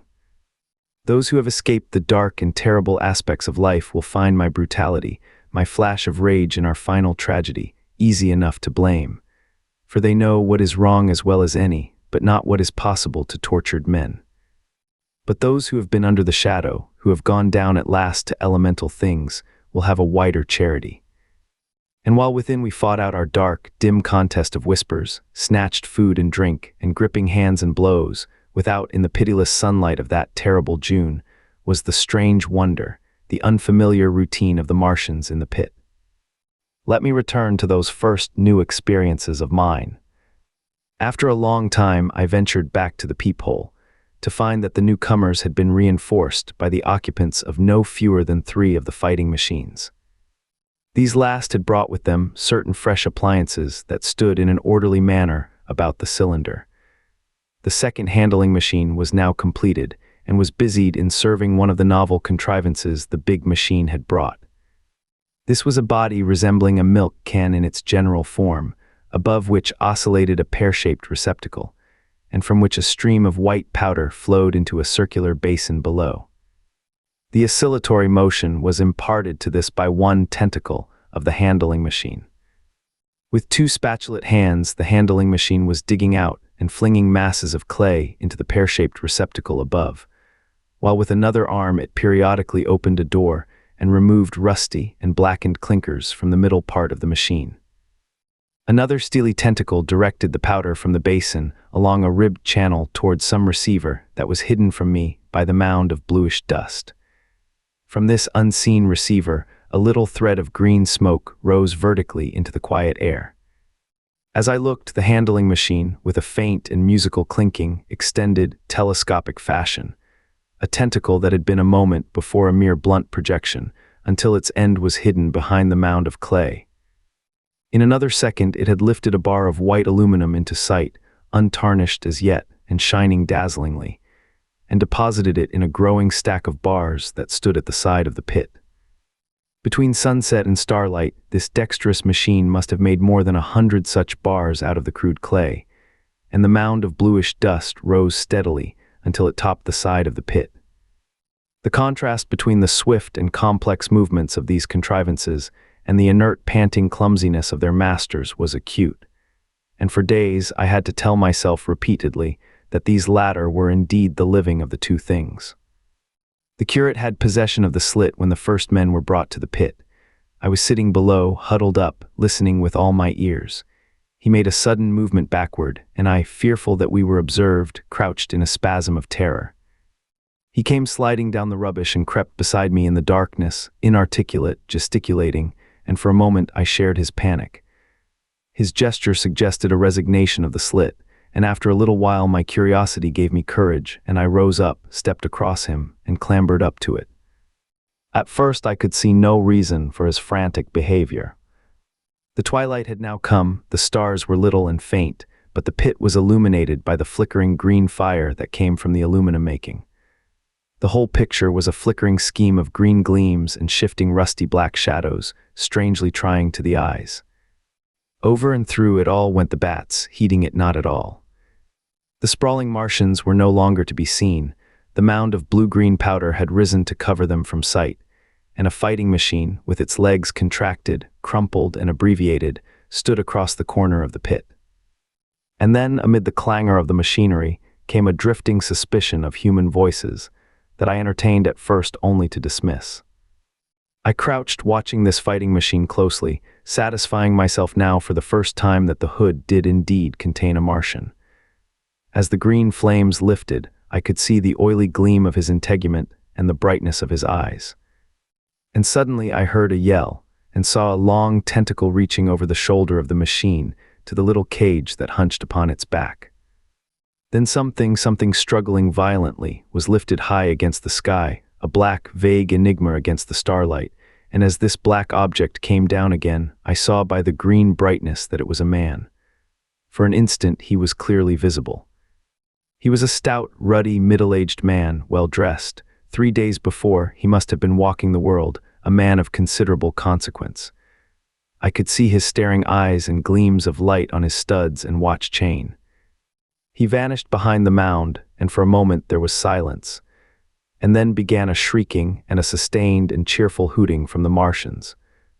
I slid down the rubbish, struggled to my feet, clapped my hands over my ears, and bolted into the scullery. The curate, who had been crouching silently with his arms over his head, looked up as I passed, cried out quite loudly at my desertion of him, and came running after me. That night, as we lurked in the scullery, balanced between our horror and the terrible fascination this peeping had, although I felt an urgent need of action, I tried in vain to conceive some plan of escape. But afterwards, during the second day, I was able to consider our position with great clearness. The curate, I found, was quite incapable of discussion. This new and culminating atrocity had robbed him of all vestiges of reason or forethought. Practically, he had already sunk to the level of an animal. But as the saying goes, I gripped myself with both hands. It grew upon my mind, once I could face the facts, that terrible as our position was, there was as yet no justification for absolute despair. Our chief chance lay in the possibility of the Martians making the pit nothing more than a temporary encampment. Or even if they kept it permanently, they might not consider it necessary to guard it, and a chance of escape might be afforded us. I also weighed very carefully the possibility of our digging a way out in a direction away from the pit, but the chances of our emerging within sight of some sentinel fighting machine seemed at first too great. And I should have had to do all the digging myself. The curate would certainly have failed me. It was on the third day, if my memory serves me right, that I saw the lad killed. It was the only occasion on which I actually saw the Martians feed. After that experience, I avoided the hole in the wall for the better part of a day. I went into the scullery, removed the door, and spent some hours digging with my hatchet as silently as possible, But when I had made a hole about a couple of feet deep, the loose earth collapsed noisily, and I did not dare continue. I lost heart and lay down on the scullery floor for a long time, having no spirit even to move. And after that I abandoned altogether the idea of escaping by excavation. It says much for the impression the Martians had made upon me that at first I entertained little or no hope of our escape being brought about by their overthrow through any human effort. But on the fourth or fifth night I heard a sound like heavy guns. It was very late in the night, and the moon was shining brightly. The Martians had taken away the excavating machine, and save for a fighting machine that stood in the remoter bank of the pit, and a handling machine that was buried out of my sight in a corner of the pit immediately beneath my peephole, the place was deserted by them. Except for the pale glow from the handling machine and the bars and patches of white moonlight, the pit was in darkness, and except for the clinking of the handling machine, quite still. That night was a beautiful serenity. Save for one planet, the moon seemed to have the sky to herself. I heard a dog howling, and that familiar sound it was that made me listen. Then I heard quite distinctly a booming exactly like the sound of great guns. 6 distinct reports I counted, and after a long interval 6 again, and that was all. Chapter 4: The Death of the Curate. It was on the 6th day of our imprisonment that I peeped for the last time, and presently found myself alone. Instead of keeping close to me and trying to oust me from the slit, the curate had gone back into the scullery. I was struck by a sudden thought. I went back quickly and quietly into the scullery. In the darkness, I heard the curate drinking. I snatched in the darkness, and my fingers caught a bottle of Burgundy. For a few minutes there was a tussle. The bottle struck the floor and broke, and I desisted and rose. We stood panting and threatening each other. In the end, I planted myself between him and the food, and told him of my determination to begin a discipline. I divided the food in the pantry into rations to last us 10 days. I would not let him eat any more that day. In the afternoon, he made a feeble effort to get at the food. I had been dozing, but in an instant I was awake. All day and all night we sat face to face, I weary but resolute, and he weeping and complaining of his immediate hunger. It was, I know, a night and a day, but to me it seems now, an interminable length of time. And so our widened incompatibility ended at last in open conflict. For 2 vast days we struggled in undertones and wrestling contests. There were times when I beat and kicked him madly, times when I cajoled and persuaded him, and once I tried to bribe him with the last bottle of Burgundy, for there was a rainwater pump from which I could get water. But neither force nor kindness availed. He was indeed beyond reason.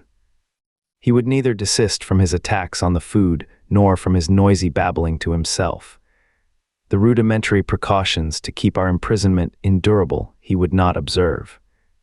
Slowly I began to realize the complete overthrow of his intelligence, to perceive that my sole companion in this close and sickly darkness was a man insane. From certain vague memories I am inclined to think my own mind wandered at times.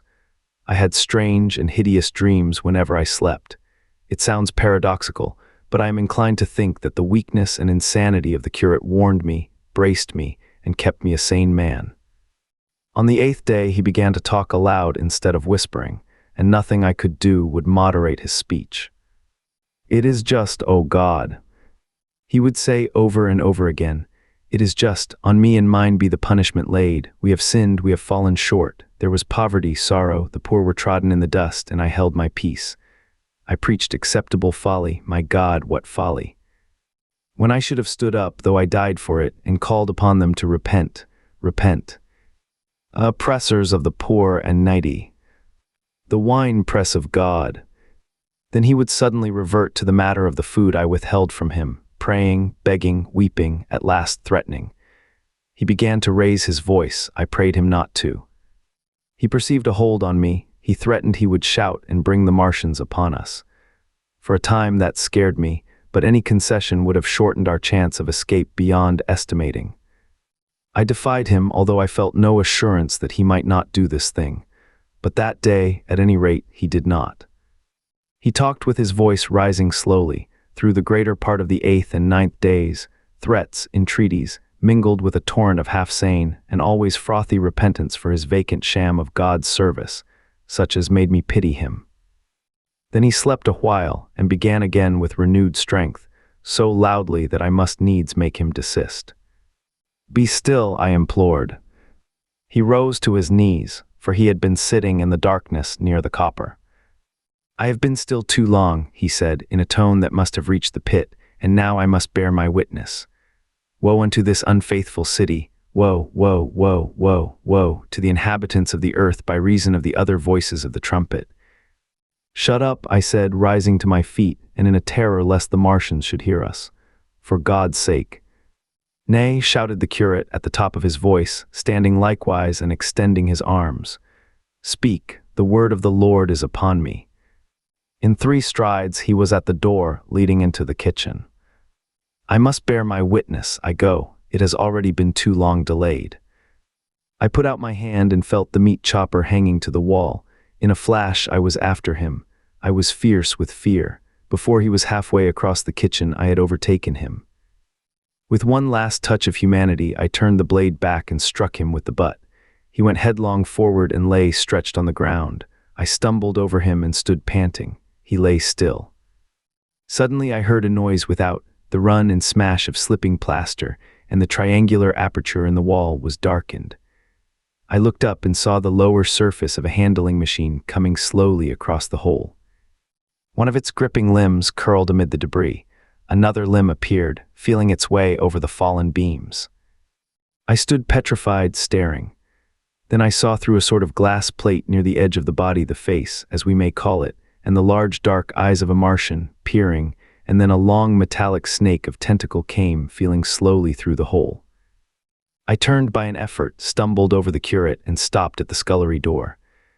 The tentacle was now some way, 2 yards or more in the room, and twisting and turning, with queer sudden movements, this way and that. For a while I stood fascinated by that slow, fitful advance. Then, with a faint, hoarse cry, I forced myself across the scullery. I trembled violently. I could scarcely stand upright. I opened the door of the coal cellar and stood there in the darkness, staring at the faintly lit doorway into the kitchen and listening. Had the Martian seen me? What was it doing now? Something was moving to and fro there, very quietly. Every now and then it tapped against the wall or started on its movements with a faint metallic ringing, like the movements of keys on a split ring. Then a heavy body, I knew too well what, was dragged across the floor of the kitchen towards the opening. Irresistibly attracted, I crept to the door and peeped into the kitchen. In the triangle of bright outer sunlight, I saw the Martian, in its briarious of a handling machine, scrutinizing the curate's head. I thought at once that it would infer my presence from the mark of the blow I had given him. I crept back to the coal cellar, shut the door, and began to cover myself up as much as I could, and as noiselessly as possible in the darkness, among the firewood and coal therein. Every now and then I paused, rigid, to hear if the Martian had thrust its tentacles through the opening again. Then the faint metallic jingle returned. I traced it slowly, feeling over the kitchen. Presently I heard it nearer in the scullery, as I judged. I thought that its length might be insufficient to reach me. I prayed copiously. It passed, scraping faintly across the cellar door. An age of almost intolerable suspense intervened. Then I heard it fumbling at the latch. It had found the door. The Martians understood doors. It worried at the catch for a minute, perhaps, and then the door opened. In the darkness I could just see the thing, like an elephant's trunk more than anything else, waving towards me and touching and examining the wall, coals, wood, and ceiling. It was like a black worm swaying its blind head to and fro. Once even it touched the heel of my boot. I was on the verge of screaming. I bit my hand. For a time the tentacle was silent. I could have fancied it had been withdrawn. Presently, with an abrupt click, it gripped something. I thought it had me, and seemed to go out of the cellar again. For a minute I was not sure. Apparently it had taken a lump of coal to examine. I seized the opportunity of slightly shifting my position, which had become cramped, and then listened. I whispered passionate prayers for safety. Then I heard the slow, deliberate sound creeping towards me again. Slowly, slowly it drew near, scratching against the walls and tapping the furniture. While I was still doubtful, it rapped smartly against the cellar door and closed it. I heard it go into the pantry, and the biscuit tins rattled and a bottle smashed, and then came a heavy bump against the cellar door. Then silence that passed into an infinity of suspense. Had it gone? At last I decided that it had. It came into the scullery no more, but I lay all the 10th day in the close darkness, buried among coals and firewood, not daring even to crawl out for the drink for which I craved. It was the 11th day before I ventured so far from my security. Chapter 5: The Stillness. My first act before I went into the pantry was to fasten the door between the kitchen and the scullery, but the pantry was empty. Every scrap of food had gone. Apparently, the Martian had taken it all on the previous day. At that discovery, I despaired for the first time. I took no food or no drink either on the 11th or the 12th day. At first my mouth and throat were parched and my strength ebbed sensibly. I sat about in the darkness of the scullery in a state of despondent wretchedness. My mind ran on eating. I thought I had become deaf, for the noises of movement I had been accustomed to hear from the pit had ceased absolutely. I did not feel strong enough to crawl noiselessly to the peephole, or I would have gone there. On the 12th day my throat was so painful that, taking the chance of alarming the Martians, I attacked the creaking rainwater pump that stood by the sink and got a couple of glassfuls of blackened and tainted rainwater. I was greatly refreshed by this and emboldened by the fact that no inquiring tentacle followed the noise of my pumping. During these days, in a rambling, inconclusive way, I thought much of the curate and of the manner of his death. On the 13th day I drank some more water, and dozed and thought disjointedly of eating and of vague, impossible plans of escape. Whenever I dozed I dreamt of horrible phantasms, of the death of the curate or of sumptuous dinners. But asleep or awake, I felt a keen pain that urged me to drink again and again. The light that came into the scullery was no longer gray, but red. To my disordered imagination, it seemed the color of blood. On the 14th day I went into the kitchen, and I was surprised to find that the fronds of the red weed had grown right across the hole in the wall, turning the half-light of the place into a crimson-colored obscurity. It was early on the 15th day that I heard a curious, familiar sequence of sounds in the kitchen, and listening, identified it as the snuffing and scratching of a dog. Going into the kitchen, I saw a dog's nose peering in through a break among the ruddy fronds. This greatly surprised me. At the scent of me he barked shortly. I thought if I could induce him to come into the place quietly, I should be able, perhaps, to kill and eat him. And in any case, it would be advisable to kill him, lest his actions attracted the attention of the Martians. I crept forward, saying, "Good dog," very softly, but he suddenly withdrew his head and disappeared. I listened. I was not deaf, but certainly the pit was still. I heard a sound like the flutter of a bird's wings and a horse croaking, but that was all. For a long while I lay close to the peephole, but not daring to move aside the red plants that obscured it. Once or twice I heard a faint pitter-patter like the feet of the dog going hither and thither on the sand far below me, and there were more bird-like sounds, but that was all. At length, encouraged by the silence, I looked out. Except in the corner, where a multitude of crows hopped and fought over the skeletons of the dead the Martians had consumed, there was not a living thing in the pit. I stared about me, scarcely believing my eyes. All the machinery had gone. Save for the big mound of grayish-blue powder in one corner, certain bars of aluminum in another, the black birds and the skeletons of the killed, the place was merely an empty circular pit in the sand. Slowly I thrust myself out through the red weed and stood upon the mound of rubble. I could see in any direction save behind me, to the north, and neither Martians nor sign of Martians were to be seen. The pit dropped sheerly from my feet, but a little way along the rubbish afforded a practicable slope to the summit of the ruins. My chance of escape had come. I began to tremble. I hesitated for some time, and then, in a gust of desperate resolution, and with a heart that throbbed violently, I scrambled to the top of the mound in which I had been buried so long. I looked about again. To the northward, too, no Martian was visible. When I had last seen this part of Sheen, in the daylight it had been a straggling street of comfortable white and red houses, interspersed with abundant shady trees. Now I stood on a mound of smashed brickwork, clay, and gravel, over which spread a multitude of red cactus-shaped plants, knee-high, without a solitary terrestrial growth to dispute their footing. The trees near me were dead and brown, but further, a network of red threads scaled the still living stems. The neighboring houses had all been wrecked, but none had been burned. Their walls stood, sometimes to the second story, with smashed windows and shattered doors. The red weed grew tumultuously in their roofless rooms. Below me was the great pit, with the crows struggling for its refuse. A number of other birds hopped about among the ruins. Far away, I saw a gaunt cat slink crouchingly along a wall, but traces of men there were none. The day seemed, by contrast with my recent confinement, dazzlingly bright, the sky a glowing blue. A gentle breeze kept the red weed that covered every scrap of unoccupied ground gently swaying, and oh, the sweetness of the air. Chapter 6: The Work of 15 Days. For some time I stood tottering on the mound, regardless of my safety.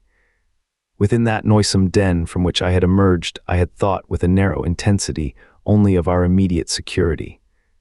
I had not realized what had been happening to the world, had not anticipated this startling vision of unfamiliar things.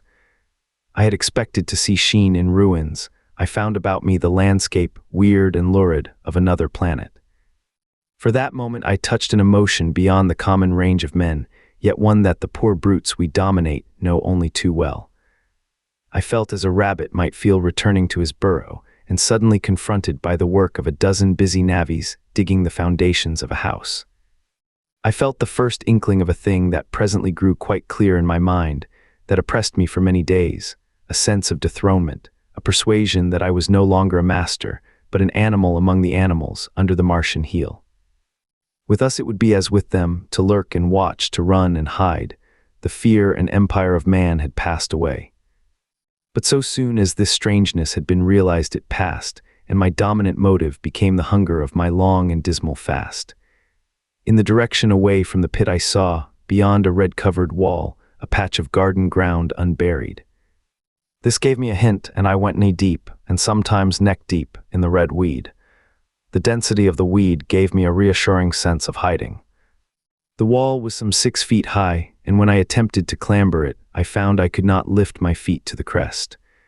So I went along by the side of it, and came to a corner and a rockwork that enabled me to get to the top and tumble into the garden I coveted. Here I found some young onions, a couple of gladiolus bulbs, and a quantity of immature carrots, all of which I secured. And scrambling over a ruined wall, went on my way through scarlet and crimson trees towards Kew. It was like walking through an avenue of gigantic blood drops, possessed with 2 ideas. To get more food and to limp, as soon and as far as my strength permitted, out of this accursed, unearthly region of the pit. Some way farther, in a grassy place, was a group of mushrooms which also I devoured, and then I came upon a brown sheet of flowing shallow water where meadows used to be. These fragments of nourishment served only to whet my hunger. At first I was surprised at this flood in a hot, dry summer, but afterwards I discovered that it was caused by the tropical exuberance of the red weed. Directly this extraordinary growth encountered water it straightway became gigantic and of unparalleled fecundity.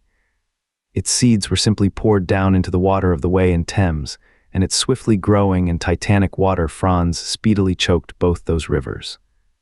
At Putney, as I afterwards saw, the bridge was almost lost in a tangle of this weed, and at Richmond, too, the Thames water poured in a broad and shallow stream across the meadows of Hampton and Twickenham. As the water spread, the weed followed them, until the ruined villas of the Thames Valley were for a time lost in this red swamp, whose margin I explored, and much of the desolation the Martians had caused was concealed. In the end, the red weed succumbed almost as quickly as it had spread. A cankering disease due, it is believed, to the action of certain bacteria presently seized upon it. Now, by the action of natural selection, all terrestrial plants have acquired a resisting power against bacterial diseases. They never succumb without a severe struggle, but the red weed rotted like a thing already dead. The fronds became bleached and then shriveled and brittle. They broke off at the least touch, and the waters that had stimulated their early growth carried their last vestiges out to sea. My first act on coming to this water was, of course, to slake my thirst. I drank a great deal of it and, moved by an impulse, gnawed some fronds of red weed, but they were watery and had a sickly, metallic taste. I found the water was sufficiently shallow for me to wade securely, although the red weed impeded my feet a little. But the flood evidently got deeper towards the river, and I turned back to Mortlake. I managed to make out the road by means of occasional ruins of its villas and fences and lamps, and so presently I got out of this spate and made my way to the hill going up towards Roehampton, and came out on Putney Common. Here the scenery changed from the strange and unfamiliar to the wreckage of the familiar. Patches of ground exhibited the devastation of a cyclone, and in a few score yards I would come upon perfectly undisturbed spaces, houses with their blinds trimly drawn and doors closed, as if they had been left for a day by the owners, or as if their inhabitants slept within. The red weed was less abundant. The tall trees along the lane were free from the red creeper. I hunted for food among the trees, finding nothing, and I also raided a couple of silent houses, but they had already been broken into and ransacked. I rested for the remainder of the daylight in a shrubbery, being, in my enfeebled condition, too fatigued to push on. All this time I saw no human beings and no signs of the Martians. I encountered a couple of hungry-looking dogs, but both hurried circuitously away from the advances I made them. Near Roehampton I had seen 2 human skeletons, not bodies but skeletons, picked clean, and in the wood by me I found the crushed and scattered bones of several cats and rabbits and the skull of a sheep. But though I gnawed parts of these in my mouth, there was nothing to be got from them. After sunset I struggled on along the road towards Putney, where I think the heat-tray must have been used for some reason.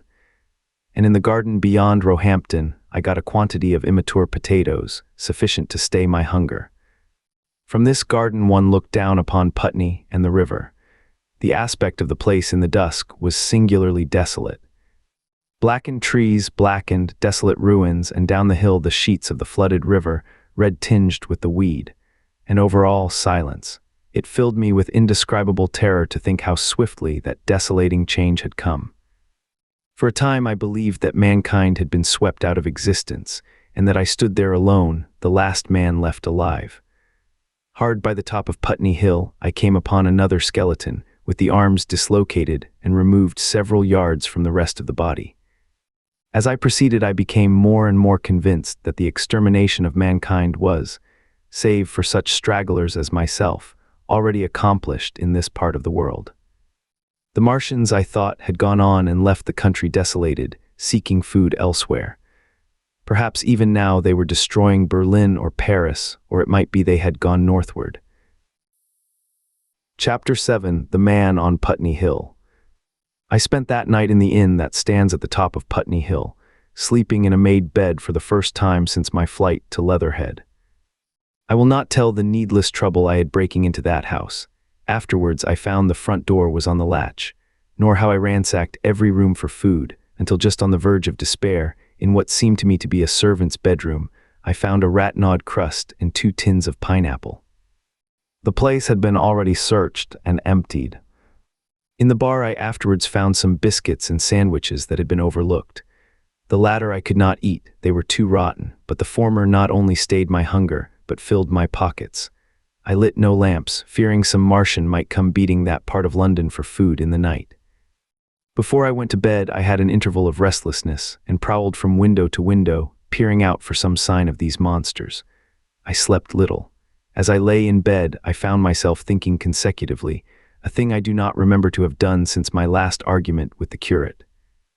During all the intervening time my mental condition had been a hurrying succession of vague emotional states, or a sort of stupid receptivity. But in the night my brain, reinforced, I suppose, by the food I had eaten, grew clear again, and I thought. 3 things struggled for possession of my mind: the killing of the curate, the whereabouts of the Martians, and the possible fate of my wife. The former gave me no sensation of horror or remorse to recall. I saw it simply as a thing done, a memory infinitely disagreeable but quite without the quality of remorse. I saw myself then as I see myself now, driven step by step towards that hasty blow, the creature of a sequence of accidents leading inevitably to that. I felt no condemnation, yet the memory, static, unprogressive, haunted me.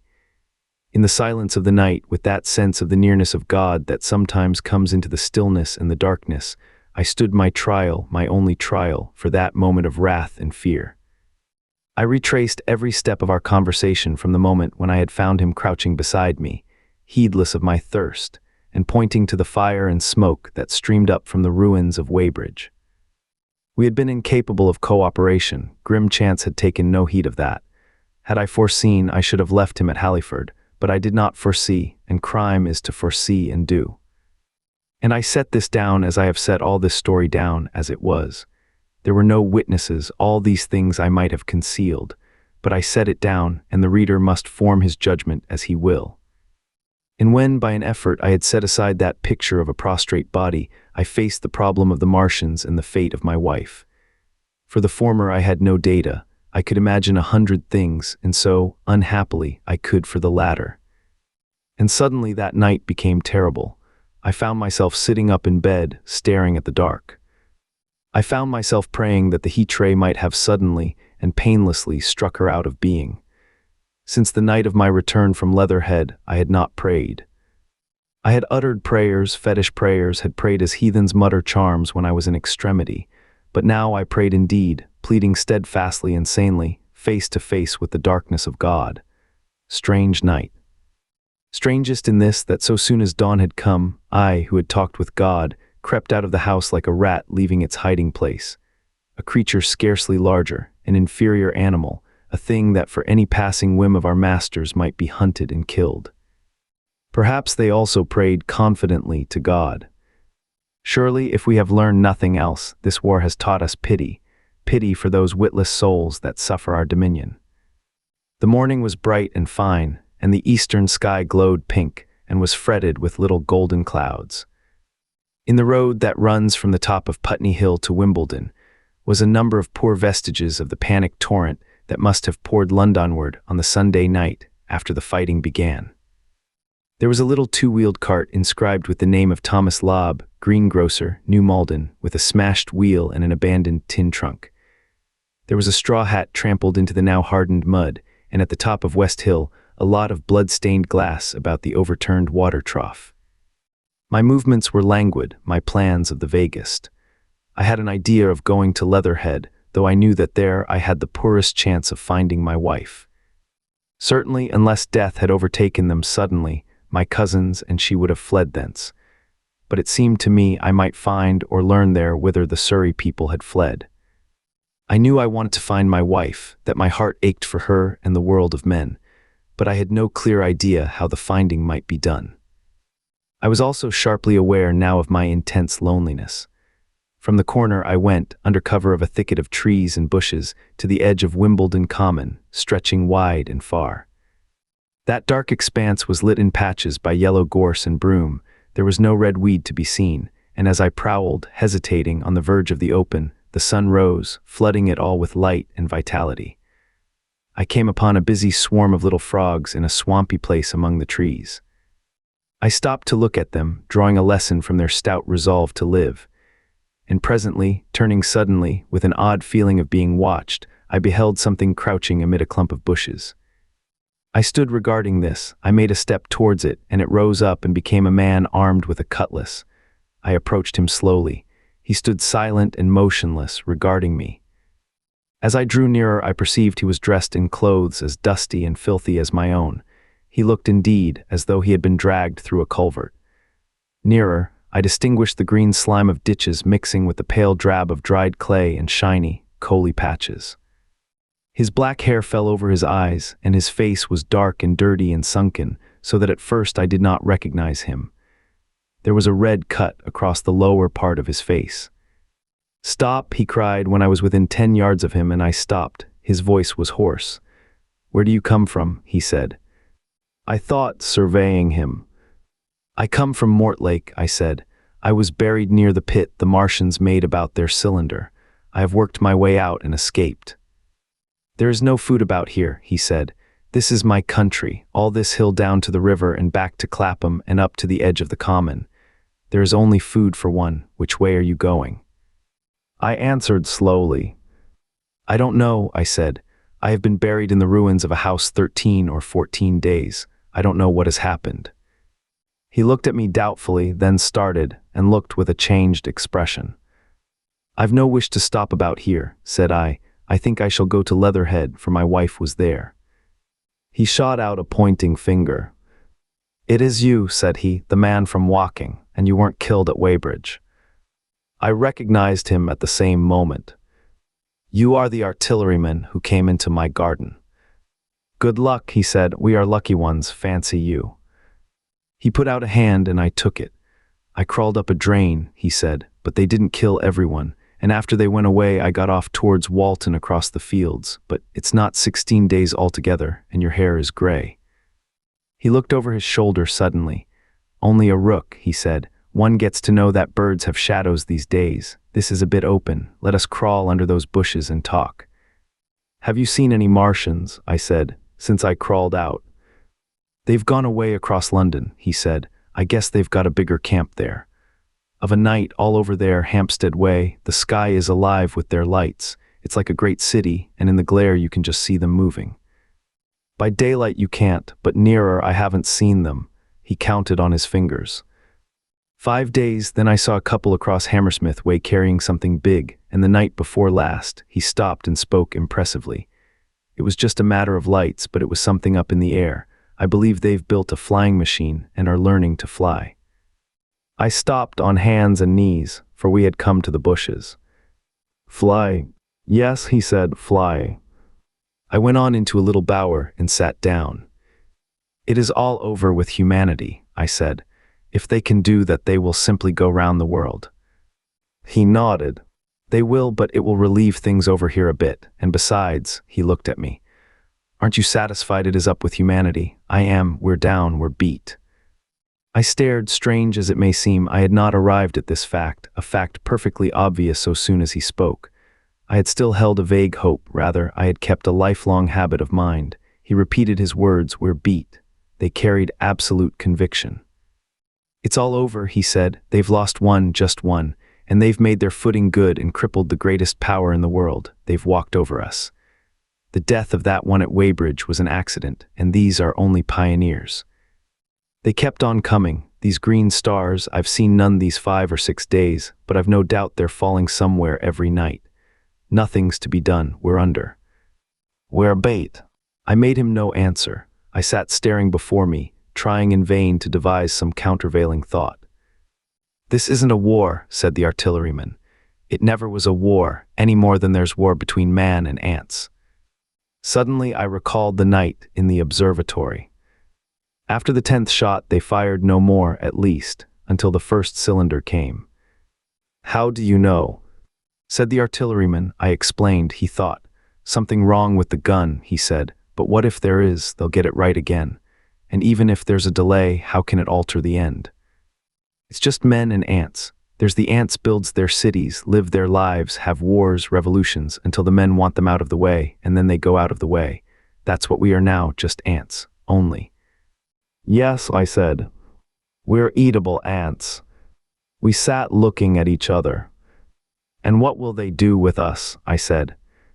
That's what I've been thinking, he said. That's what I've been thinking. After Weybridge I went south thinking. I saw what was up. Most of the people were hard at it, squealing and exciting themselves. But I'm not so fond of squealing. I've been in sight of death once or twice. I'm not an ornamental soldier, and at the best and worst, death, it's just death. And it's the man that keeps on thinking comes through. I saw everyone tracking away south. Says I, food won't last this way, and I turned right back. I went for the Martians like a sparrow goes for man. All round, he waved a hand to the horizon. They're starving in heaps, bolting, treading on each other. He saw my face and halted awkwardly. No doubt lots who had money have gone away to France, he said. He seemed to hesitate whether to apologize, met my eyes and went on. There's food all about here. Canned things in shops, wines, spirits, mineral waters, and the water mains and drains are empty. Well, I was telling you what I was thinking. Here's intelligent things, I said, and it seems they want us for food. First, they'll smash us up, ships, machines, guns, cities, all the order and organization. All that will go. If we were the size of ants, we might pull through, but we're not. It's all too bulky to stop. That's the first certainty. I assented. It is, I've thought it out. Very well then next, at present we're caught as we're wanted. A Martian has only to go a few miles to get a crowd on the run, and I saw one day out by Wandsworth, picking houses to pieces and routing among the wreckage. But they won't keep on doing that.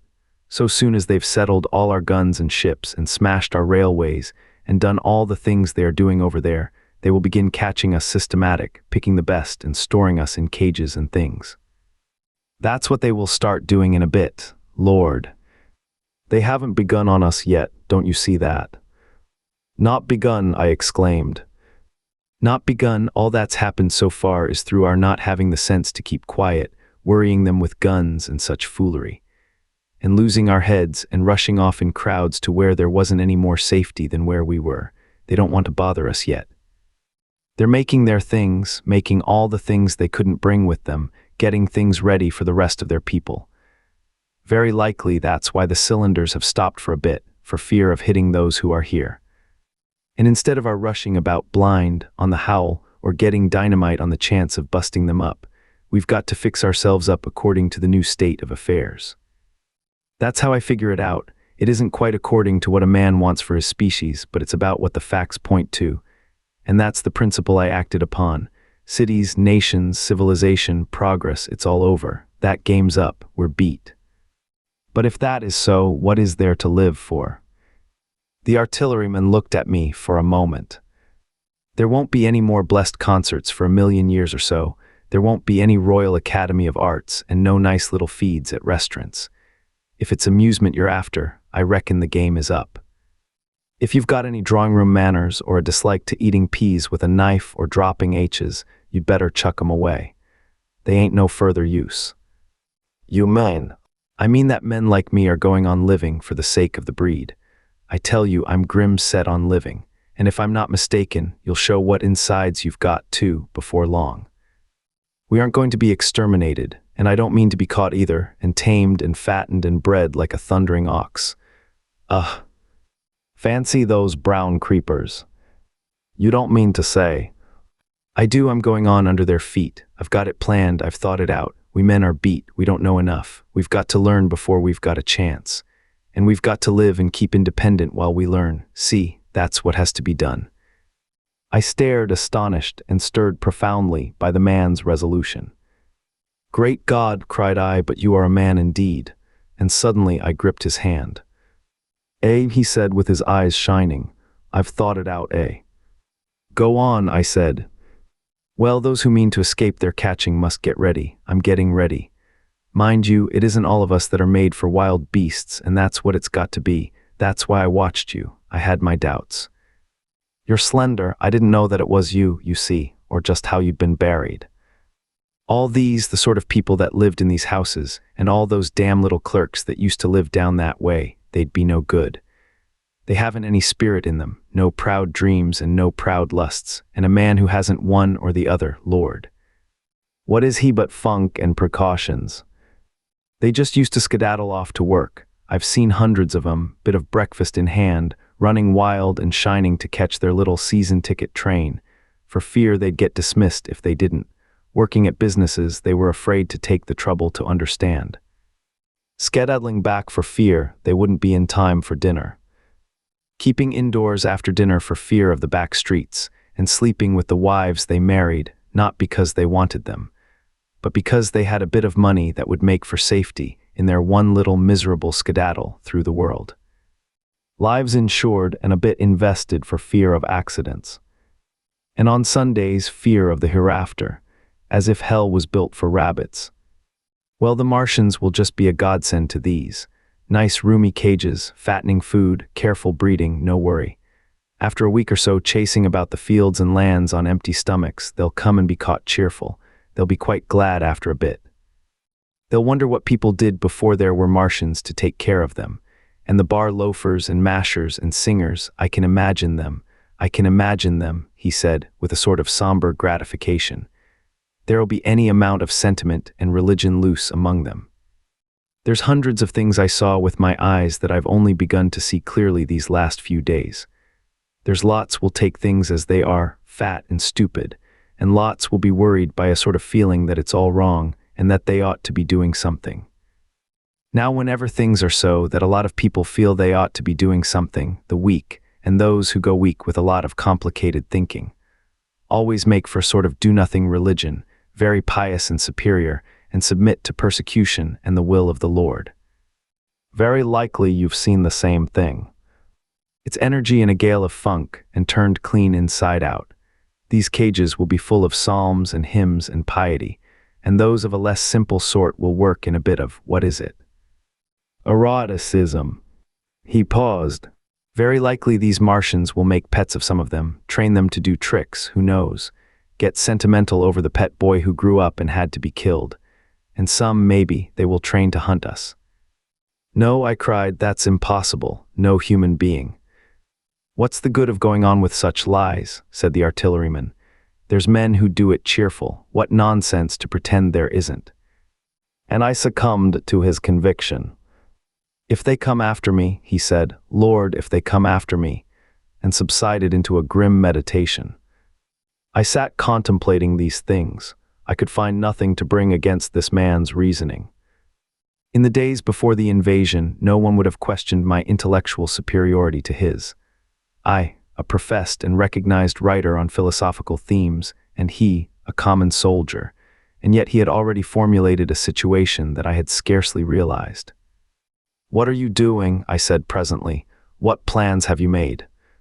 He hesitated. Well, it's like this, he said. What have we to do? We have to invent a sort of life where men can live and breed and be sufficiently secure to bring the children up. Yes, wait a bit, and I'll make it clearer what I think ought to be done. The tame ones will go like all tame beasts. In a few generations, they'll be big, beautiful, rich-blooded, stupid, rubbish. The risk is that we who keep wild will go savage, degenerate into a sort of big, savage rat. You see, how I mean to live is underground. I've been thinking about the drains. Of course, those who don't know drains think horrible things, but under this London are miles and miles, hundreds of miles, and a few days' rain and London empty will leave them sweet and clean. The main drains are big enough and airy enough for anyone. Then there's cellars, vaults, stores from which bolting passages may be made to the drains, and the railway tunnels and subways. You begin to see, and we form a band, able-bodied, clean-minded men. We're not going to pick up any rubbish that drifts in. Weaklings go out again. As you meant me to go. Well, I parleyed, didn't I? We won't quarrel about that, go on. Those who stop obey orders. Able-bodied, clean-minded women we want also, mothers and teachers. No lackadaisical ladies, no blasted rolling eyes. We can't have any weak or silly. Life is real again, and the useless and cumbersome and mischievous have to die. They ought to die. They ought to be willing to die. It's a sort of disloyalty, after all, to live and taint the race. And they can't be happy. Moreover, dying's none so dreadful. It's the funking makes it bad, and in all those places we shall gather. Our district will be London. And we may even be able to keep a watch and run about in the open when the Martians keep away.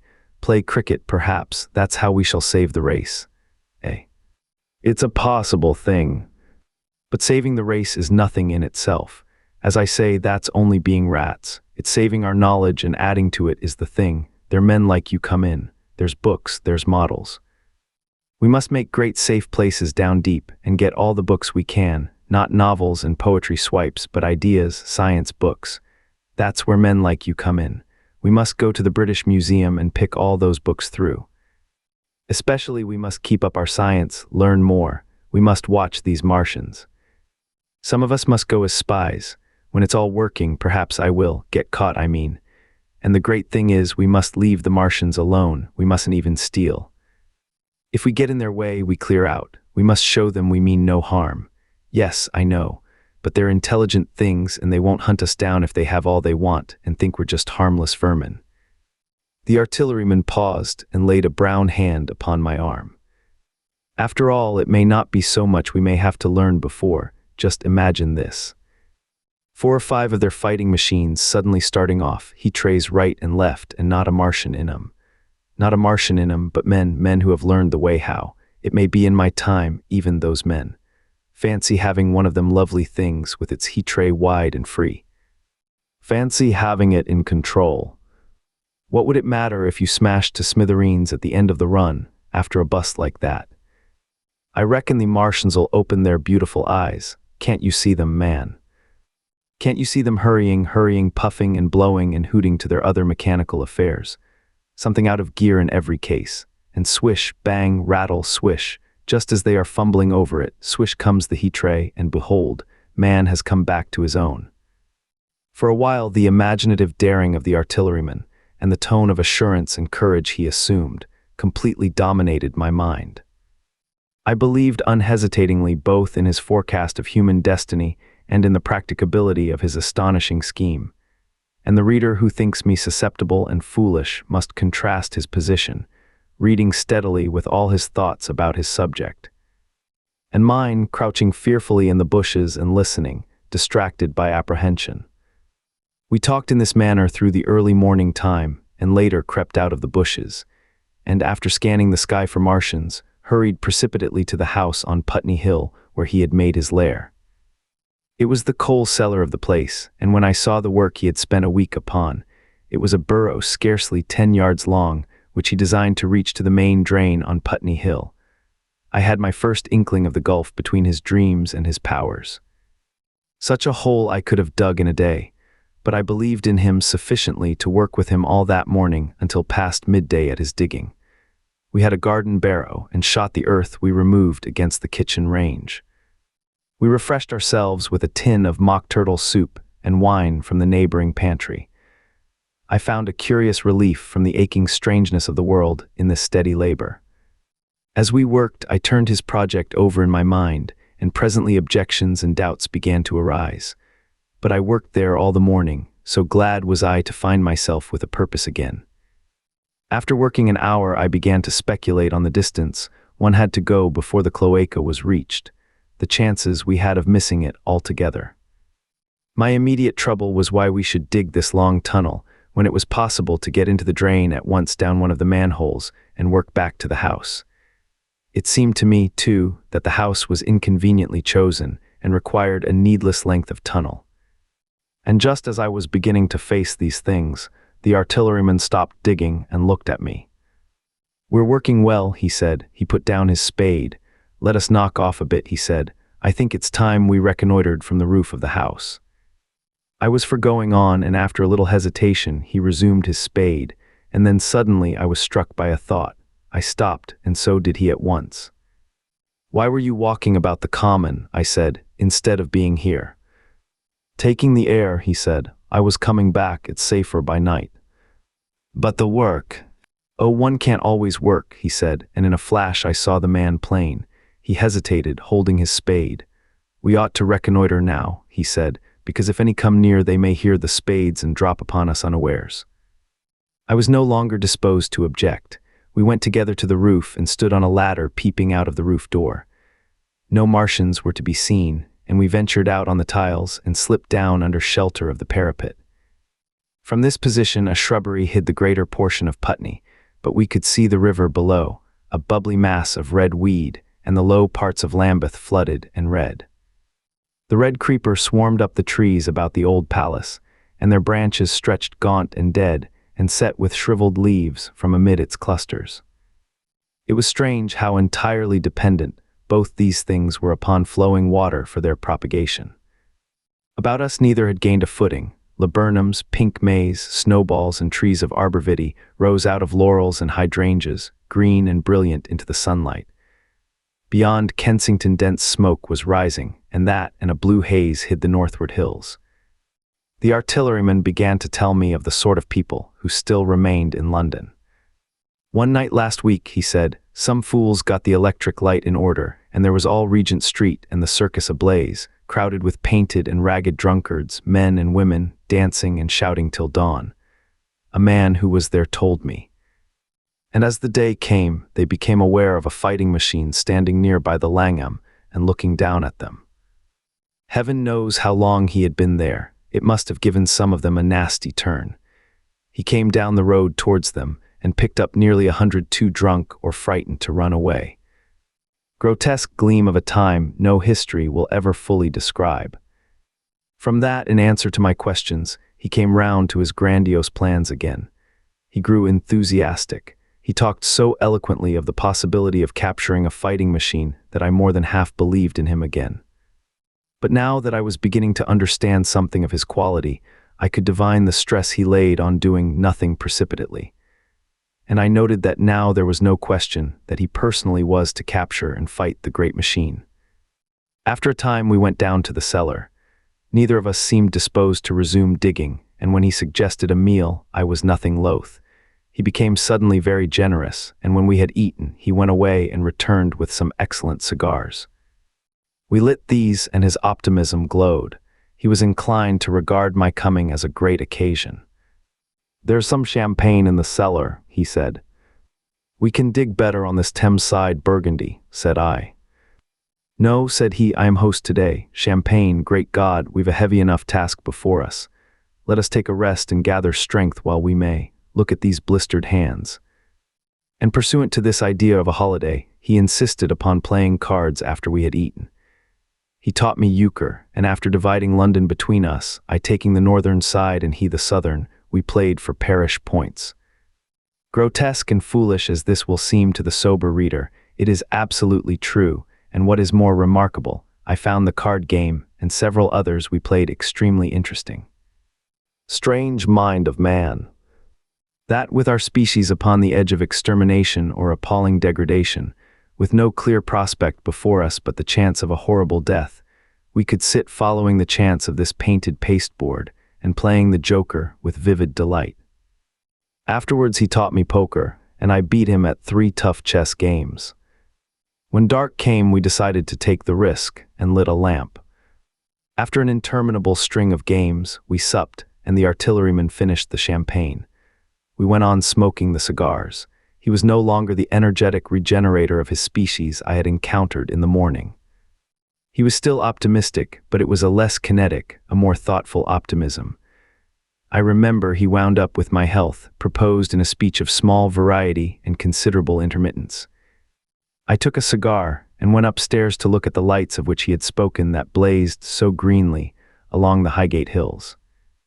At first I stared unintelligently across the London Valley. The northern hills were shrouded in darkness, the fires near Kensington glowed redly, and now and then an orange-red tongue of flame flashed up and vanished in the deep blue night. All the rest of London was black. Then nearer I perceived a strange light, a pale, violet-purple fluorescent glow, quivering under the night breeze. For a space I could not understand it, and then I knew that it must be the red weed from which this faint irradiation proceeded. With that realization, my dormant sense of wonder, my sense of the proportion of things, awoke again. I glanced from that to Mars, red and clear, glowing high in the west, and then gazed long and earnestly at the darkness of Hampstead and Highgate. I remained a very long time upon the roof, wondering at the grotesque changes of the day. I recalled my mental states from the midnight prayer to the foolish card-playing. I had a violent revulsion of feeling. I remember I flung away the cigar with a certain wasteful symbolism. My folly came to me with glaring exaggeration. I seemed a traitor to my wife and to my kind. I was filled with remorse. I resolved to leave this strange, undisciplined dreamer of great things to his drink and gluttony, and to go on into London. There, it seemed to me, I had the best chance of learning what the Martians and my fellowmen were doing. I was still upon the roof when the late moon rose. Chapter 8: Dead London. After I had parted from the artilleryman, I went down the hill and by the High Street across the bridge to Fulham. The red weed was tumultuous at that time and nearly choked the bridge roadway, but its fronds were already whitened in patches by the spreading disease that presently removed it so swiftly. At the corner of the lane that runs to Putney Bridge Station, I found a man lying. He was as black as a sweep with the black dust, alive, but helplessly and speechlessly drunk. I could get nothing from him but curses and furious lunges at my head. I think I should have stayed by him but for the brutal expression of his face. There was black dust along the roadway from the bridge onwards, and it grew thicker in Fulham. The streets were horribly quiet. I got food, sour, hard, and moldy, but quite eatable, in a baker's shop here. Some way towards Walham Green, the streets became clear of powder, and I passed a white terrace of houses on fire. The noise of the burning was an absolute relief. Going on towards Brompton, the streets were quiet again. Here I came once more upon the black powder in the streets and upon dead bodies. I saw altogether about a dozen in the length of the Fulham Road. They had been dead many days, so that I hurried quickly past them. The black powder covered them over and softened their outlines. One or two had been disturbed by dogs. Where there was no black powder, it was curiously like a Sunday in the city, with the closed shops, the houses locked up and the blinds drawn, the desertion and the stillness. In some places plunderers had been at work, but rarely at other than the provision and wine shops. A jeweler's window had been broken open in one place, but apparently the thief had been disturbed, and a number of gold chains and a watch lay scattered on the pavement. I did not trouble to touch them. Farther on was a tattered woman in a heap on a doorstep. The hand that hung over her knee was gashed and bled down her rusty brown dress, and a smashed magnum of champagne formed a pool across the pavement. She seemed asleep, but she was dead. The farther I penetrated into London, the profounder grew the stillness. But it was not so much the stillness of death, it was the stillness of suspense, of expectation. At any time the destruction that had already singed the northwestern borders of the metropolis and had annihilated Ealing and Kilburn might strike among these houses and leave them smoking ruins. It was a city condemned and derelict. In South Kensington the streets were clear of dead and of black powder. It was near South Kensington that I first heard the howling. It crept almost imperceptibly upon my senses. It was a sobbing alternation of two notes, Allah, Allah, Allah, Allah, keeping on perpetually. When I passed streets that ran northward it grew in volume, and houses and buildings seemed to deaden and cut it off again. It came in a full tide down Exhibition Road. I stopped staring towards Kensington Gardens, wondering at this strange, remote wailing. It was as if that mighty desert of houses had found a voice for its fear and solitude. Allah, Allah, Allah, Allah, wailed that superhuman note, great waves of sound sweeping down the broad, sunlit roadway between the tall buildings on each side. I turned northwards, marveling towards the iron gates of Hyde Park. I had half a mind to break into the Natural History Museum and find my way up to the summits of the towers in order to see across the park. But I decided to keep to the ground, where quick hiding was possible, and so went on up the Exhibition Road. All the large mansions on each side of the road were empty and still, and my footsteps echoed against the sides of the houses. At the top, near the park gate, I came upon a strange sight, a bus overturned, and the skeleton of a horse picked clean. I puzzled over this for a time, and then went on to the bridge over the Serpentine. The voice grew stronger and stronger, though I could see nothing above the housetops on the north side of the park, save a haze of smoke to the northwest.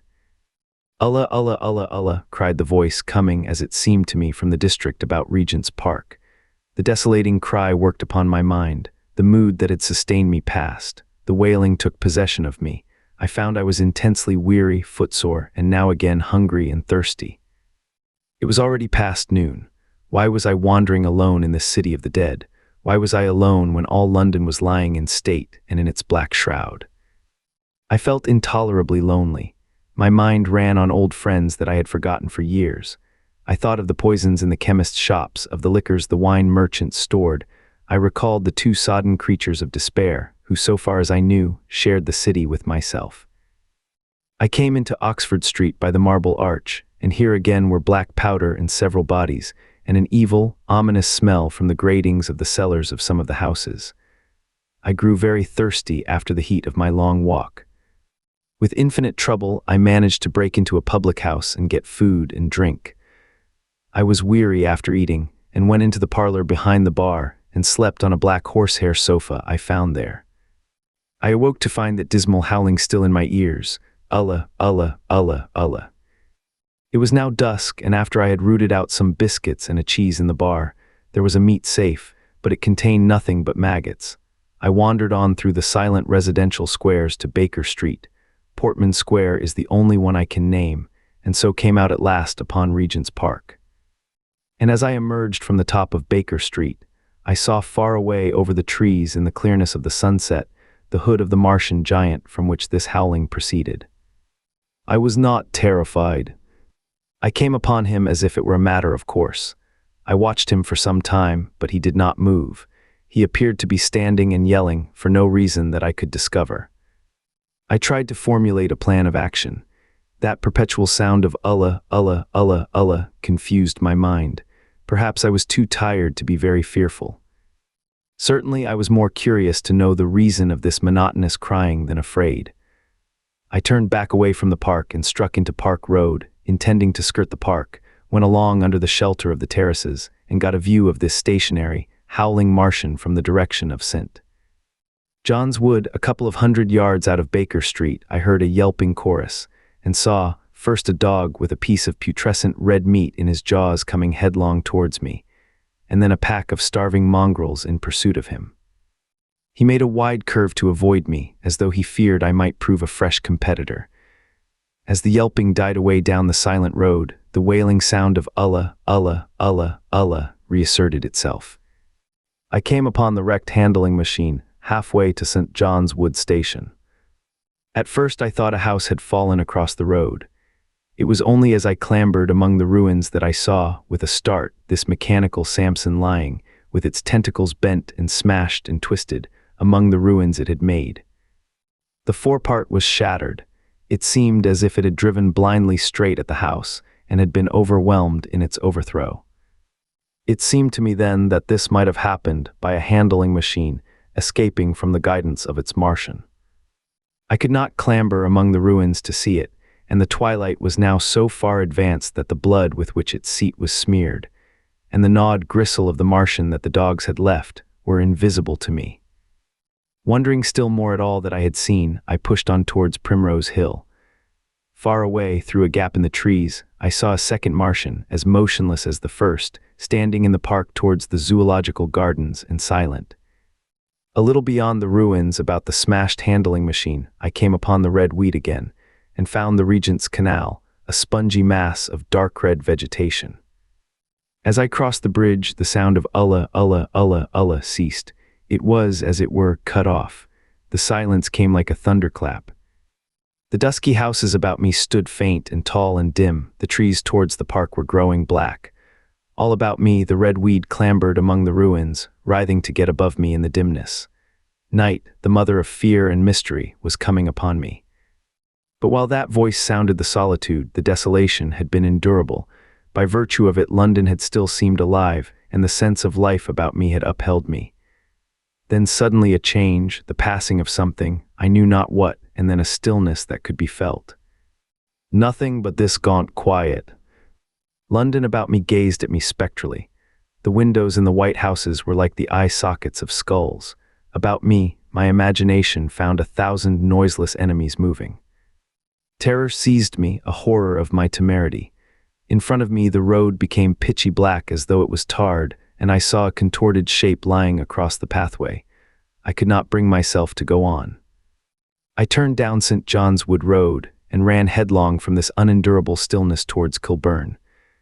I hid from the night and the silence until long after midnight in a cabman's shelter in Harrow Road. But before the dawn my courage returned, and while the stars were still in the sky, I turned once more towards Regent's Park. I missed my way among the streets, and presently saw down a long avenue, in the half-light of the early dawn, the curve of Primrose Hill. On the summit, towering up to the fading stars, was a third Martian, erect and motionless like the others. An insane resolve possessed me. I would die and end it, and I would save myself even the trouble of killing myself. I marched on recklessly towards this Titan, and then, as I drew nearer and the light grew, I saw that a multitude of black birds was circling and clustering about the hood. At that my heart gave a bound, and I began running along the road. I hurried through the red weed that choked St. Edmund's Terrace.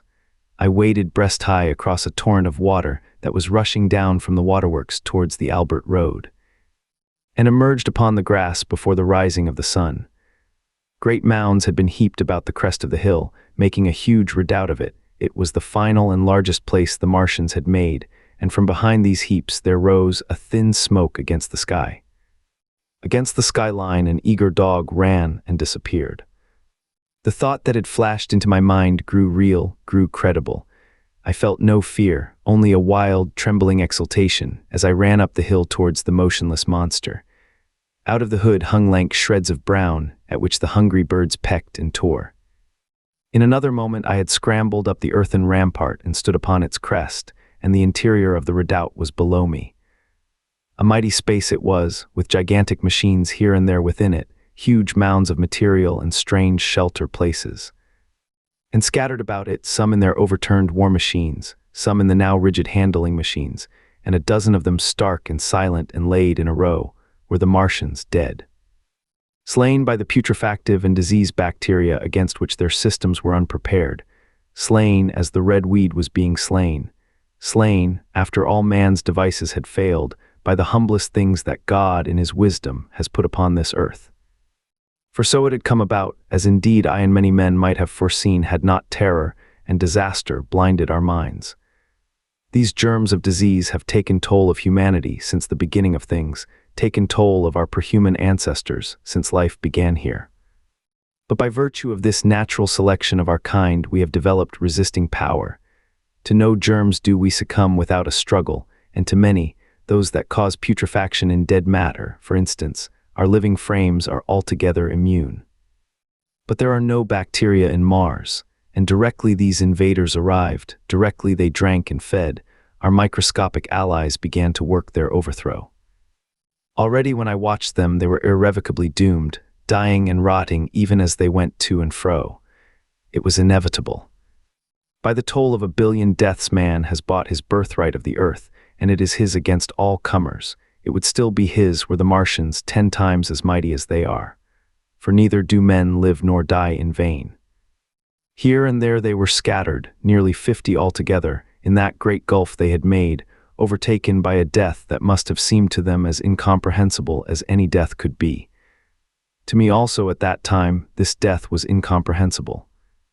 All I knew was that these things that had been alive and so terrible to men were dead. For a moment I believed that the destruction of Sennacherib had been repeated, that God had repented, that the angel of death had slain them in the night. I stood staring into the pit, and my heart lightened gloriously, even as the rising sun struck the world to fire about me with his rays. The pit was still in darkness. The mighty engines, so great and wonderful in their power and complexity, so unearthly in their tortuous forms, rose weird and vague and strange out of the shadows towards the light. A multitude of dogs, I could hear, fought over the bodies that lay darkly in the depth of the pit, far below me. Across the pit on its farther lip, flat and vast and strange, lay the great flying machine with which they had been experimenting upon our denser atmosphere when decay and death arrested them. Death had come not a day too soon. At the sound of a cawing overhead, I looked up at the huge fighting machine that would fight no more forever, at the tattered red shreds of flesh that dripped down upon the overturned seats on the summit of Primrose Hill. I turned and looked down the slope of the hill to where, enhallowed now in birds, stood those other 2 Martians that I had seen overnight, just as death had overtaken them. The one had died even as it had been crying to its companions. Perhaps it was the last to die, and its voice had gone on perpetually until the force of its machinery was exhausted. They glittered now, harmless tripod towers of shining metal, in the brightness of the rising sun. All about the pit, and saved as by a miracle from everlasting destruction, stretched the great mother of cities. Those who have only seen London veiled in her somber robes of smoke can scarcely imagine the naked clearness and beauty of the silent wilderness of houses. Eastward over the blackened ruins of the Albert Terrace and the splintered spire of the church, the sun blazed dazzling in a clear sky, and here and there some facet in the great wilderness of roofs caught the light and glared with a white intensity. Northward were Kilburn and Hampstead, blue and crowded with houses. Westward the great city was dimmed. And southward, beyond the Martians, the green waves of Regent's Park, the Langham Hotel, the dome of the Albert Hall, the Imperial Institute, and the giant mansions of the Brompton Road came out clear and little in the sunrise, the jagged ruins of Westminster rising hazily beyond. Far away in blue were the Surrey hills, and the towers of the Crystal Palace glittered like 2 silver rods. The dome of St. Paul's was dark against the sunrise, and injured I saw for the first time by a huge gaping cavity on its western side. And as I looked at this wide expanse of houses and factories and churches, silent and abandoned, as I thought of the multitudinous hopes and efforts, the innumerable hosts of lives that had gone to build this human reef, and of the swift and ruthless destruction that had hung over it all. When I realized that the shadow had been rolled back, and that men might still live in the streets, and this dear vast dead city of mine be once more alive and powerful, I felt a wave of emotion that was near akin to tears. The torment was over. Even that day the healing would begin. The survivors of the people scattered over the country, leaderless, lawless, foodless, like sheep without a shepherd, the thousands who had fled by sea would begin to return. The pulse of life, growing stronger and stronger, would beat again in the empty streets and pour across the vacant squares. Whatever destruction was done, the hand of the destroyer was stayed. All the gaunt wrecks, the blackened skeletons of houses that stared so dismally at the sunlit grass of the hill, would presently be echoing with the hammers of the restorers and ringing with the tapping of their trowels. At the thought, I extended my hands towards the sky and began thanking God. In a year, thought I, in a year. With overwhelming force came the thought of myself, of my wife, and the old life of hope and tender helpfulness that had ceased forever. Chapter 9, Wreckage. And now comes the strangest thing in my story, yet perhaps it is not altogether strange. I remember, clearly and coldly and vividly, all that I did that day until the time that I stood weeping and praising God upon the summit of Primrose Hill. And then I forget. Of the next 3 days I know nothing. I have learned since that, so far from my being the first discoverer of the Martian overthrow, several such wanderers as myself had already discovered this on the previous night. One man, the first, had gone to St. Martin's le Grand, and while I sheltered in the cabman's hut, had contrived to telegraph to Paris. Thence the joyful news had flashed all over the world. 1,000 cities, chilled by ghastly apprehensions, suddenly flashed into frantic illuminations. They knew of it in Dublin, Edinburgh, Manchester, Birmingham, at the time when I stood upon the verge of the pit. Already men, weeping with joy, as I have heard, shouting and staying their work to shake hands and shout, were making up trains, even as near as Crewe, to descend upon London. The church bells that had ceased a fortnight since suddenly caught the news, until all England was bell-ringing. Men on cycles, lean-faced, unkempt, scorched along every country lane shouting of unhoped deliverance, shouting to gaunt, staring figures of despair. And for the food. Across the Channel, across the Irish Sea, across the Atlantic, corn, bread, and meat were tearing to our relief. All the shipping in the world seemed going Londonward in those days, but of all this I have no memory. I drifted, a demented man. I found myself in a house of kindly people, who had found me on the third day wandering, weeping, and raving through the streets of St. John's Wood. They have told me since that I was singing some insane doggerel about the last man left alive. Hurrah!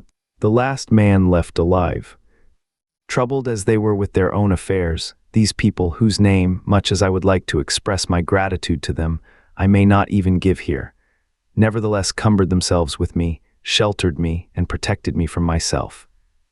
Apparently they had learned something of my story from me during the days of my lapse. Very gently, when my mind was assured again, did they break to me what they had learned of the fate of Leatherhead. 2 days after I was imprisoned, it had been destroyed, with every soul in it, by a Martian.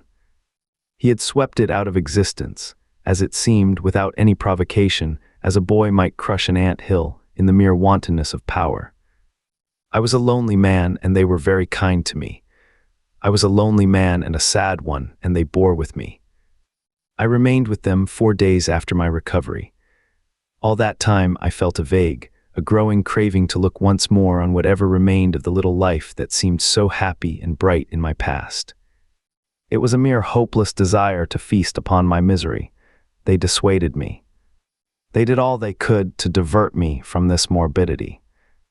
But at last I could resist the impulse no longer, and promising faithfully to return to them, and parting, as I will confess, from these 4-day friends with tears, I went out again into the streets that had lately been so dark and strange and empty. Already they were busy with returning people, In places even there were shops open, and I saw a drinking fountain running water. I remember how mockingly bright the day seemed as I went back on my melancholy pilgrimage to the little house at Woking, how busy the streets and vivid the moving life about me. So many people were abroad everywhere, busied in 1,000 activities, that it seemed incredible that any great proportion of the population could have been slain. But then I noticed how yellow were the skins of the people I met, how shaggy the hair of the men, how large and bright their eyes, and that every other man still wore his dirty rags. Their faces seemed all with one of two expressions, a leaping exultation and energy or a grim resolution. Save for the expression of the faces, London seemed a city of tramps. The vestries were indiscriminately distributing bread sent us by the French government. The ribs of the few horses showed dismally. Haggard special constables with white badges stood at the corners of every street. I saw little of the mischief wrought by the Martians until I reached Wellington Street, and there I saw the red weed clambering over the buttresses of Waterloo Bridge. At the corner of the bridge, too, I saw one of the common contrasts of that grotesque time, a sheet of paper flaunting against a thicket of the red weed, transfixed by a stick that kept it in place. It was the placard of the first newspaper to resume publication, the Daily Mail.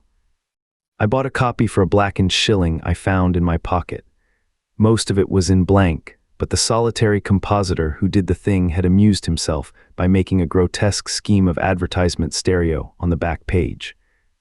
The matter he printed was emotional. The news organization had not as yet found its way back.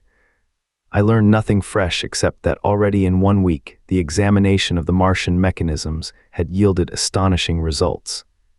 Among other things, the article assured me what I did not believe at the time, that the secret of flying was discovered. At Waterloo, I found the free trains that were taking people to their homes. The first rush was already over. There were few people in the train, and I was in no mood for casual conversation. I got a compartment to myself and sat with folded arms, looking grayly at the sunlit devastation that flowed past the windows. And just outside the terminus, the train jolted over temporary rails, and on either side of the railway, the houses were blackened ruins. To Clapham Junction, the face of London was grimy with powder of the black smoke, in spite of 2 days of thunderstorms and rain, and at Clapham Junction, the line had been wrecked again. There were hundreds of out-of-work clerks and shopmen working side by side with the customary navvies, and we were jolted over a hasty relaying.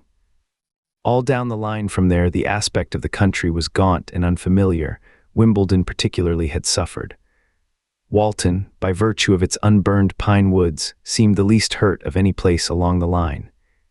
The Wandle, the Mole, every little stream, was a heaped mass of red weed, in appearance between butcher's meat and pickled cabbage. The Surrey pine woods were too dry, however, for the festoons of the red climber. Beyond Wimbledon, within sight of the line, in certain nursery grounds, were the heaped masses of earth about the 6th cylinder. A number of people were standing about it, and some sappers were busy in the midst of it. Over it flaunted a Union Jack, flapping cheerfully in the morning breeze.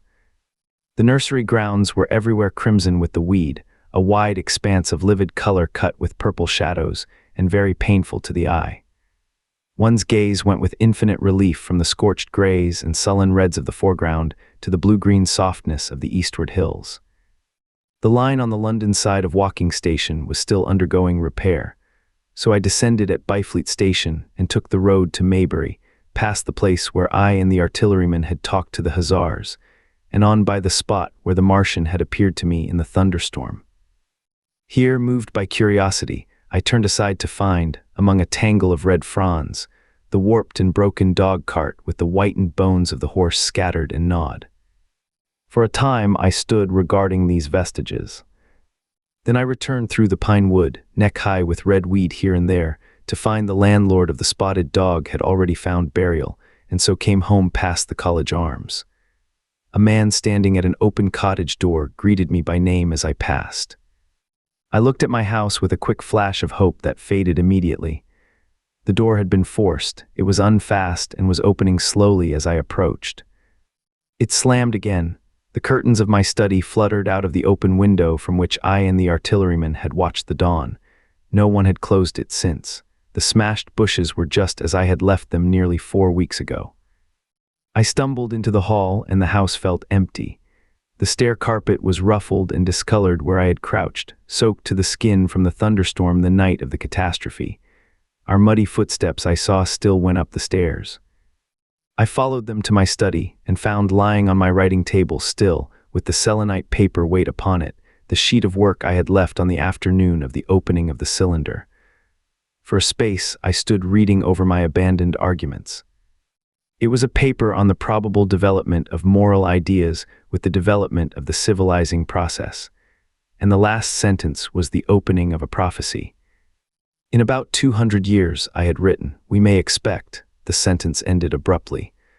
I remembered my inability to fix my mind that morning, scarcely a month gone by, and how I had broken off to get my daily chronicle from the newsboy. I remembered how I went down to the garden gate as he came along, and how I had listened to his odd story of men from Mars. I came down and went into the dining room. There were the mutton and the bread, both far gone now in decay, and a beer bottle overturned, just as I and the artilleryman had left them. My home was desolate. I perceived the folly of the faint hope I had cherished so long. And then a strange thing occurred. "It is no use," said a voice. "The house is deserted. No one has been here these 10 days. Do not stay here to torment yourself. No one escaped but you." I was startled. Had I spoken my thought aloud? I turned, and the French window was open behind me. I made a step to it and stood looking out. And there, amazed and afraid, even as I stood amazed and afraid, were my cousin and my wife white and tearless. She gave a faint cry. "I came," she said. "I knew." She put her hand to her throat, swayed. I made a step forward and caught her in my arms. Chapter 10, the Epilogue. I cannot but regret, now that I am concluding my story, how little I am able to contribute to the discussion of the many debatable questions which are still unsettled. In one respect, I shall certainly provoke criticism. My particular province is speculative philosophy. My knowledge of comparative physiology is confined to a book or two, but it seems to me that Carver's suggestions as to the reason of the rapid death of the Martians is so probable as to be regarded almost as a proven conclusion. I have assumed that in the body of my narrative. At any rate, in all the bodies of the Martians that were examined after the war, no bacteria except those already known as terrestrial species were found. That they did not bury any of their dead, and the reckless slaughter they perpetrated, point also to an entire ignorance of the putrefactive process. But probable as this seems, it is by no means a proven conclusion. Neither is the composition of the black smoke known, which the Martians used with such deadly effect, and the generator of the heat rays remains a puzzle. The terrible disasters at the Ealing and South Kensington laboratories have disinclined analysts for further investigations upon the latter.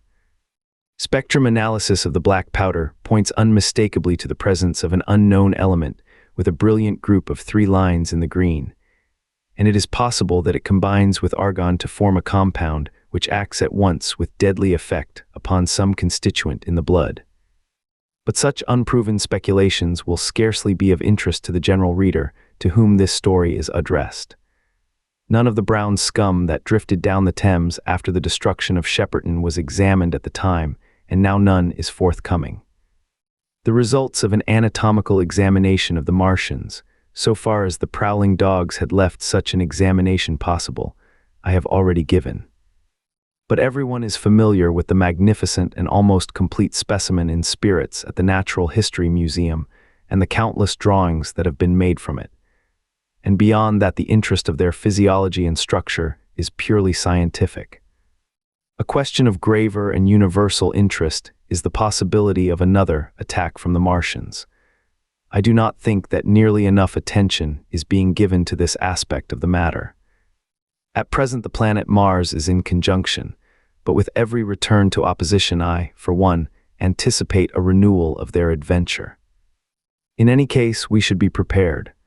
It seems to me that it should be possible to define the position of the gun from which the shots are discharged, to keep a sustained watch upon this part of the planet, and to anticipate the arrival of the next attack. In that case, the cylinder might be destroyed with dynamite or artillery, before it was sufficiently cool for the Martians to emerge, or they might be butchered by means of guns so soon as the screw opened. It seems to me that they have lost a vast advantage in the failure of their first surprise. Possibly they see it in the same light. Lessing has advanced excellent reasons for supposing that the Martians have actually succeeded in effecting a landing on the planet Venus. 7 months ago now, Venus and Mars were in alignment with the Sun. That is to say, Mars was in opposition from the point of view of an observer on Venus. Subsequently, a peculiar luminous and sinuous marking appeared on the unilumined half of the inner planet, and almost simultaneously, a faint dark mark of a similar sinuous character was detected upon a photograph of the Martian disk. One needs to see the drawings of these appearances in order to appreciate fully their remarkable resemblance in character. At any rate, whether we expect another invasion or not, our views of the human future must be greatly modified by these events. We have learned now that we cannot regard this planet as being fenced in and a secure abiding place for man. We can never anticipate the unseen good or evil that may come upon us suddenly out of space. It may be that in the larger design of the universe, this invasion from Mars is not without its ultimate benefit for men. It has robbed us of that serene confidence in the future which is the most fruitful source of decadence. The gifts to human science it has brought are enormous, and it has done much to promote the conception of the commonweal of mankind. It may be that across the immensity of space, the Martians have watched the fate of these pioneers of theirs and learned their lesson, and that on the planet Venus they have found a securer settlement. Be that as it may, for many years yet there will certainly be no relaxation of the eager scrutiny of the Martian disk, and those fiery darts of the sky, the shooting stars, will bring with them, as they fall, an unavoidable apprehension to all the sons of men.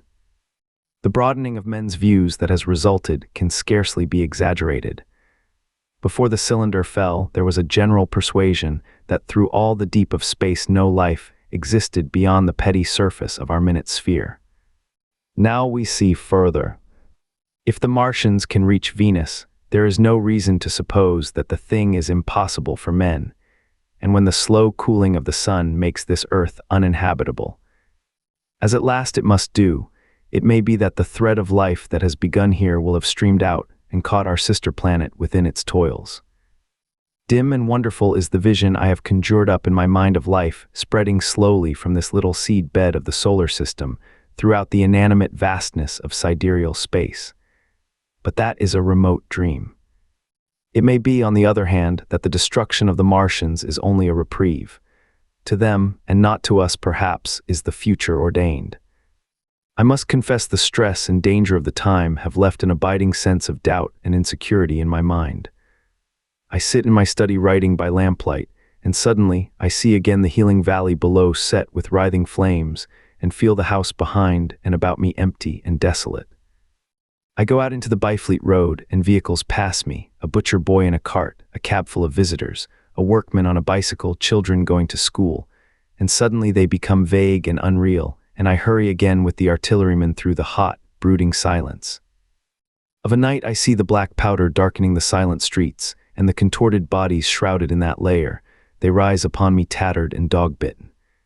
They gibber and grow fiercer, paler, uglier, mad distortions of humanity at last, and I wake, cold and wretched, in the darkness of the night. I go to London and see the busy multitudes in Fleet Street and the Strand, and it comes across my mind that they are but the ghosts of the past, haunting the streets that I have seen silent and wretched, going to and fro, phantasms in a dead city, the mockery of life in a galvanized body. And strange, too, it is to stand on Primrose Hill, as I did but a day before writing this last chapter, to see the great province of houses, dim and blue through the haze of the smoke and mist, vanishing at last into the vague lower sky.